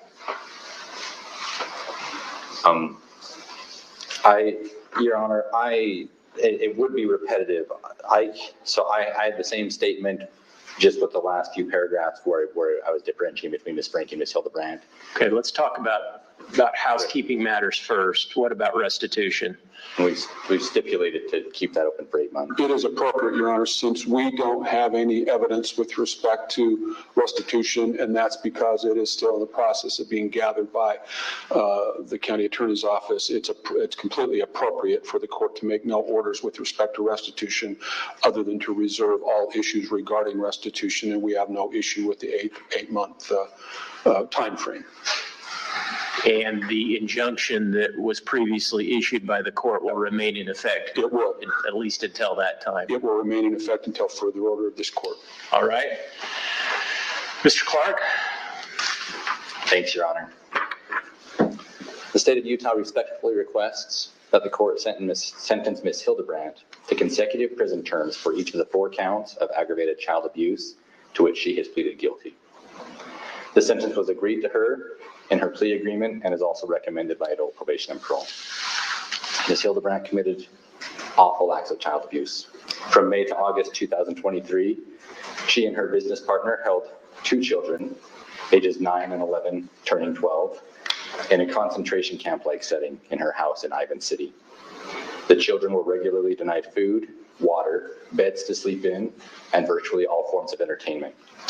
They were isolated from others and were hidden when people came to visit the house. They were forced to do physical tasks like carrying loaded boxes up and down stairs and doing wall sits or sitting against a wall without assistance of a chair or stool for hours at a time. They were forced to do manual labor outdoors in the extreme summer heat, often without shoes or socks. And they were also forced to stand outside on a cement patio in the summer heat for hours and even days. They were beaten, and the 12-year-old was regularly bound hand and foot after he attempted to run away in mid-July. Both children had extensive physical injuries from the abuse that required hospitalization to treat. The injuries from the binding are particularly bad. In addition to the physical abuse, the children were emotionally abused. They each believed to some degree that they deserved what was being done to them. Had the older of the 2 children not had the courage to run away and ask a neighbor to call the police, heaven only knows how much longer he could have survived. After being caught, Ms. Hildebrandt has shown little to no remorse for her actions. In telephone conversations that will be provided in full to the Board of Pardons and Parole, and which she knew to be recorded, she's repeatedly claimed that she is the victim and the children are the perpetrators. She has gone so far as to say that the things said in this proceeding and covered by the media today will be full of lies. The combination of 3 factors make Ms. Hildebrandt a significant threat to the community. First, the severity of the abuse she caused to be inflicted on young children. Second, her attitude that everything she did was justified and that she is being wrongfully imprisoned. And third, her training as a therapist and aptitude for using online resources to convince others to follow her guidance. Utah Code Section 76.3.401 lays out 3 factors the court should consider in determining whether to impose concurrent or consecutive sentences. The first is the gravity and circumstances of the offense.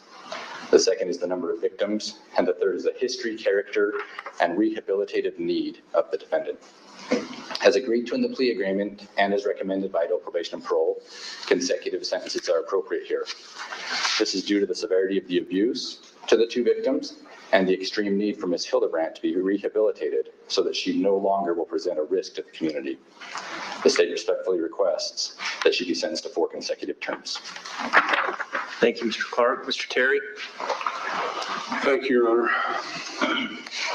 I will be brief.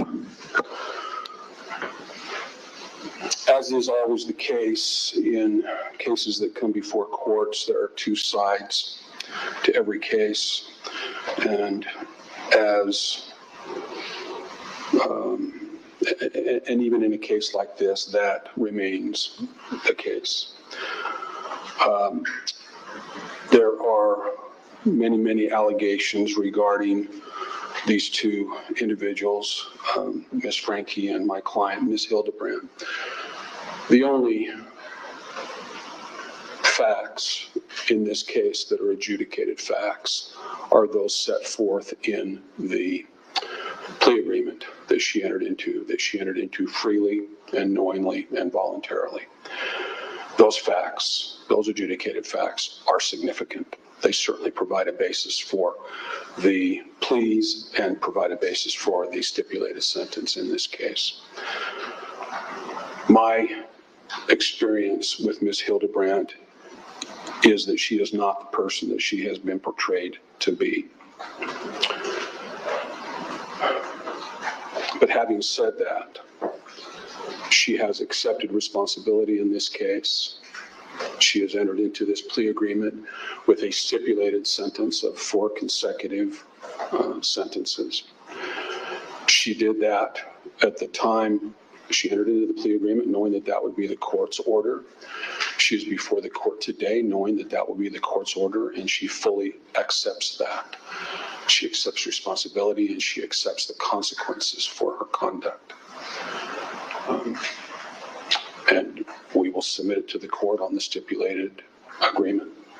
Mr. Terry, you suggested that there are two sides to every case. I generally agree with you. Ms. Hildebrand didn't make a statement to AP&P in the course of the pre-sentence investigation report.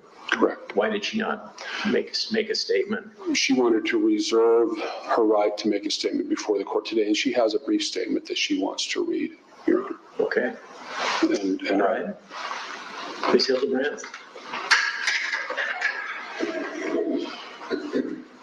Go ahead. I sincerely love these children. I desire for them to heal physically and emotionally. One of the reasons I did not go to trial is that I did not want them to emotionally relive the experience which would have been detrimental to them. My hope and prayer is that they will heal and move forward to have beautiful lives. I am willing to submit to what the state feels would be an appropriate amount of time served to make retribution as an outcome. And in answer to your question, Your Honor, I knew that whatever she might say to the author of the pre-sentence report would probably sound hollow and self-serving, and perhaps it does today. But I know that my client, in the statement that she makes to the court today, that statement is absolutely sincere. Does Ms. Hildebrand recognize that it's her behavior that caused the harm to the children that she's referred to in her statement? Your Honor, she recognizes that she was, along with Miss Frankie, that she made decisions with respect to the discipline of those children that were wrong, that caused harm to those children. She fully recognizes that and accepts responsibility for that. All right. Anything else? No, Your Honor. No, Your Honor. Okay.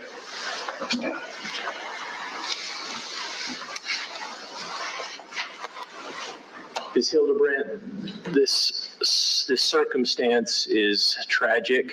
It's largely, of course, of your making. By any measure, your conduct in this case was disastrous for these children. Adults are supposed to protect children. Adults with specialized training in particular are supposed to protect children. You didn't do that in this case. In this case, you terrorized children, and the results have been tragic. It's what happened to these children and your philosophy in dealing with them, frankly, seems detached from reality or any objective standard of decency or even common sense. And the court finds that it is appropriate that you serve a prison sentence. The court finds under the statute, Utah Code 76-3-401, that given the gravity and circumstances of the offenses, the number of victims, and the history and character and needs of the defendant, that consecutive sentences are appropriate.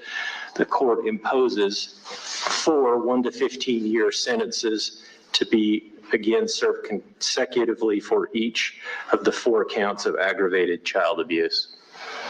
The last thing I do need to tell you is that you only have 30 days to file or perfect an appeal of any error of the court by filing a written notice of appeal with the clerk of the court. If you don't do that, you will lose your right to appeal. That has to be filed in writing and again within 30 days. You also have the right to the assistance of an attorney and to have an attorney appointed if you cannot afford to hire your own. Thank you. We're in recess. Thank you, Your Honor. Thanks, Your Honor.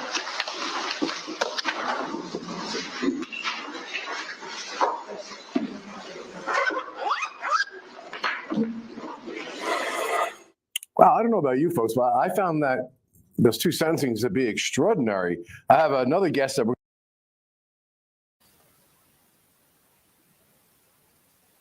Lord have mercy.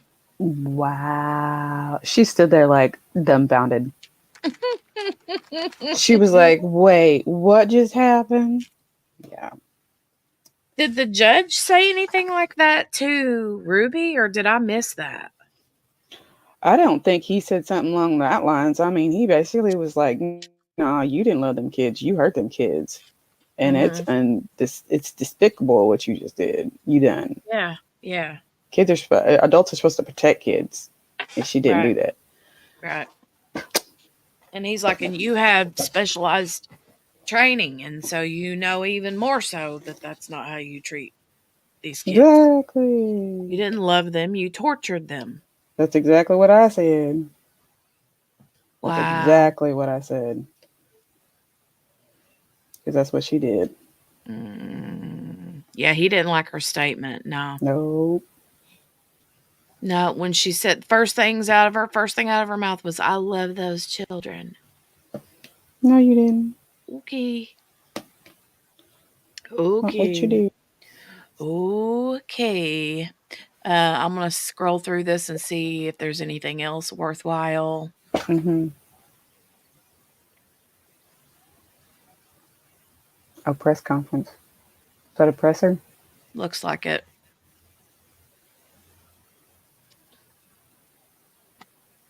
Complained about it, and she eventually took her channel down. So it might be that things, not that Ruby Frankie is some babe in the woods that was led astray, and how they. I tell you, this is, I think, what the problem is for judges, parole people, and prosecutors for that matter.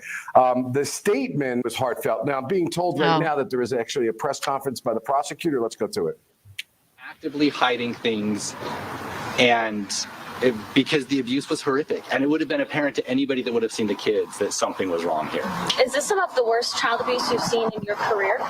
Yes, and not just in my career, but in our office's career, in our institutional memory, this is one of the worst child abuse cases that we've seen.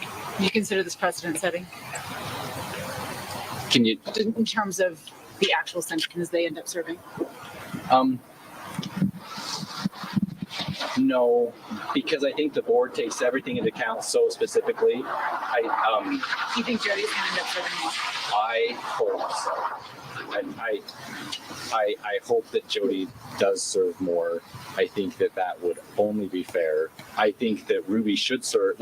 So the sentence that they got is basically 4 to 30 years today, right? The 4 1-year minimum stat, and then in Utah you're capped at 30 years. I think that a 4-year minimum for Ruby's actions are entirely appropriate.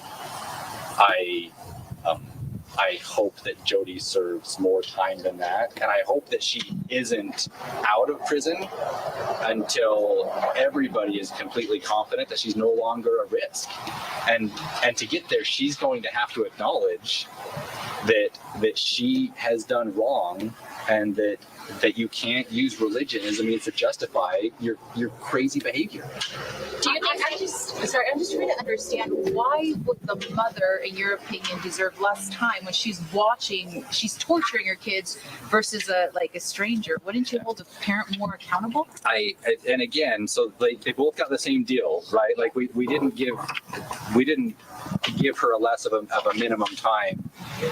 Part of the mission of what we do when we incarcerate people, I'll obviously want to see justice done. And a mother abusing her children in this way is awful.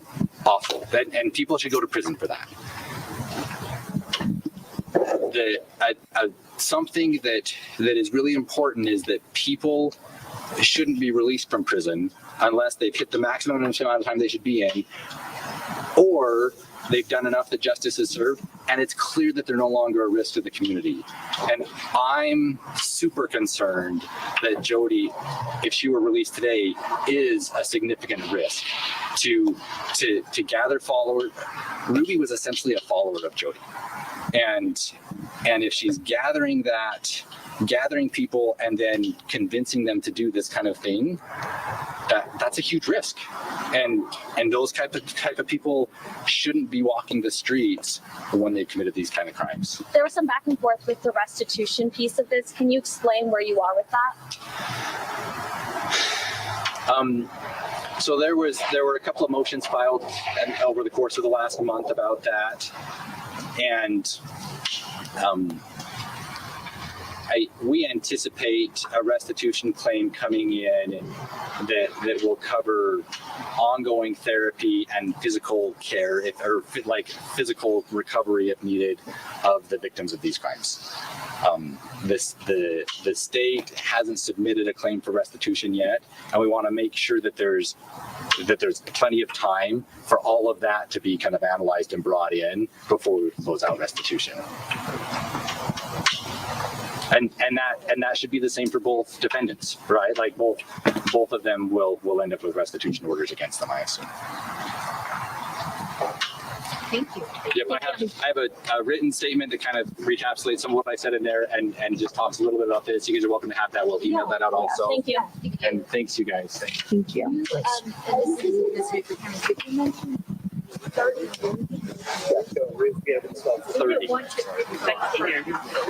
It's 15 per count. Yeah. Can I have one, please? But there's a statute that says if you're not convicted of a first degree felony, so sorry. you can't do more than a third. Yes, go ahead. Well, Lauren, listen,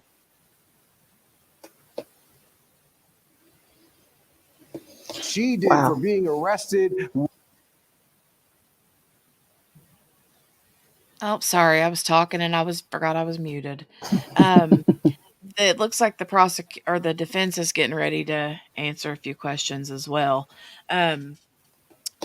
But I understand what the prosecutor was saying about whenever the one news media person asked, well, wouldn't you expect more time from the mom versus someone that's not the parent, Exactly.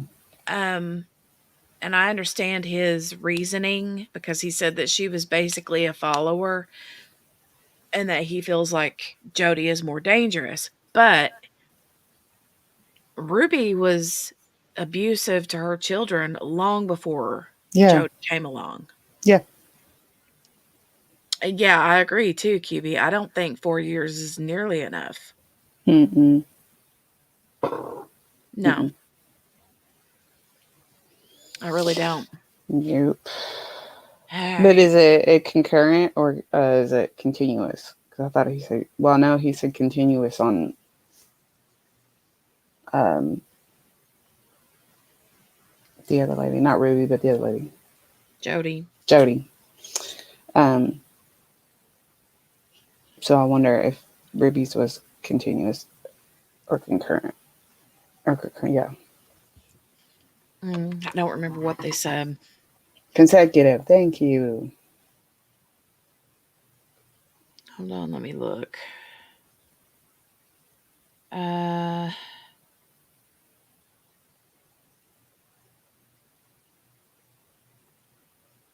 You think consecutive for both?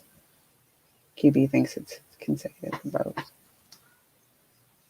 I don't remember what I was looking. So that consecutive would mean she would serve 4 years for each count. So that'd be 6 years, right? Or 16 years.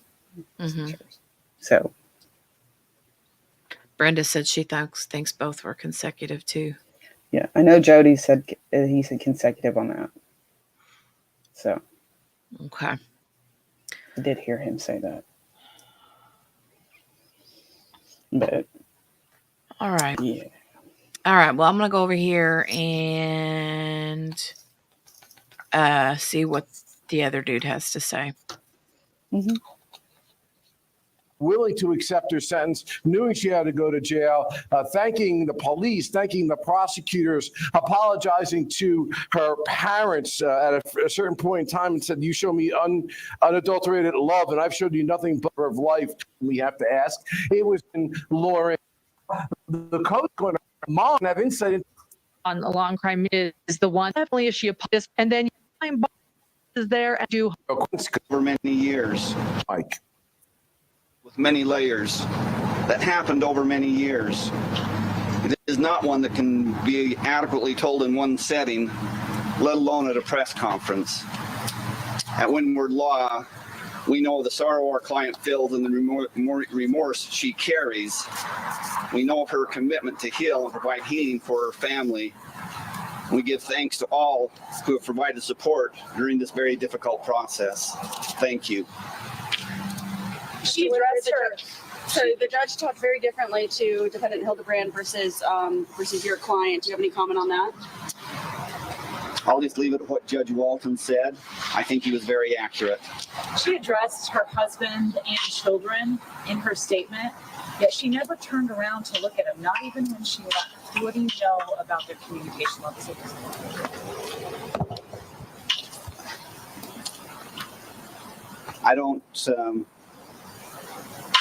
because her husband and family have attorneys, it's difficult for communication to happen except through attorneys.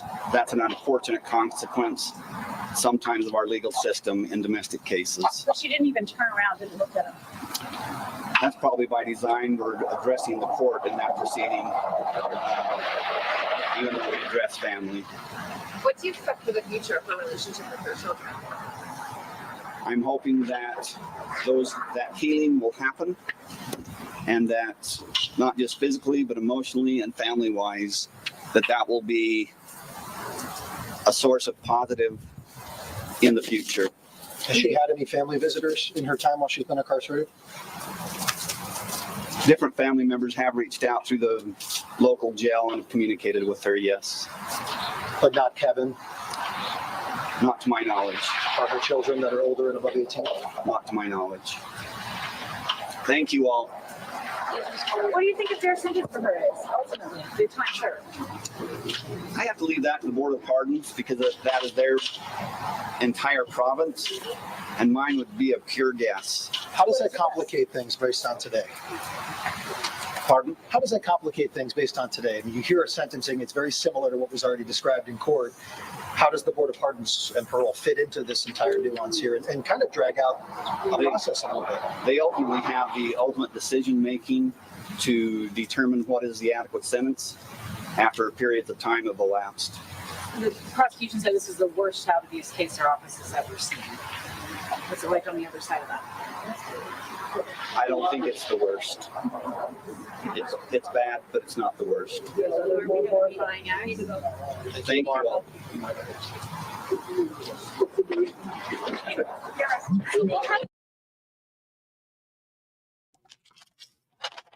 Well, of course he don't want to admit to it being the worst, right?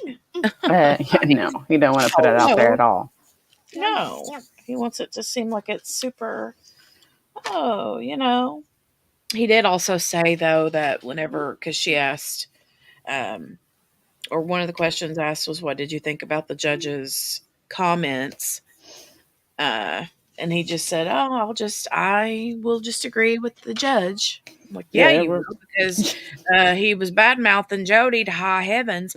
And I think the reason he gave Jody the what for instead of Ruby so much was because even no matter what we think, I mean, at least Ruby had tears, and not that I'm saying that I believe or feel sorry for her. I'm just saying, in his view, at least she attempted to show remorse, whether it was real or not. Whereas Jody didn't. Jody was more so, I love those kids and I'm a victim. Yeah. Yeah. So. Yeah, agree with that one. They presumed that she was the quote, the follower and this, that, and the other, even though, like you said, others had their own opinions. But Jody did not show any kind of remorse. And even the fact that the judge had to ask, are you taking blame? Right. That right there is probably, yeah. Right? I know. It's like, are you admitting? I mean, you're sitting here, pled guilty, but now you're not going to say you're sorry for being guilty. That's at least admit that you did something. Don't just sit there and say, oh, I love these kids and I hope they get better and da da da da da. Say, I did wrong. Mm-hmm. QB says that's probably why they didn't sentence. They're trying to go to the Board of Pardons. Nah, homie, no pardon for you. Right. And she was licensed. She knows better. And starting the statement with, I love these kids. Nah, I know it. Exactly. I mean, she's a Mhm. daggone therapist, for goodness gracious sakes. Right. Like, come on. But not a good look, Jody. Not a good look. Nope. I wonder if the other, and I wonder if they're going to show. Oh, here he is. I was getting ready to say, is the other one behind him? We have the ultimate decision making to. I don't think it's the worst. Do you want to just, maybe go right here? Mr. Terry, if you could start and say your first name. Douglas Terry, I represent Jody Hildebrandt. Doug, you said two sides to every story. It didn't seem like the judge agreed. What do you make of that back and forth and dialogue? The seriousness of the case, the seriousness of the allegations, the seriousness of the facts that both Ms. Frankie and Ms. Hildebrandt pled guilty to. I was not surprised at all by the judge's comments and questions of my client. I'm not prepared to go into specifics with respect to facts that are disputed in this case. I will stand by what I said on her behalf in the sentencing hearing, and that is that she entered into this plea agreement to take responsibility for her conduct in this case. Her statement that she hopes for both the physical and emotional healing of these children is absolutely sincere. How much time she serves will ultimately be up to the Board of Pardons, as with Miss Frankie. When she said that she loved the children, Chad and Sherry had smirks and were looked shocked on their faces. You have a comment about that? That doesn't surprise me, but again, she was sincere in that statement. Do you think she should have had more to say? Ruby spoke for a very detailed length of time, and Jody had a few sentences. Did you go over that with her? Was there an opportunity for her to say more? She had the opportunity to say whatever she wanted to say. I did not put words in her mouth. I wanted her to make a statement from the heart. That's what she felt like she needed to convey today, that it's about the children, not about her, and that's what she did. The prosecution said there's phone calls that are recorded in which Hildebrandt lacks remorse. What do you know about those phone calls, and is she? I know that early on in the case, she had phone calls with individuals that were in support of her, did not believe that she did the things that she was accused of doing. I have not listened to those phone calls, as the county attorney's office has. But again, whatever was said was early in the case, and that is not her position today. So she's changed how she feels about it. As often is the case when individuals are charged, arrested, accused, sometimes it's a process to come to the point where they take responsibility and accept the consequences. A lot of people have spoken out about other victims in this case, the victims of Jody and other different sorts. And I know this is about the children, but how much does that weigh into what you guys have discussed with Jody? As far as other victims, that has not been a factor.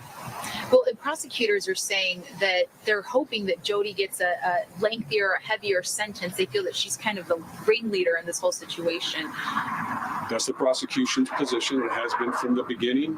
As I said, when we entered into the plea agreement, she did not do that because Ms. Frankie had agreed to testify against her. That decision was made before Ms. Frankie ever agreed to testify against her, to cooperate with the state. Mr. Terry, you said that there were two sides to every case. What is the side of Jody Hildebrandt that we're not seeing? I'm not going to go into the specifics of allegations that she agrees with and doesn't agree with. I will stand by the statement that I made in the sentencing hearing, and that is that the factual basis that is set forth in the plea agreement, those are the only adjudicated facts in the case.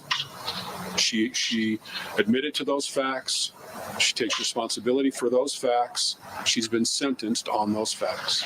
This is a small, family-oriented community, and her home was essentially likened to a concentration camp. How did she square that? How did she walk around living in this community while there was a house of horrors? I'm not prepared to respond to that. That's an allegation that I heard for the first time today. I mean, that's a characterization by the prosecutors, which again is no surprise. But that's from their perspective, and I'm not prepared to address that. You don't feel that's an accurate description? I do not. You disagree with that? I do. Has Ms. Hildebrand, has she expressed remorse to you about what happened? Many times. Many times. What is her remorse? What is she sorry about? That she didn't make different decisions, and that would have resulted in the children being more protected. Is she delusional? I'm not going to respond to that. Has she had people come visit her family? I know Ruby has a larger family that has been a little bit more present at some of the. Did she just ask him if she was delusional, or did I misunderstand that? I think she did ask that. I'm pretty sure she did. And he said, I'm not going to answer that. To that, yeah. Hey, Mary Lou, good to see you. Okay, I got to rewind that. And I'm going to rewind it back a little bit more, too, because I missed the part where they asked, and he said it was the first that he'd heard of today, and I didn't hear what that was. So I'm just going to rewind it back a few more seconds.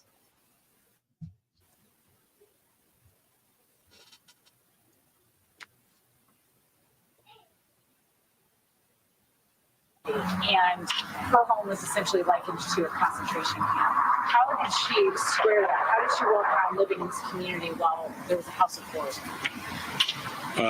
I'm not prepared to respond to that. That's an allegation that I heard for the first time today. I mean, that's a characterization by the prosecutors, which again is no surprise. But that's from their perspective, and I'm not prepared to address that. You don't feel that's an accurate description? I do not. You disagree with that? I do. Has Ms. Hildebrand, has she expressed remorse to you about what happened? Many times. Many times. What is her remorse? What is she sorry about? That she didn't make different decisions, and that would have resulted in the children being more protected. Is she delusional? I'm not going to respond to that. Has she had people come visit her family? I know Ruby has a larger family that has been a little bit more present at some of the hearings. So does she have some support in all of it? So yeah, she did say delusional. Yeah. And the other part that I didn't hear was about Jody's house being likened to a concentration camp. So I didn't hear that part to begin with, but yeah. And they legit asked, is she delusional? That's crazy. That's crazy. Oh, Lord, have mercy. Okay. All right. I'm wondering if we're going to see Kevin, Frankie, Ruby's husband, at all. I doubt if. I don't think he was there. Yeah. He might have been. I don't know. Oh, is he? He was there. I just don't know if they're going to try to talk to him. I doubt if he will, but I don't know. They might like try to catch him off guard. I don't know. QB says, I need to know who that reporter is. I want to watch her forever. Right. Is she delusional? Okay. We'll go ahead and continue back to go. And I'm going to have to go wee again here in a few minutes. So just saying. But hold on a second. We'll get this back started. I don't know that she's had personal visits, but I know that she's been in contact with people who are supportive of her. No family, though? I don't know. I don't know the answer to that. Is she going to sell her home? I know the restitution can play out for. It's for sale, yes. Based on the fact that we anticipated a prison sentence, yes, it's for sale. That's all I have. Thank you. Thank you. Thank you very much.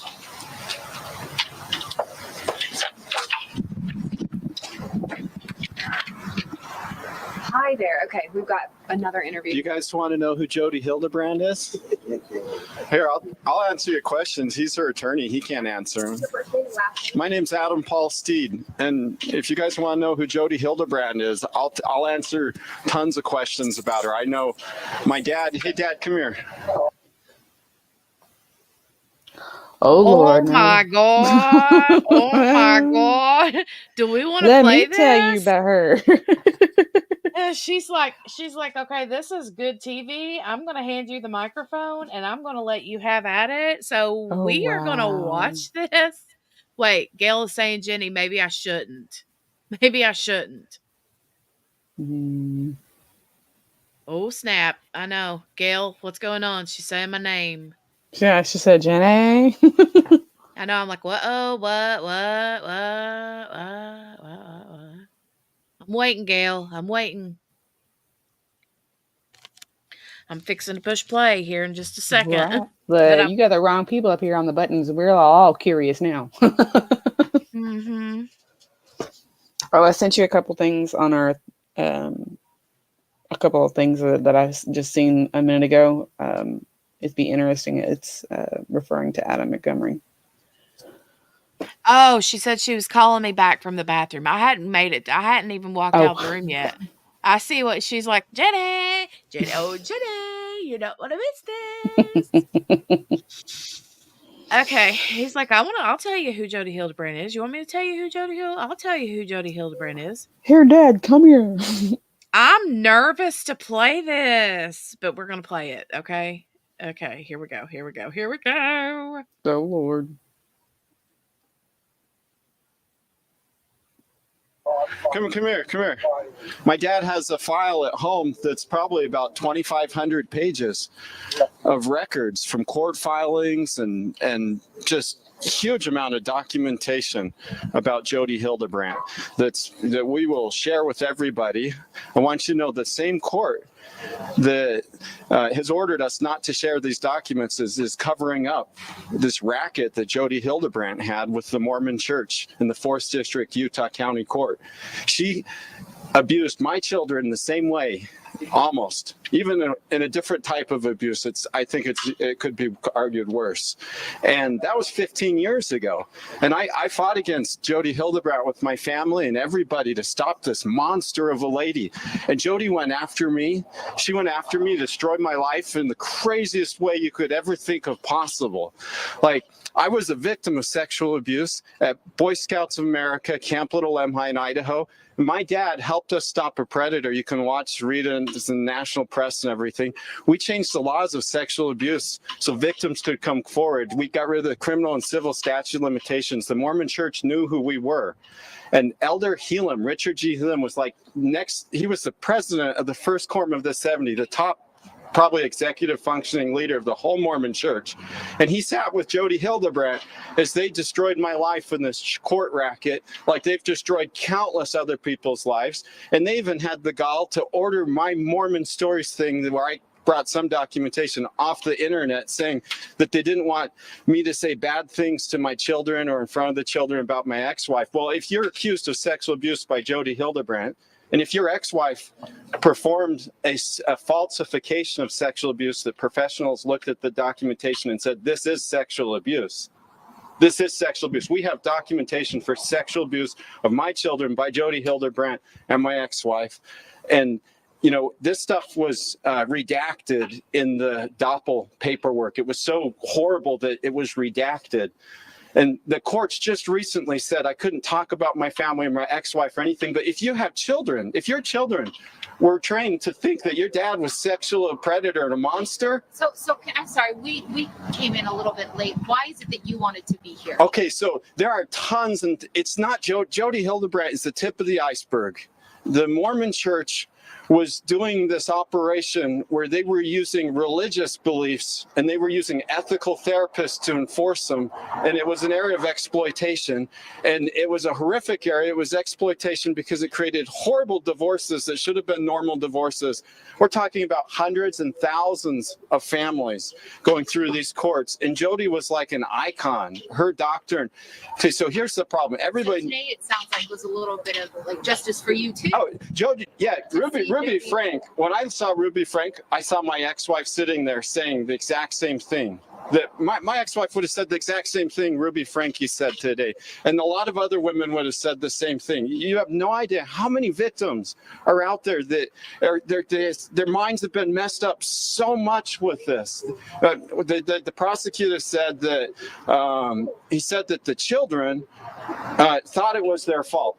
All of the adult men think it's their fault. All of the women think it's their fault. I have had countless emails and messages. Sorry, what was your name? I'm Adam Paul Steed. I'm the guy that got Jody's license from Doppel removed. Well, my dad and mom get the credit, but you know, and they said that the Doppel department said we have evidence here for criminal charges against Jody. This is 13 years ago. It's identical stuff. So I almost like fell over in the courtroom when I heard Jody say that she loved those children. Jody doesn't love children. Jody's like Ted Bundy. In fact, one time I was in a Do you feel that she should have a longer sentence than Ruby? Jody, here's the problem. Somebody hits a person and runs. That's like two variables, a car and someone running. They catch them. Jody's got like 30 variables, including a huge issue with the Mormon church racketing. I mean, they're all ducking low and covering. In fact, I looked at an email, and I can show this to you guys. This is factual evidence, where it should have been a neutral person in the courts. Kelly Peterson, the guardian ad litem, when they were punishing me in the family custody courts, he said that my act to turn Jody Hildebrandt in was an act of vengeance, and they took my kids away from me. Because I performed an act of vengeance. That's in this court was sitting there completely in bed with Jody. They've done it. I talked to Doug Thayer's daughter. She saw relations. I mean, these aggressive attorneys working with Jody, Commissioner Patton. All these people know about Jody. The BYU Honor Code office before they kicked me out of school for being a whistleblower on child abuse, I guess. Jody Hildebrandt went there and told them I was the most dangerous man she'd ever met in her lifetime. We have hundreds of pages of this stuff of Jody Hildebrandt working with top church leaders to dispel me. I got kicked out of school my senior year. This lady, we've got all this documentation of how she talks, how she walks. Now, here's what I do want to say. I don't like Ruby Franke, but I don't know her. I just think you have to be a selfish person to fall for Jody's stuff. She's got a certain kind of carrot that gets certain kind of people. But Ruby Franke would have never done any of this stuff if Jody Hildebrandt hadn't been the mastermind and just completely created this. Ruby Franke's not dangerous in the sense she's not going to go out and do this to more kids, but Jody Hildebrandt will. When we went to Doppel and we went to Doppel ordered her to go through all this ethical stuff. She went through the whole thing with shining colors, and she turned around and did the same stuff again. I mean, even when she was teaching us that we were safe to come to her and stuff, she was abusing children at the same time with one hand and teaching a godliness with another hand. So what's her motivation? Jody Hildebrandt had a weird relationship with my ex-wife. It was a dual relationship. It was bordering sexual in nature.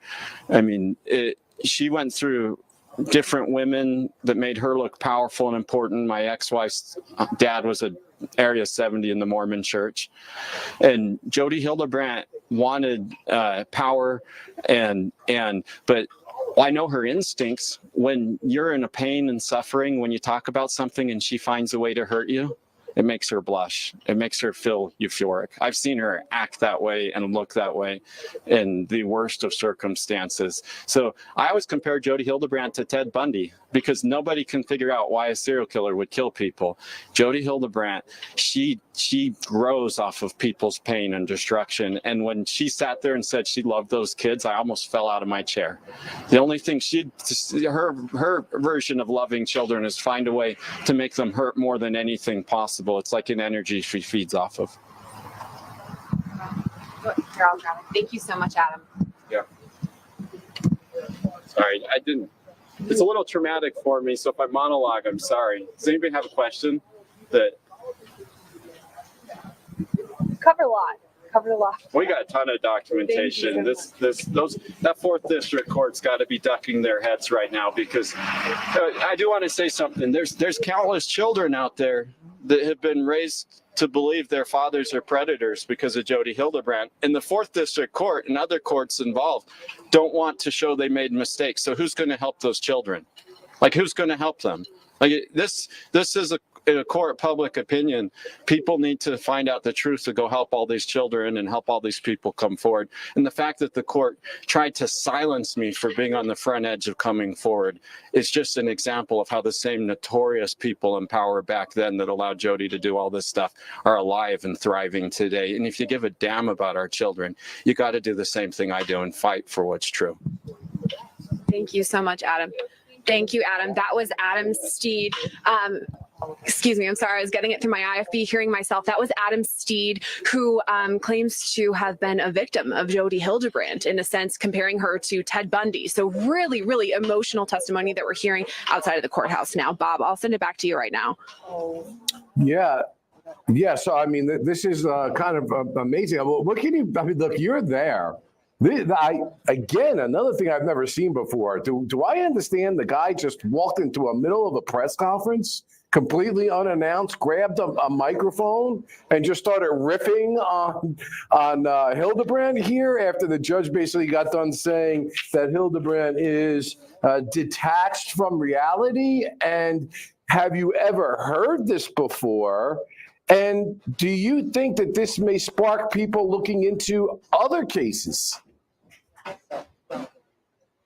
Yeah, it probably looked a little wild on your end, and that's kind of what happens. These hearings were super quick, and afterward we were running after the Frankie family and then spoke to both the prosecutors and defense attorneys too. But it probably looked a little bit like what it was, that he ran in front of the camera and grabbed our mic. I'm glad that he did, but he did speak with our executive producer, Kathy Russin, ahead of time, so we kind of knew his background a little bit. Now, as far as what we heard from prosecutors, they don't believe that there are going to be any more charges in relation to this case, but potentially there could be more investigations in similar cases. I mean, this man you just heard from, Adam Steed, said that there are many more allegations, years of abuse at the hands of Jody Hildebrandt. And it kind of echoed what we've been hearing, especially from the side of Ruby Frankie, that she said that Jody was the ringleader in this, that she was almost brainwashed. And it sounds very similar.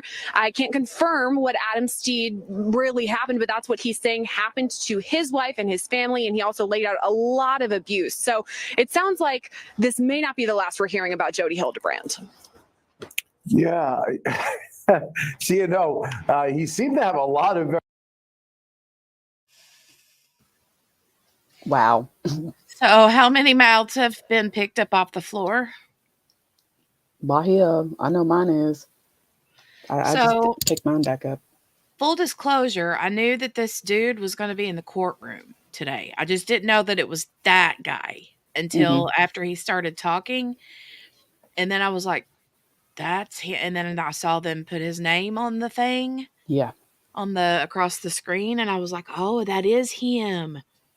But yeah, he's one of the many families that were split in two by Jody Hildebrandt. So Gail said they own the newspapers. The Boy Scouts are run by them there. They control all sales of alcohol. I could go on forever, says Gail. Oh, yeah, you have to read her comment before that. Go out and find it.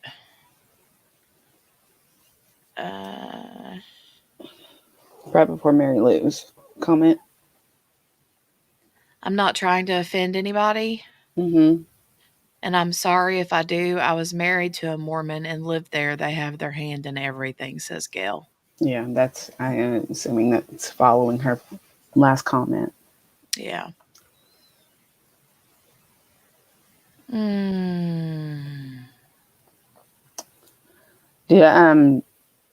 you get my message I sent you? No. Okay.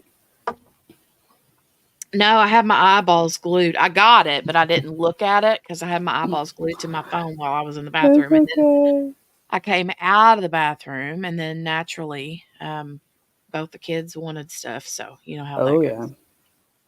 Yeah. Let me go look. Let me go look.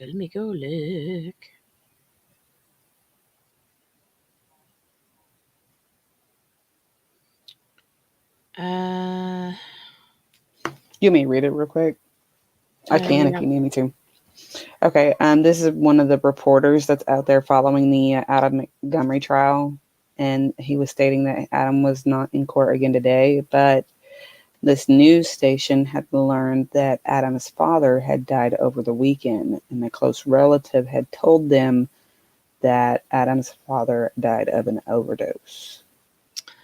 Oh, wow. Unclear if this is the reason why Adam has not been there, but he has not shown up in person since jury selection. But his father just died this weekend? Yep, over the weekend. That's awful. Is that a picture of him? Yeah, they got a GoFundMe set up to try to help with the family. And then I have another one that was the article saying that from the news anchor that said that that's what happened. Wow, that's awful. Well, I mean, I can't say that that's why Adam isn't there. Adam hasn't been there, so. Right. But wow. That's crazy.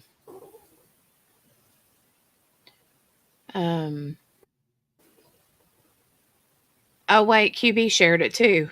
Yeah.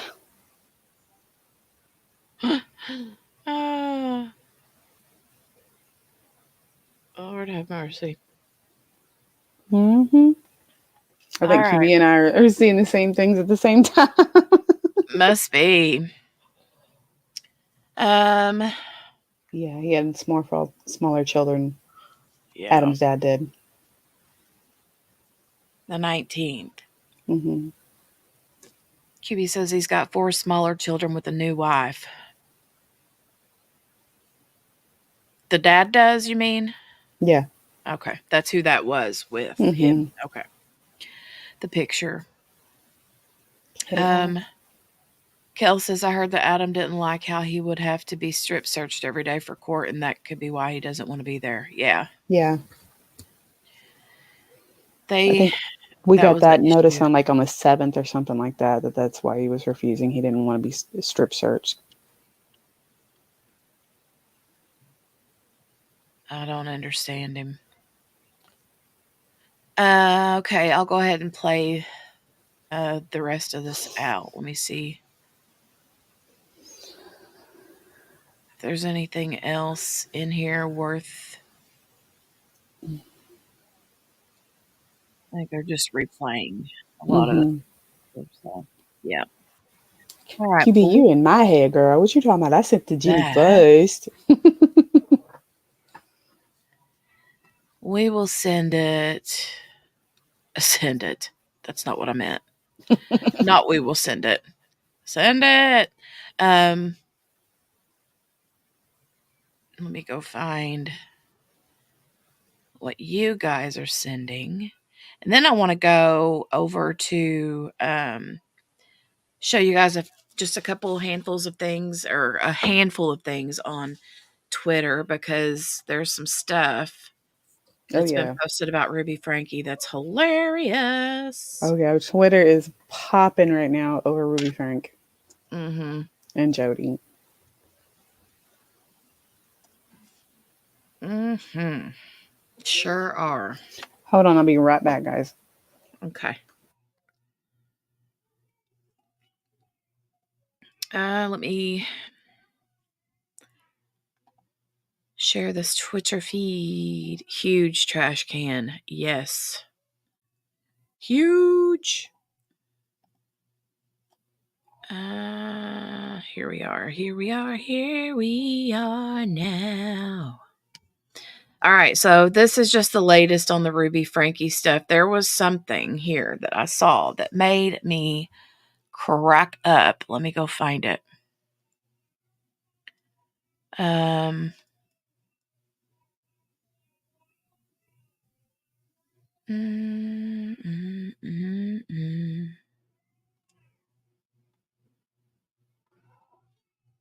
That was her face whenever she heard her sentencing right there. If you guys can see that. Oh, wait, I think yeah, I didn't show it. Let me X out of that. There was something, though, that I saw that made me laugh so hard. Wait till I find it.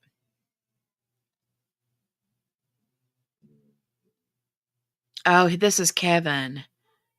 This is let me play this. Hold on.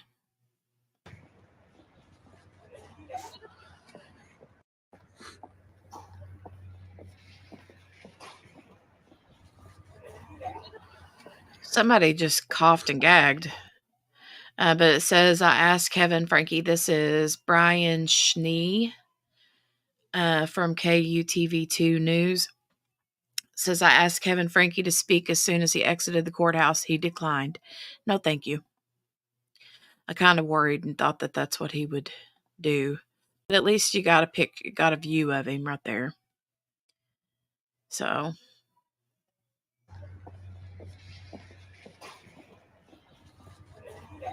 That looks like his older son.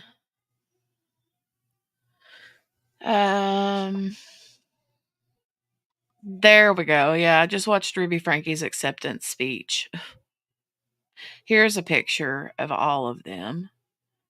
Like, don't they just look like a, beautiful, sweet, happy family? Okay. Holy cow. That don't go with that, but you can have the other one. Do you want the unicorn one? Yeah, you want the unicorn one. Okay. There you go. You're welcome.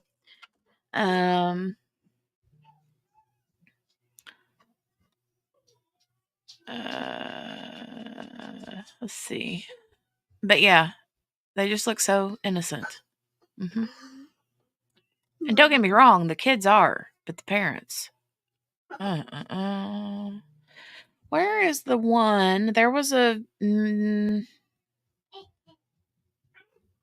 That's not it either. Where did it go? That's not it. Oh, here it is. Here it is. Here it is. Says Ruby Frankie was like, I want to thank everyone in this room today. The prosecutor, the police, Jody Hildebrandt, Lillian London. Thank you, Lillian London, whoever you are on Twitter, because this is epic. I'd like to express my gratitude. I want to say thank you, thank you, thank you, thank you.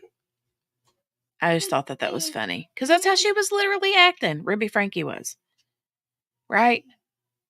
It was ridiculous. Ridiculous. Here's the thank yous again. You don't have to bend down. Okay. Thank you. I would like to make a statement without any intent to change my stipulated sentence. For the past 4 years, I've chosen to follow counsel and guidance that has led me into a dark delusion. My distorted version of reality went largely unchecked as I would isolate from anyone who challenged me.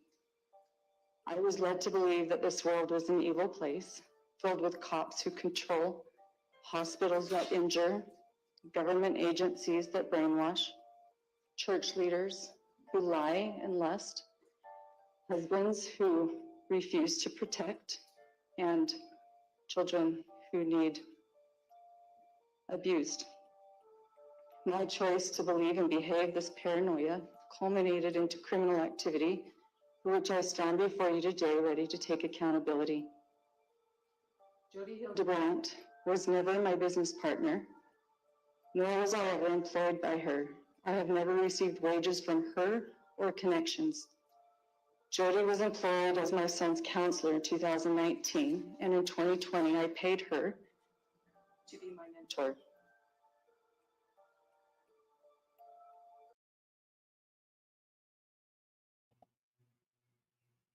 Well, there you go. And then that was before all the thank yous. Thank you, thank you, thank you, thank you, thank you. Okay, I think that may have been all I really wanted to share from there. And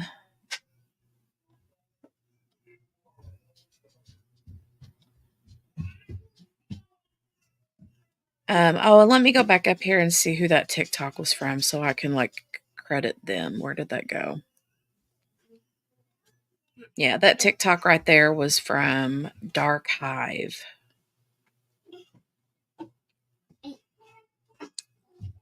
Dark Hive on Twitter, on X. X. Okay. Hi, baby. Hi. So I have we are done with the Ruby Frankie. Let me run back over here to the Adam Montgomery thing real quick and share with you guys. Oh no. When was that presser, QB?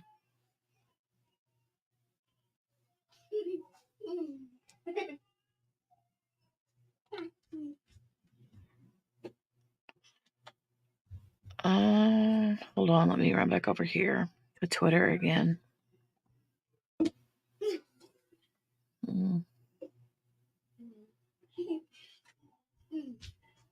Hey. Hi, honey. I'm back. Hey, honey. I'm back. I'm back. I'm back. Let's see here.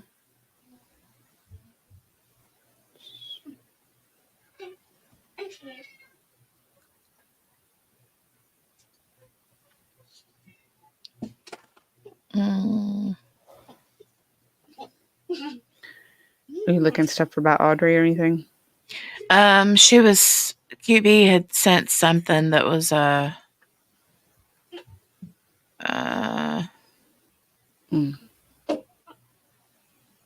press conference, but I don't know if that was from yesterday because they did have a press conference yesterday. I just didn't know if that's okay.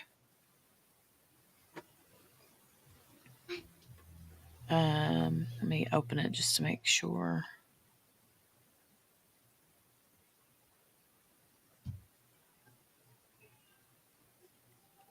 La la la la la la la. Yeah, okay, that was the one that was from yesterday. Okay. I just wanted to make sure. Double check. I want to see this about Adam Montgomery's dad. Mm-hmm.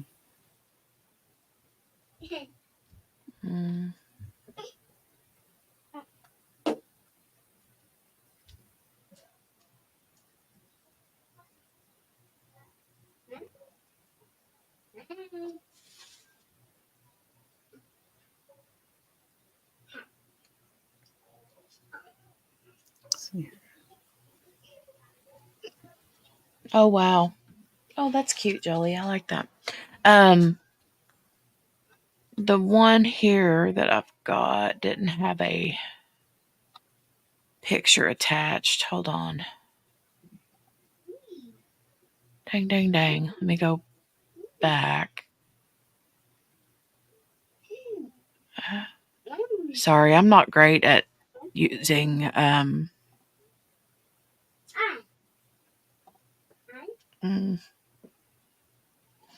Discord on my phone versus my. I think I found it. Okay. Yeah. I found it.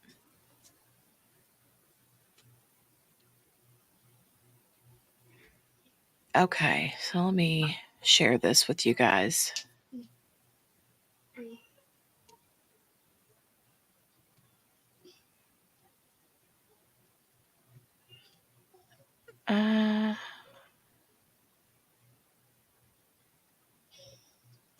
Where I get so bad at not multitasking, yeah, but whenever I got 52 screens up, I always get confused on where I'm supposed to be.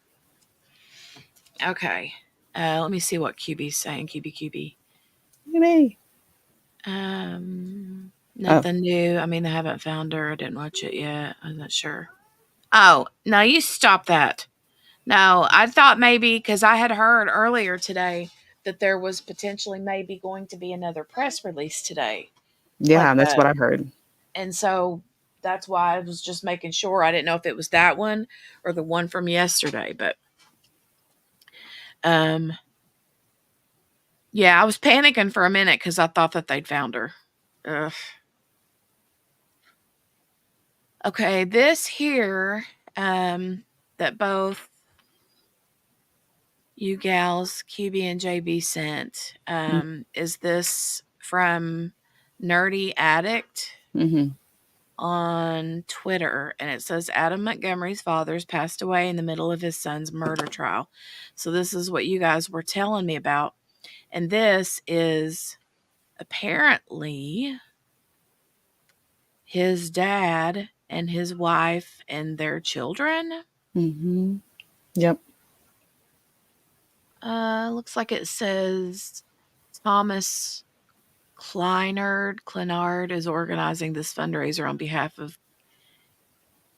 Michael Montgomery. It says on behalf of Callie Montgomery. That's the mother. Oh, it's the new wife. Another K. Another K. So there's Kelsey, Kayla, Kaylee, Callie, Crystal. What in the name of everything? Oh, okay. So anyway, that he's a handsome guy. I mean, I don't know anything about him. That's a sad story. It says Michael was a great father, friend, and son. He would do anything for his family and friends and anyone who crossed his path. He leaves behind 4 beautiful children and a wife. His loss was unexpected, unfortunately. Any donations would be greatly appreciated. They're using it looks like donations for his funeral arrangements. Today on February the 19th, lost his life. Yep. So sad.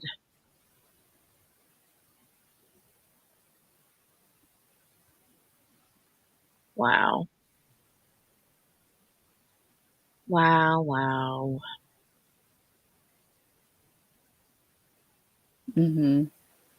Did you see the response in Delphi? I don't know if you want to go over that or not. I was looking at there was a couple of documents that came out this morning. And I know it was a response to the state. Yeah, motion to compel. It was the response to the state's motion to compel discovery. Hold on, let me. Oh, you're good. You're good. I just didn't know if you want to talk about it or not. Yeah, we can for sure. QB. She's like, get out of my brain. I was just gonna send that. Oh my Lord. I have it. Do you want me to send it to you or no? JB or QB, I saw the comments, and that's kind of why I just scooched past, because I was like, yeah, they were blaming him, and geez. Yeah, send that to me if you have it. Oh my goodness, we have a QB. Hold on, you guys. Look at you. Hey, y'all. Hey, girl. I'm trying not to have a cat fight, so if I mute, that why. She said that why. That why. JB, I was just gonna send that. Well, I was gonna send it earlier, and then I got sidetracked. Squirrels and raves and stuff. So, But yeah, they did a response. They're like, we legit just got reinstated, and then y'all dumped all these files, and then you're like, oh, by the way, we need all this stuff by like yesterday. Right? That's not gonna work for us.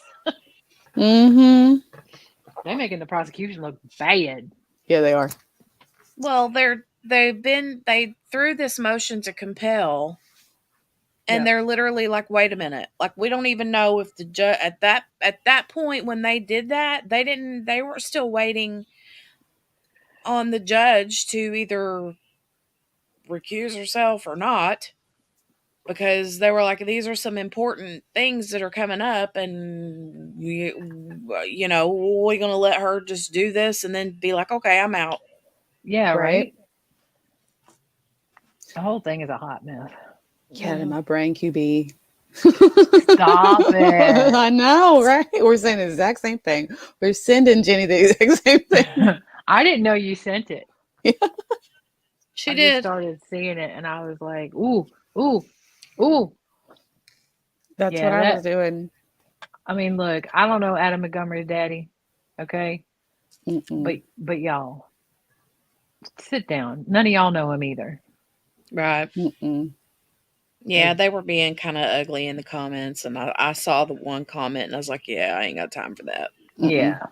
So, but anyways, I'm waiting on this Delphi, man. I need them to. Right. I need them to move it along. I don't know how quick they're going to be. I don't either. But I'm hoping, I don't think so, but I'm hoping that they're creating enough smoke that the prosecution's like, I don't know, we might want to relook at all this stuff. Hopefully so. Because I just think, personally, I think their case is just falling apart in front of them. Me too. That's what I'm saying. They need to take a step back and be like, look, we need to probably reevaluate all of this. Because they got nothing. They have no recordings. They have, Let me see if I can make this bigger. I don't think it's going to work, though. It won't never do that for me. I have it on my phone. Hang on, let me go back. Oh, I didn't send that one. That's the one thing I don't like about the X. Right.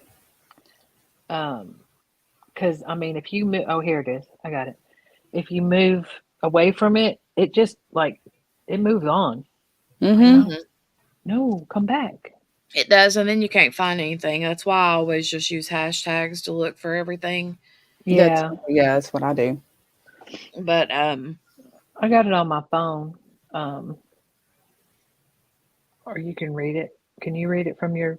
You can probably see it on your computer better than I can see it on my phone. Hold on a minute. It's hard to read on the screen. But you can't zoom in very much. I can't zoom in here. It won't let me do it from my MacBook.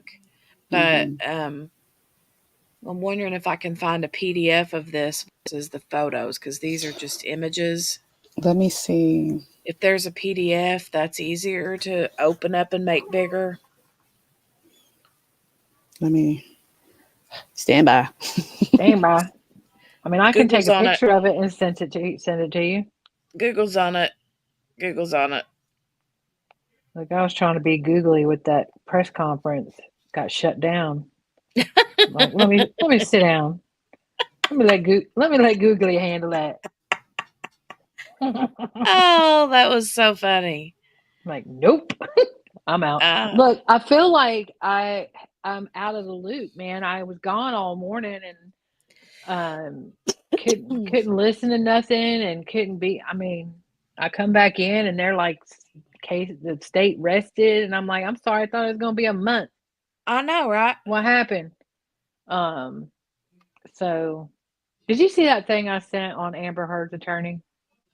Yes, ma'am. That's Elaine. I know it. That other Elaine, that's not named Elaine, but that we call Elaine, that's Elaine. She's haircut a lot. and everything, haircut and all. Facts, all of it. Even her outfit, her clothes. She probably got the same kind of toothbrush. I'm sitting here cracking up over your comments, Jenny. That is hilarious. I was dying with that. I can't. I was listening to that, trying to say the whole, because what did you got. do to make him do these things? I was like, man. Yeah. She's no. basically trying to say that they're going to try this again because Whatever. 99 out of 100 people are going to automatically go for Johnny Depp, and everybody automatically hates Amber Right. Heard. Right.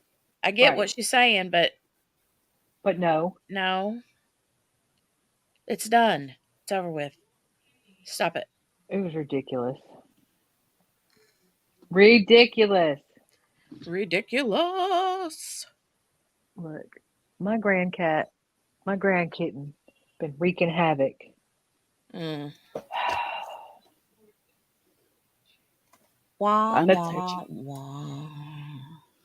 I'm searching, guys. I'm searching. See if this will work. I'm sending you. Try this, Jenny. Okay. It's in. Yeah. If that works, I'll get the second page. Otherwise, I can blow it up on my phone. Hold on, let me try to share it from here and see if it'll work. Because I just opened it up as a web page. Oh. Do I need to send it via text? No, hold on. Okay. I'm going to try this and see if it'll work. If it works, then awesome. If it don't, then if it'll let me make it bigger.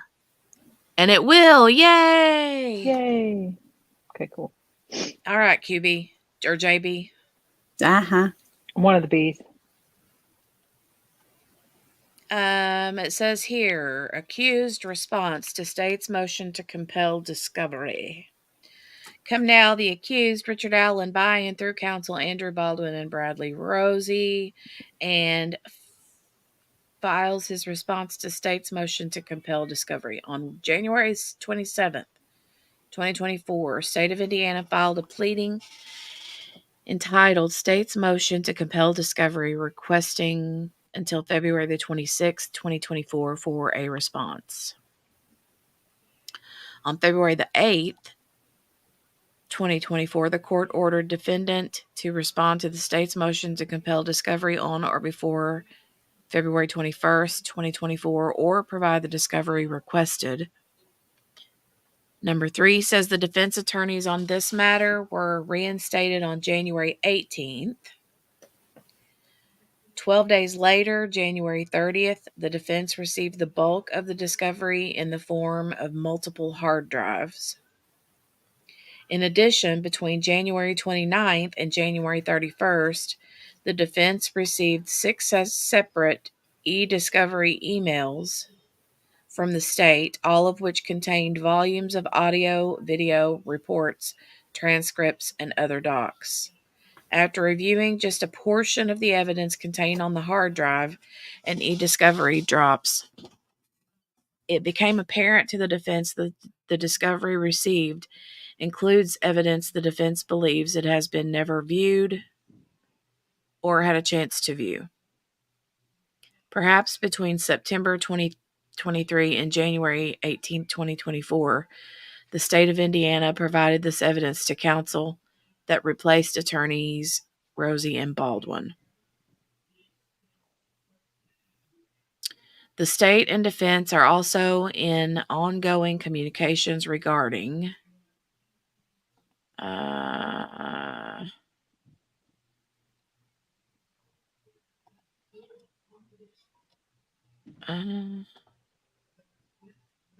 did you send a page 2? I did. You didn't get it? Hold on. Cha-cha-cha-chia. Cha-cha-cha-chia.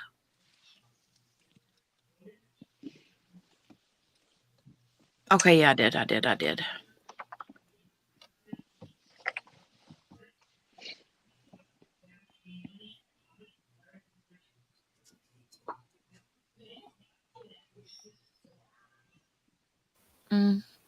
Look, I was sitting here trying to tell Jenny, hey, you might have to open it separate, and I'm muted.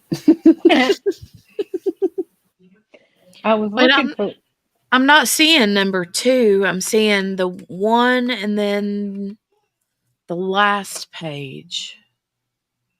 Those are the only 2 pages I saw. Hold Yeah, on. that's all I've seen too. Oh, okay. Why was I thinking there was like 4 pages? Because up front it says 1 of 4 up there on Yeah. top, but Oh, it's only okay. 2 pages of the document itself. Also, did you see? I'm sorry, I'm jumping from case to case. Go ahead, finish reading that one. Okay.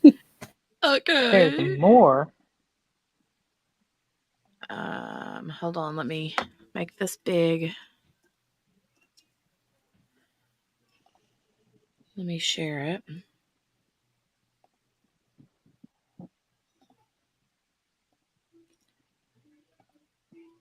Okay. Opportunity to review certain exhibits before the deposition takes away the spontaneous response of deponents that often reveal dishonest answers that are later useful at trial. When deponents have a chance to prepare for their answers by reviewing evidence ahead of time, the answers are no longer spontaneous but are prepared. The defense would object to the state and deponents from having a preview of any exhibit the defense plans on introducing at deposition as violative of trial strategy for both sides. Wherefore, the defense would request until March 25th, 2024, to provide the state of Indiana with its witness and exhibit list. So, about a month and 5 days is how much more time they need to get this stuff to them, to the state. Did y'all see this? I sent another one. They filed a motion in the Adam Montgomery case to throw out Kayla's testimony. Ooh, Let me yeah. look. That was I just just filed? sent it. Yeah. Also, I also saw something that not Kayla, Crystal Sorey had filed something to move the court to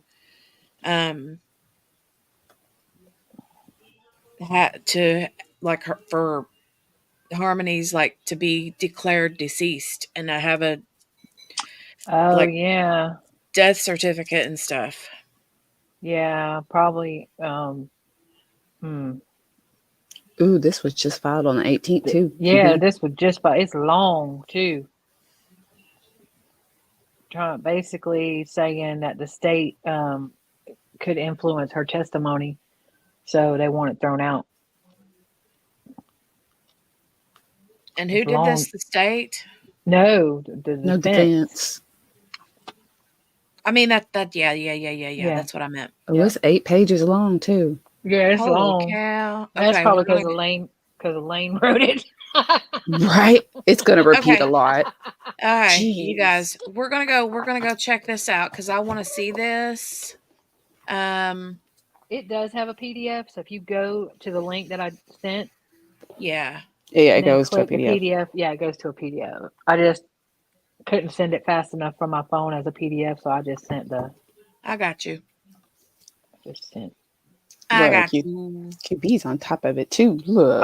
I am not. I am but of The Apprentice, ma'am. I thought I was it, but you have proven me. I am but The Apprentice. Oh my Lord, you guys kill me. I'm still gonna have to show y'all how to work the Wayback Machine. Lee, we don't know yet. What? Who? Wait a minute. Lee said, so I was in the car this morning and missed a good chunk. Are they going to present a defense or go straight to closing? They didn't say. They're going to wait till in the morning and kind of see what the defense's plan is. Yeah. Yeah, because the defense only had 2 people on their witness list. Yep. I thought they had 4. 3.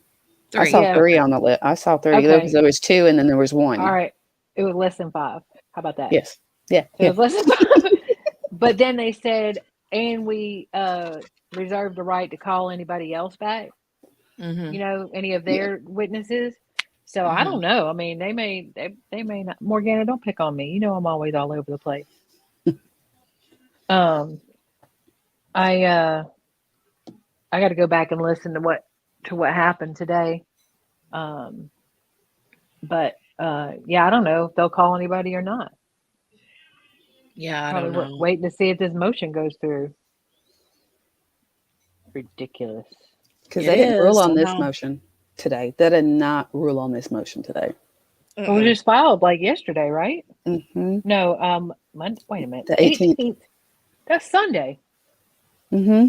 They must take online filings anytime. Yeah, they Some probably do. jurisdictions will, some won't. Interesting. Very interesting. Okay, you guys, I'm getting hacky sacky. Does somebody want to read this? Hold on. JB said, stand by. I got to pull it up on my phone. I can't see nothing nowhere unless it's right in front of my face. Yeah, I got the double glasses on. Uh-huh. You do? Yes, ma'am. See? Grace, told if you. you are listening, here you go. Grace, I've if said you that are a million listening. times. I thought I was the only one that did that. No, I do it all the time. I'll say, so, well, then I forgot that you said that because Grace, even, oh my Lord, my dog, you guys, my dog is laying in the clean clothes basket. She's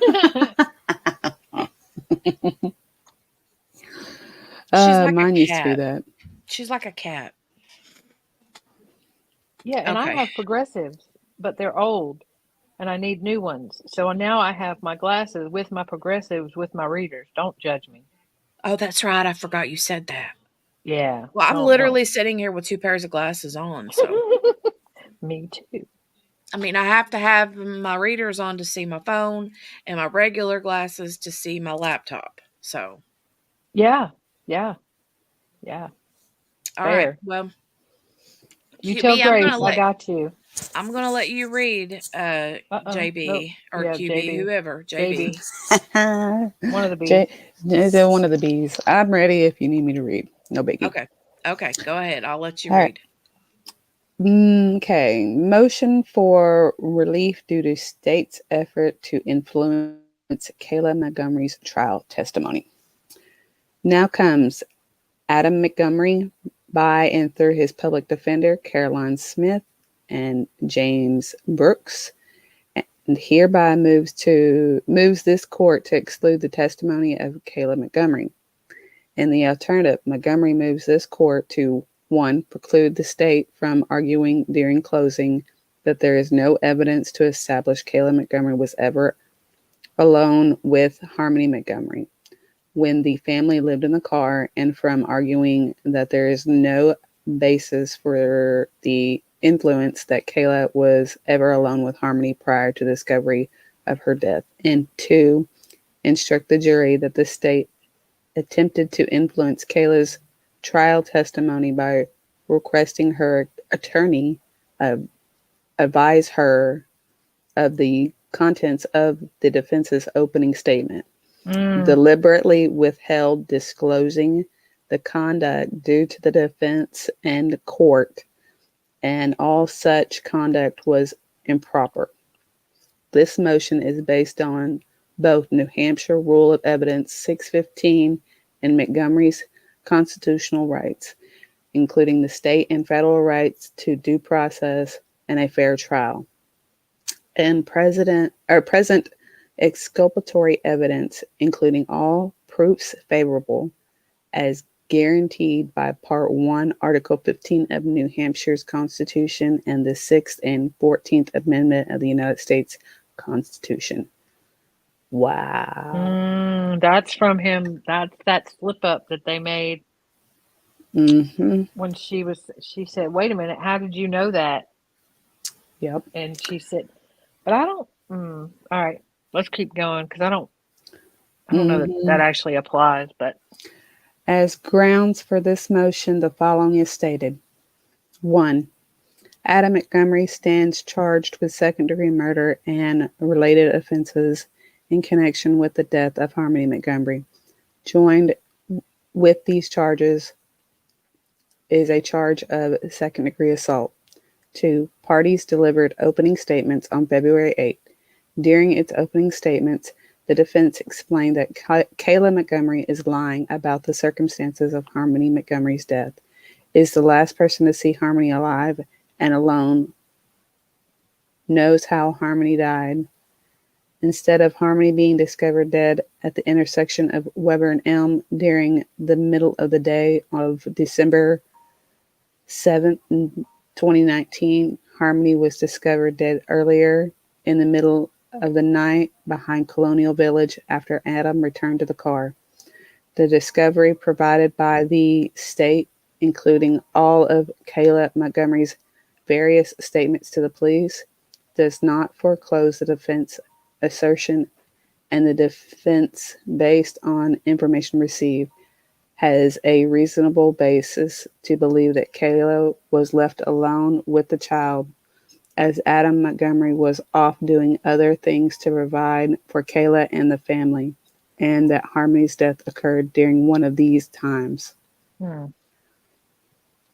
3. After the defense delivered its opening statement, the state requested the evidentiary basis for the defense's contention and was informed by the defense that it anticipates establishing through Kayla Montgomery's cross-examination the facts necessary to make those reasonable inferences to the jury.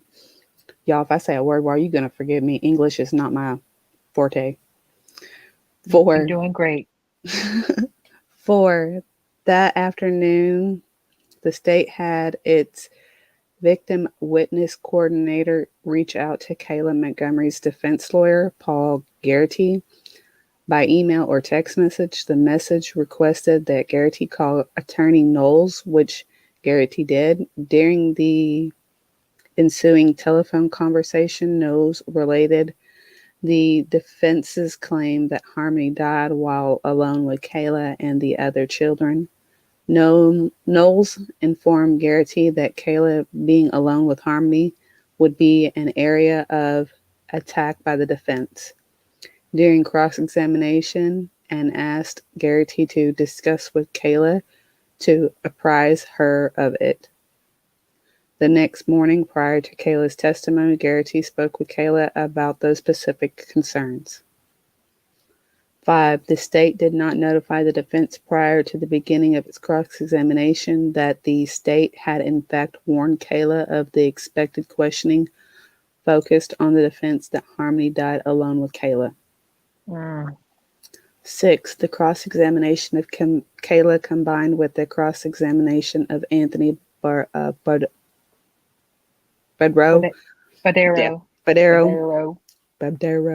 who admitted that Adam had at times driven Badero's car, accompanied what the defense claimed, establishing the facts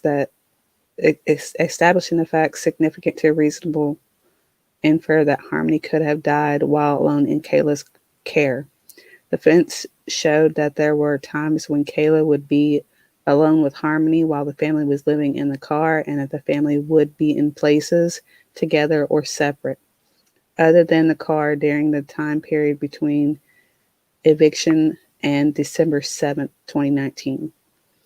In establishing these points, however, it became clear that Kayla was reluctant to even admit that the family even separated when Adam was receiving his medication at the clinic or visiting a men's restroom, or when the children were being cleaned up, or when Kayla was taking Harmony to a restroom. Kayla acknowledged that Badero did not want the family living in the car in his parking lot, but when asked about Adam driving Badero in Badero's car, Badero's Audi, because Badero lacked a valid driver's license. Good Lord, how many times I can say that man's last name? Acknowledged that Adam had driven Badero in Badero's car, but repeatedly stated, but not when the family was living in the Sebring. Every time you say his name, let's take a drink. Daggone. Now I done lost where I was at. Okay. This dividing line created by Kayla is absurd, giving the family's need and the ability of a Boudreaux to supply those needs, and in fact that Adam was readily available outside in the parking lot. Boudreaux testified that Adam had driven him in his car after his November 2019 conviction, but did not profess to know how often or when. The reason for reluctance in Kayla's response would later become apparent. Kayla had been prepared for this line of cross-examination by Attorney Knowles on behalf of the state. He told her, through her attorney, to be ready for those questions, but he never told the defense that he had given her such warning. Do they really have to tell him about that? But anyways. I don't know. I don't know if they have to, or I mean, I don't know. I don't know the ins and outs, the rules of all of that. It's like, the way that she acted when she's like, "Oh, well, where did you hear that? When did you learn that? Who told you Yeah. that?" Kind of made me think, uh-oh, maybe they wasn't supposed to say nothing to her. But we know Elaine don't know the rules either, so she gets confused. True. I mean, I'd have to look into it more. I don't know for sure. Because it feels more like if there was a gag order or sequestering, or if it was the jury, or I don't know that. I mean, you can certainly prep a witness. Mm-hmm. So I don't know. I don't know either. I don't know either. Okay. All right. I'm going to keep going. You got this. You're doing a great job. I am reading. Yay. Okay. All right. 7. On redirect, the state introduced evidence that Kayla's plea agreement with the state obligated her to tell the truth, and the argument would be null and void if Kayla testified otherwise. The state also asked Kayla a series of questions as to whether Kayla was aware of the contents of the defense's opening statement. Kayla replied that she was aware of the defense's opening statement, including the defense's contention that something happened in the middle of the night while Adam was not around. This moment after the defense had completed its cross-examination of Kayla was the first time the state revealed to the defense and the court that Kayla had been forewarned of the defense's plans cross-examination. 8. On recross, the defense immediately confirmed from Kayla that she was aware of what was said during the defense's opening statement and asked how she knew. Kayla replied that she was told by her lawyer. The state requested that the parties approach, and a bench conference ensued. 9. A transcript of the bench conference is not available, but the parties have received a copy of the official court recording. What follows is a summary of what transpired. 10. Defense counsel expressed concerns that the state was aware of Kayla's knowledge of the defense's opening statement and hence the objective of its cross-examination. When asked by the court, the state declared that it could definitely say that it had not made Kayla aware of the defense's opening statement. When the court asked if the state knew that Kayla would answer in the affirmative to redirect questions that she was aware of opening statements, the state responded no.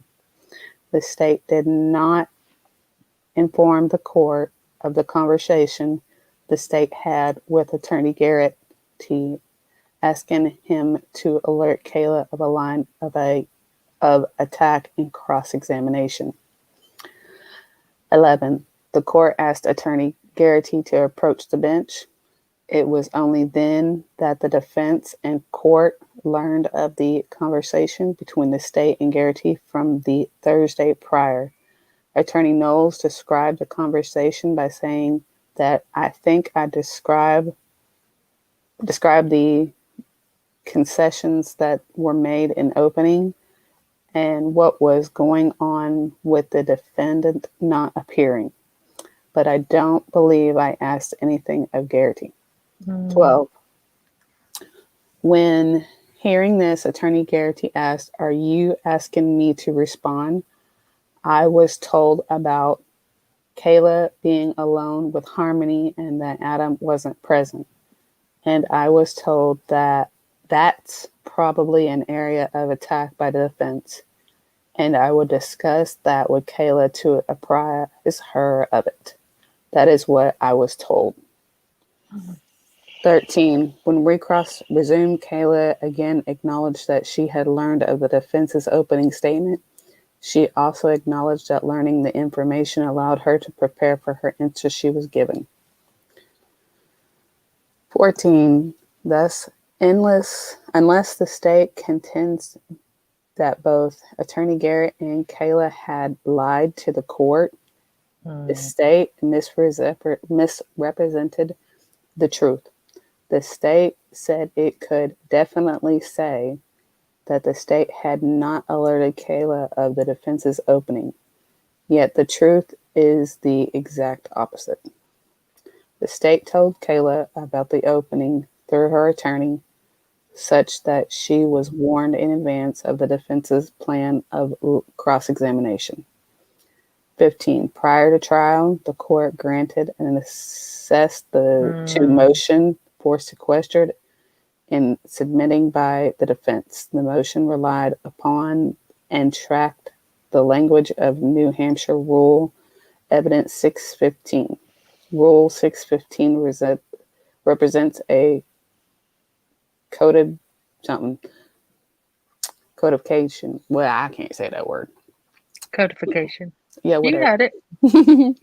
Of as well established common law traditions, sequestering a witness as a means of discouraging and exposing fabrication, inaccuracy, and conclusion. State versus Gold. I'm not going to read all that.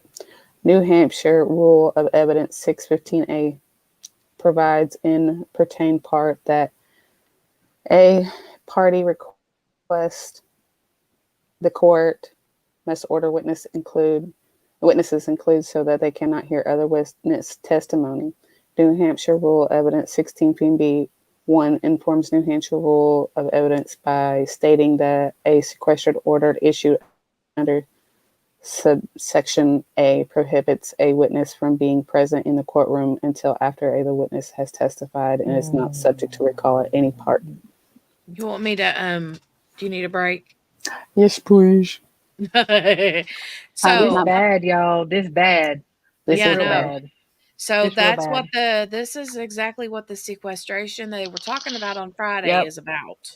Mm-hmm. It's about her. Yep. And so what's happened is there was a sequestration order at the beginning. And because she was told about the opening before she testified.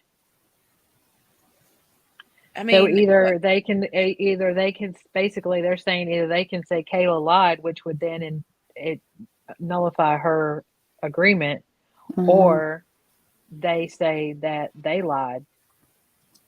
Yep. Wow. So, well, we know that Elaine didn't prepare this. No, this is Brooks.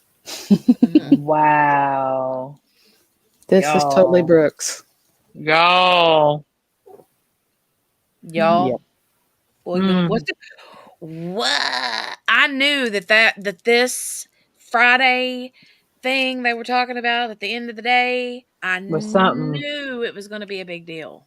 I knew when she was like, wait a minute, how did you know? Remember when we talked about, I wasn't there. I didn't hear the orders or whatever from the judge about sequestering or anything like that.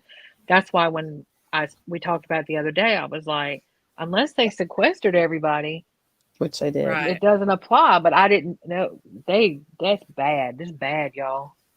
So what I want to know though is why didn't they talk about this today? Probably because the judge needs time to review it. It's Yeah. probably also why court was so short today. So, I mean, is she potentially, I mean, what is this going to be like a Well, are in the they beginning, they said what they were asking for was that to preclude the state from arguing during closing that there is no evidence to establish Kayla Montgomery was ever alone with Harmony, and to instruct the jury that the state attempted to influence Kayla Montgomery's trial testimony by requesting her attorney to it. So they basically have two choices. They can say Kayla lied, Mm-hmm.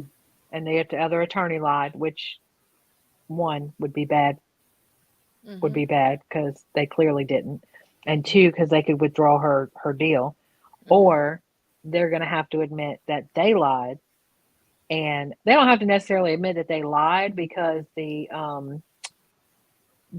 bench is not subject for them to hear, Right. but they would have to say that they influenced her testimony. Man, that's bad. It's bad, y'all. what do you foresee happening? They could very well Cause reasonable doubt, like Yeah. instantly reasonable doubt. Yep. Instantly. And bad faith by the prosecutor. Yep. Prosecutor knew she was sequestered. Prosecutor knew he could not advise her. Prosecutor advised her anyways and influenced her. And they were already probably on the fence about her testimony being influenced because of the sweet deal that she got. This Yep. gonna push them right over the edge. Yep. It's gonna push them right over the edge. I am just wow. This is bad. And it may not be like Kayla's testimony was that she lied about it, but the fact that she admitted that she talked to her lawyer about it. You know what I'm saying? Yeah. So, but it could affect the deal because state saying, "Oh no, we didn't talk to him," but her lawyer's going, "But you did." But you did. Right. And But this I is mean, what this she just said. cast all reasonable doubt. Mm-hmm. I mean, I give it to Kayla. At least she was honest. She didn't lie. She didn't lie. But if they have to stand up there and say that they influenced her testimony,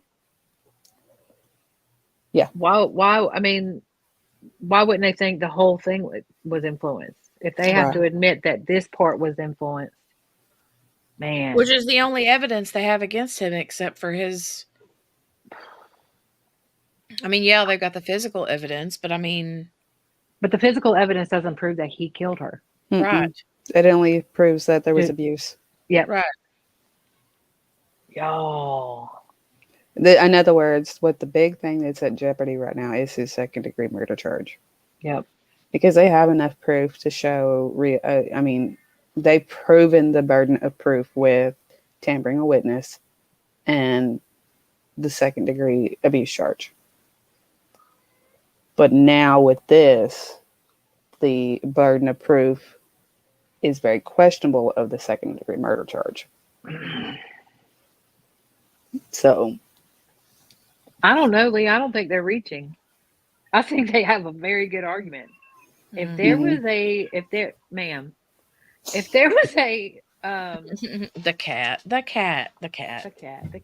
there was a sequester at the you guys at go the ahead beginning. and continue this argument here. I have got to go get a cup of coffee. I'm going to take my phone with me, and so if I need to jump in for whatever reason, I will. So, well, if we start duking it out, no, hey. I mean, No, I'm it's just like kidding. if you fall off or something, you know. Look, let's not jinx it. No. Because JB will just go back to reading. Right? I still got like. And I mean, we still got to read. Yeah, we still got to read it, but I don't know. I mean, that's what I said all along. Because see, I didn't know about that sequester. of the witnesses. Yeah. So that's what I said all along when she brought it up. And I was like, sit down, Elaine, unless they sequestered everybody, Which they did. There was that which order of they sequestration did. I put did in. not know that. I did not know that. This is, I don't know. I don't know. Well, I I think don't I did. know. I don't think I knew about the sequestration thing either. But it Man. really isn't a big deal because it's sort of normal for them to sequester the witnesses to not hear, things, but sometimes they don't. But I mean, until she said that, then I was like, oh, well, wait a minute. Because if y'all remember, when jury selection was finished, Crystal and her family was sitting up front. Mhm. And before opening statements, they all got up and left Oh, they all had to leave. That's right. That's right. because they're not allowed to hear that stuff. Yeah. Because Kayla testified. Right. Oh. Not Kayla. Yeah. Crystal. Crystal. It's the cuss sounds. So, yeah. Yeah, and QB, did you see that the Adam Montgomery's dad's wife's name is Yes, starts she's with a a K? K too. Yeah, it's like Callie All or them. Kaylee or something. Lord have mercy. All these K's. Sound. Yeah, but Oh, Lee, the prosecution contacted her attorney and told him what the opening statement was and that it could be an area of attack, and could he advise her of that. So Yep. that is A violation of it. It's absolutely a violation of the sequester. And that attorney was like, nah, homie, I'm not going down for this. You want me to answer? Let me answer. There, they pulled him up in there. That's why he was standing there. That was that dude that was up there that we kept saying, who's that guy? Who's that guy? Yep. And yeah, that was him. He It was her like, lawyer. nope. It was that Garrity. Yep. He was like, nope, that's exactly what you said. I'm not going down. All right. No. I can keep reading. I'm good now. Okay. If you need to take a break, take a break. I'm just going to go I fix can me a read cup too, of coffee. if you want. Tammy, Okay. we're reading a motion that the defense filed in the Montgomery case. It is a motion that was just filed on the 18th, and they're trying to get Kayla's testimony pulled. Yeah. QB, do you want to read for a second? Sure. If you do, I'm on bullet mind. 16. I'm on point 16. Oh, I went up a page. Stand by. All right, I got it. Let me Okay. turn my phone. Let me put my other glasses back on. I wasn't prepared. She wasn't ready. Okay. 16. Oh, now the diva's going to act up. Ma'am, the text of this rule and its understanding has been augmented by years of practice in courtrooms throughout this state. The undersigned counsels acknowledge it has been the uniform practice of New Hampshire courts of to prohibit those individuals subject to I cannot say that word, sequestration order from being present for opening statements, even though opening statements are not technically evidence or testimony. Such a practice makes sense, as any practice otherwise would serve to undermine a sequestration order's very purpose. Though not evidence itself, the opening statements reflect what the parties anticipate the evidence and testimony to be, and allowing a witness to become privy to those statements' substance undermines the integrity of the proceedings and their truth-seeking objective. The undersigned are unaware of any New Hampshire Superior Court allowing witnesses otherwise subject to sequestration order to observe opening statements. 17. The court has ruled that Kayla Montgomery being advised of the defense's opening statement does not constitute a violation of the sequestration order and the rule upon which it is based. The defense respectfully disagrees, asks the court to reconsider, and requests that the court exclude Kayla Montgomery's testimony due to the state's violation of the sequestration order and Rule 615, the evidentiary rule upon which the order is based. Okay, so I guess that bench Look, they all about to fight in a minute. The grand cats out here, and they're like, nope. So I guess at that bench conference, the judge said that it did not. I don't know though. I feel like it kind of does. I feel like it kind of does. Regardless of whether the state's conduct constitutes a violation of the order in Rule 615, however, the state's affirmative act of influencing Kayla Montgomery's testimony was nonetheless improper. It subverted the cross-examination of Kayla Montgomery, and that was its purpose. Even if the state's act did not technically violate Rule 615, it violated its spirit. The state knows its proper conduct. The state knows its conduct is improper. Whatever the state may say in its defense, there are times where actions speak louder than words. The state failed to inform the defense and court of its conversation with Attorney Garrity. Indeed, the only reason the defense and court are now aware of the conversation is because of the disclosure by Attorney Garrity. The state's failure to inform the court of the conversation in response to the court's inquiries reveals that the state itself understood its conduct to be improper. Wow. The state's conduct was not just improper, however. It also constitutes exculpatory evidence that explains Kayla's answers during cross-examination. As Kayla acknowledged during the resumption of recross, the state's conduct allows her to tailor her responses in a manner calculated to thwart the defense's cross-examination, designed to reveal evidence supporting its defense. The state should not be allowed to reap any benefit from its conduct.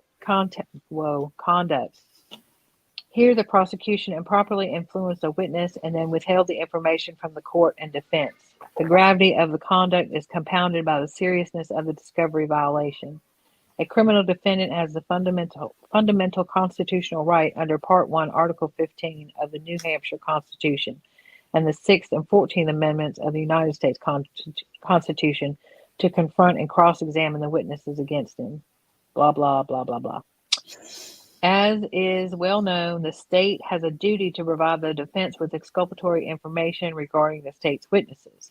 Blah, blah, blah. The prosecution in this case deliberately withheld exculpatory impeachment information. Kayla did not come to the opening statements. She had no information from her own personal knowledge about the opening statements. Attorney Knowles took it upon himself to inform her, through her attorney, of the content of the defense's opening statements. Regardless of whether that violated the sequestration order, it was information which could be used to show that her answers were part of a pre-planned defense of herself rather than her honest reaction upon being first questioned by the defense. The bottom line is that if the state is going to prep a witness for cross-examination by the defense by providing information to the witness, the state has a duty to tell the defense that the witness was forewarned so that the defense may impeach the witness. Oh, snap. A mistrial would be appropriate if requested. State versus blah, blah, blah. Basis for granting mistrial is circumstances indicating that justice may not be done if trial continues to verdict. Montgomery does not make that request at this time. However, because such a remedy would only allow the state to benefit from its own misconduct. The appropriate remedy instead is the exclusion of Kayla Montgomery's testimony and an instruction to the jury that it should disregard it.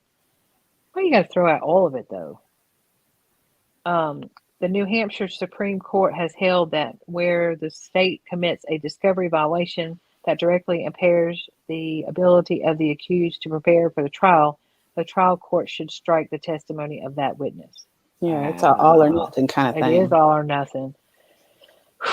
In the alternative, the defense requests that the court preclude the state from arguing during closing that there is no evidence to establish Kayla Montgomery was ever alone with Harmony Montgomery when the family lived in the car, and from arguing that there is no basis for the influence that Kayla was ever alone with Harmony prior to the discovery of Harmony's death. It is also. If you need a break, I'll read. I'm good. We're like almost done. Yeah. Yeah. It is also respectfully requested as an alternative to exclusion of Kayla Montgomery's testimony that the court include as part of its final instructions an instruction specifically addressing the state's conduct.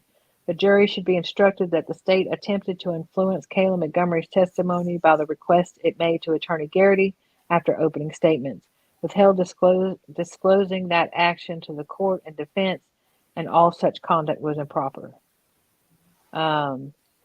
Wherefore, Adam Montgomery respectfully requests this honorable court exclude the entirety of Kayla Montgomery's testimony and instruct the jury to disregard it.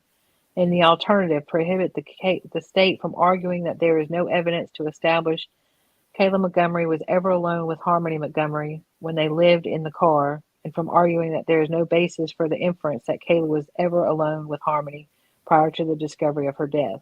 And also, as part of the alternative relief, instruct the jury that the state attempted to influence Kayla Montgomery's trial testimony by having her defense attorney apprise her of the defense's opening statement, deliberately withheld disclosing that communication to the defense and court, and all such conduct was improper, and grant such other and further relief as deemed fair and just. Brah. Mm-hmm. So that's crazy. So here's the only question I do have. You can't tell, not that I'm aware of, but you can't tell the defense or the prosecution what they can argue in their closing statements.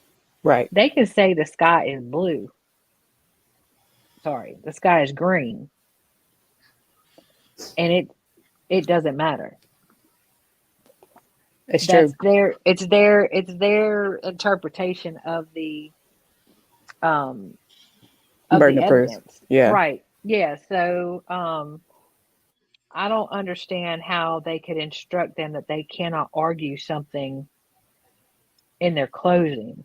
The rest of it, they ain't wrong. No. I mean, if that was say this conversation from the state to Kayla's attorney happened before opening statements, it would have been fine. It'd have been okay for because it's considered a prep. It's the fact that conversation happened after opening statements. Yep, and they knew what their argument was going to be, and like she said, it's not necessarily evidence, but it does give them kind of an idea of what they're going to argue. But also too, it does state in here that he is not requesting a mistrial. Yeah, but it doesn't. I mean, and I think that is just their way of saying, see, we're not asking for the whole thing. We're just asking for these little tiny things. But those little tiny things could lead to a mistrial. Yeah. Or not guilty. Mm-hmm. Not guilty of the second-degree murder, not the other stuff. I mean, they're going to, I don't know that if he ever confirmed or denied that he was going to plead guilty to the other stuff. I know they were talking back and forth about it. But I mean, they could find him guilty of the other stuff and not the second-degree murder. But the second degree is the one that's the biggie. Yeah. The other ones don't carry a very long sentencing. Which, I mean, I don't know what kind of laws that this state has about felonies. You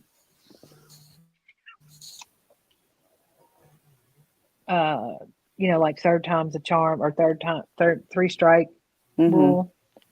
I mean, he's serving a bunch of time for the weapons charges. Charges. Yeah, he is. So, I mean, he may still not get out, but I mean, I just feel like. But I mean, she did kind of open a can of worms, but she couldn't lie about it. They directly asked her, "Where did you hear that from?" Right. If she would have lied, she was probably telling the truth because she needed to tell the truth. And like I said, it's probably not because of what Kayla actually did or said. It's the actions of the attorneys prior hand. Yep. I mean, she opened the can, but only because she told the truth. Right. The prosecution is the one that opened the can by lying about it. Yep. Yeah, it's the prosecution who basically opened the can, in my opinion. But Yeah. she Well, just kind of ate from it, you know. Well, I mean, she had to though. If she lied and they She could did. impeach her, she was going to jail. Yeah. You know, Oh, and yeah. who's to say that they didn't come back and try her for second-degree murder? Right. But You see, the know? thing is that prosecution actually said up there to the judge, we didn't have prior conversations. But her Yeah. attorney come up and said, but we did. But we did. And he said the problem That's what's gonna get is it. that if he would have said, I don't remember exactly what the conversation was. It could have been Right. that, it could have not been that. But he said, I can definitively say that we Yep. did not have that conversation. Exactly. That's what's going to jack with all this is that's what he said to the judge when asked about it. Yeah, yeah, he's like, no. But see, now here's the thing though. At the bench conference, the judge said no, it doesn't fall under that. So does all this information and this motion to reconsider laid out like this change that? Right. It's one thing to stand up there and argue something. It's another thing to see it all in black and white. Exactly. I don't know, y'all. Yeah, I don't either. I don't know. I'm a little worried. I'm a little concerned. Yeah. I am as well because again, her testimony is that big charge. She's the one, that states everything. Yeah. And there ain't nobody else to say about that second-degree murder charge. Yeah. There ain't another testimony. Right. Now there is the other testimony that he's the only one that was ever seen putting hands on her. Right, but that falls under that abuse charge. No, the second degree abuse. Mm-hmm. But can you, beyond a reasonable doubt? That's where it falls on the state to whether they prove the burden of truth or not. Yeah. Beyond a reasonable doubt that you could infer that he's the one that gave the blows. Yeah. Granted, yeah, you have that testimony from the girl today, that friend. What was her name? Rachel. Rebecca. Yeah. Who stated that he had said he hates Harmony because. I did read that. So it can kind of overlap with her testimony. But and he had either said to her, didn't he also tell her that he backhanded her or she saw him backhand her or something? Yeah. Yeah, that he had admitted to her that he had backhanded her when the supposed attempt of separation of the baby or whatever. And the other guy. Real quick, when did the Rebecca Maines and Adam become friends? Prior to all of this, she said she'd known him for quite some time, I believe, and she was like, "He's my best friend." Yeah, or he was my best friend. So the other guy also testified that Adam said he messed up. Right. Travis when they got the U-Haul, yeah. But I think you're right, Lee. I think if they throw that out, or even if he has to concede that they coached her or let her know, told her about the opening statement, I think that second degree is gone. The second degree murder. Morgana, you could be right. They could have became friends in 2021. See, and that's what I'm wondering.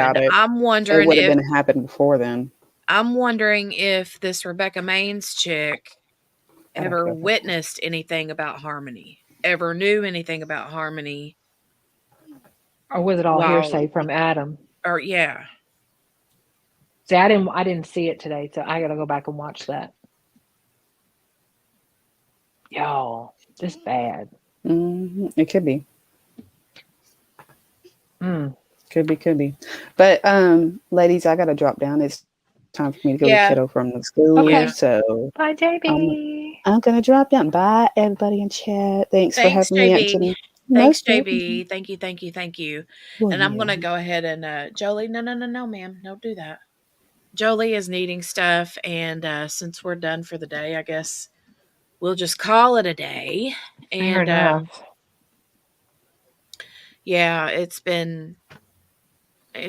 I mean, it's early. It's an early day, but still, it's been a long day. It's been. Yeah, I'm gonna go back and catch up.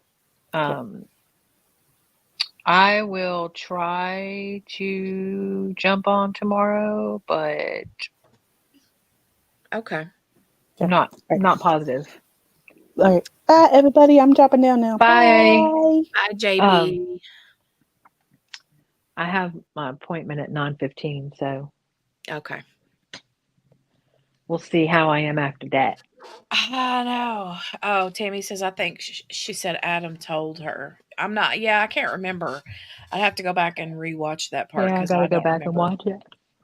And Dawn says, I'm sorry, but how's the jury going to disregard that? That was a day and a half worth of testimony.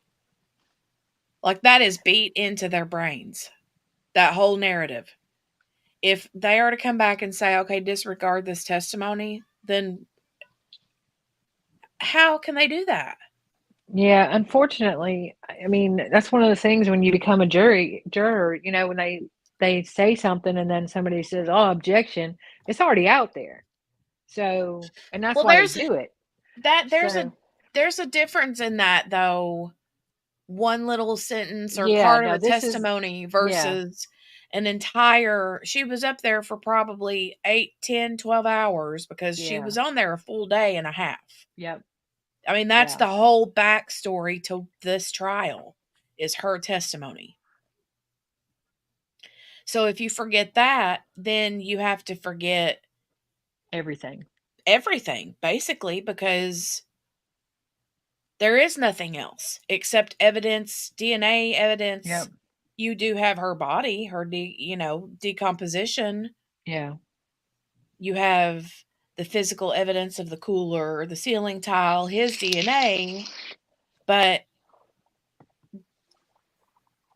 for all they know, without her testimony, someone else killed her and he just helped dispose of her or whatever. Yeah, I don't know how they could delete all of that. Yeah, I don't know.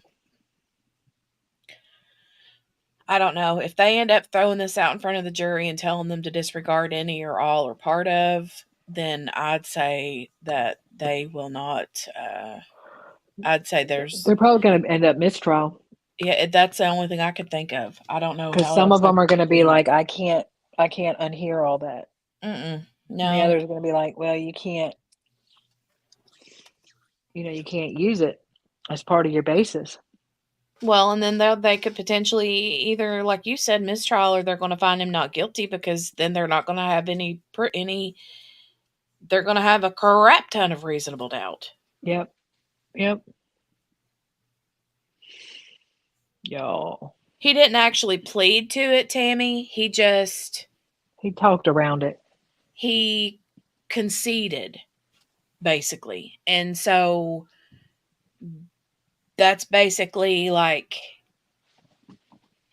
admitting it without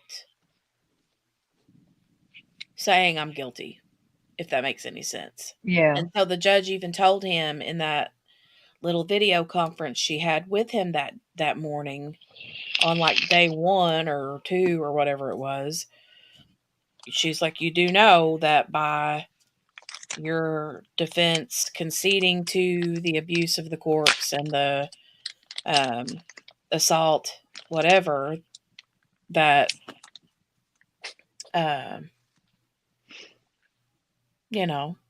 basically admitting to it. And she said you could be found even more so probably so, guilty of those charges. And he said, yeah, I know.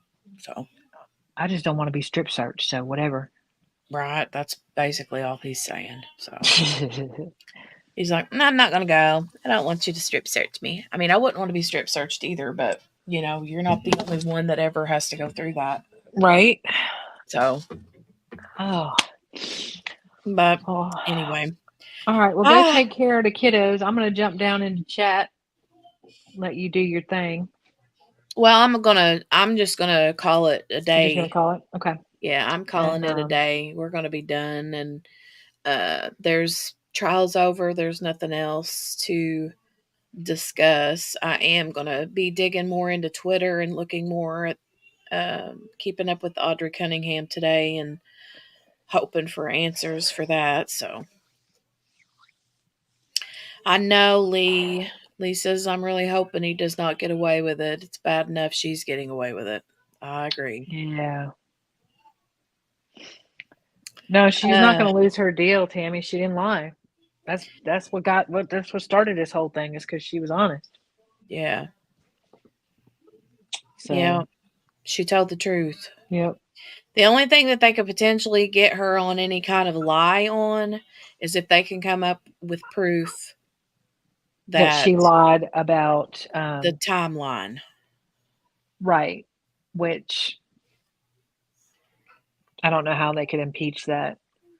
I don't either. I mean, it's like I don't he know. Said, she said. Yeah. I mean, because they're trying to say that she died in the car alone.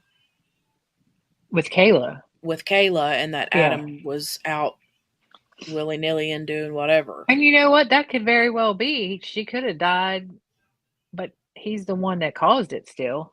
Yeah. I don't know. Anyways. Yeah. I mean, to me, it doesn't really matter. It doesn't matter if it occurred hours before or before they went to Burger King. Right. It doesn't matter to me. When it happened, it happened. So Ween Baby, they had there was this big, you'll have to go back and watch it, from this big document came out that the defense a motion to, what do you want to call it? What was it called? I guess suppress Kayla's or disregard Kayla's testimony. Yeah. Because she was coached on the defense's opening statements, which was against the sequestration order. Mm-hmm. And the prosecution lied and said that they didn't.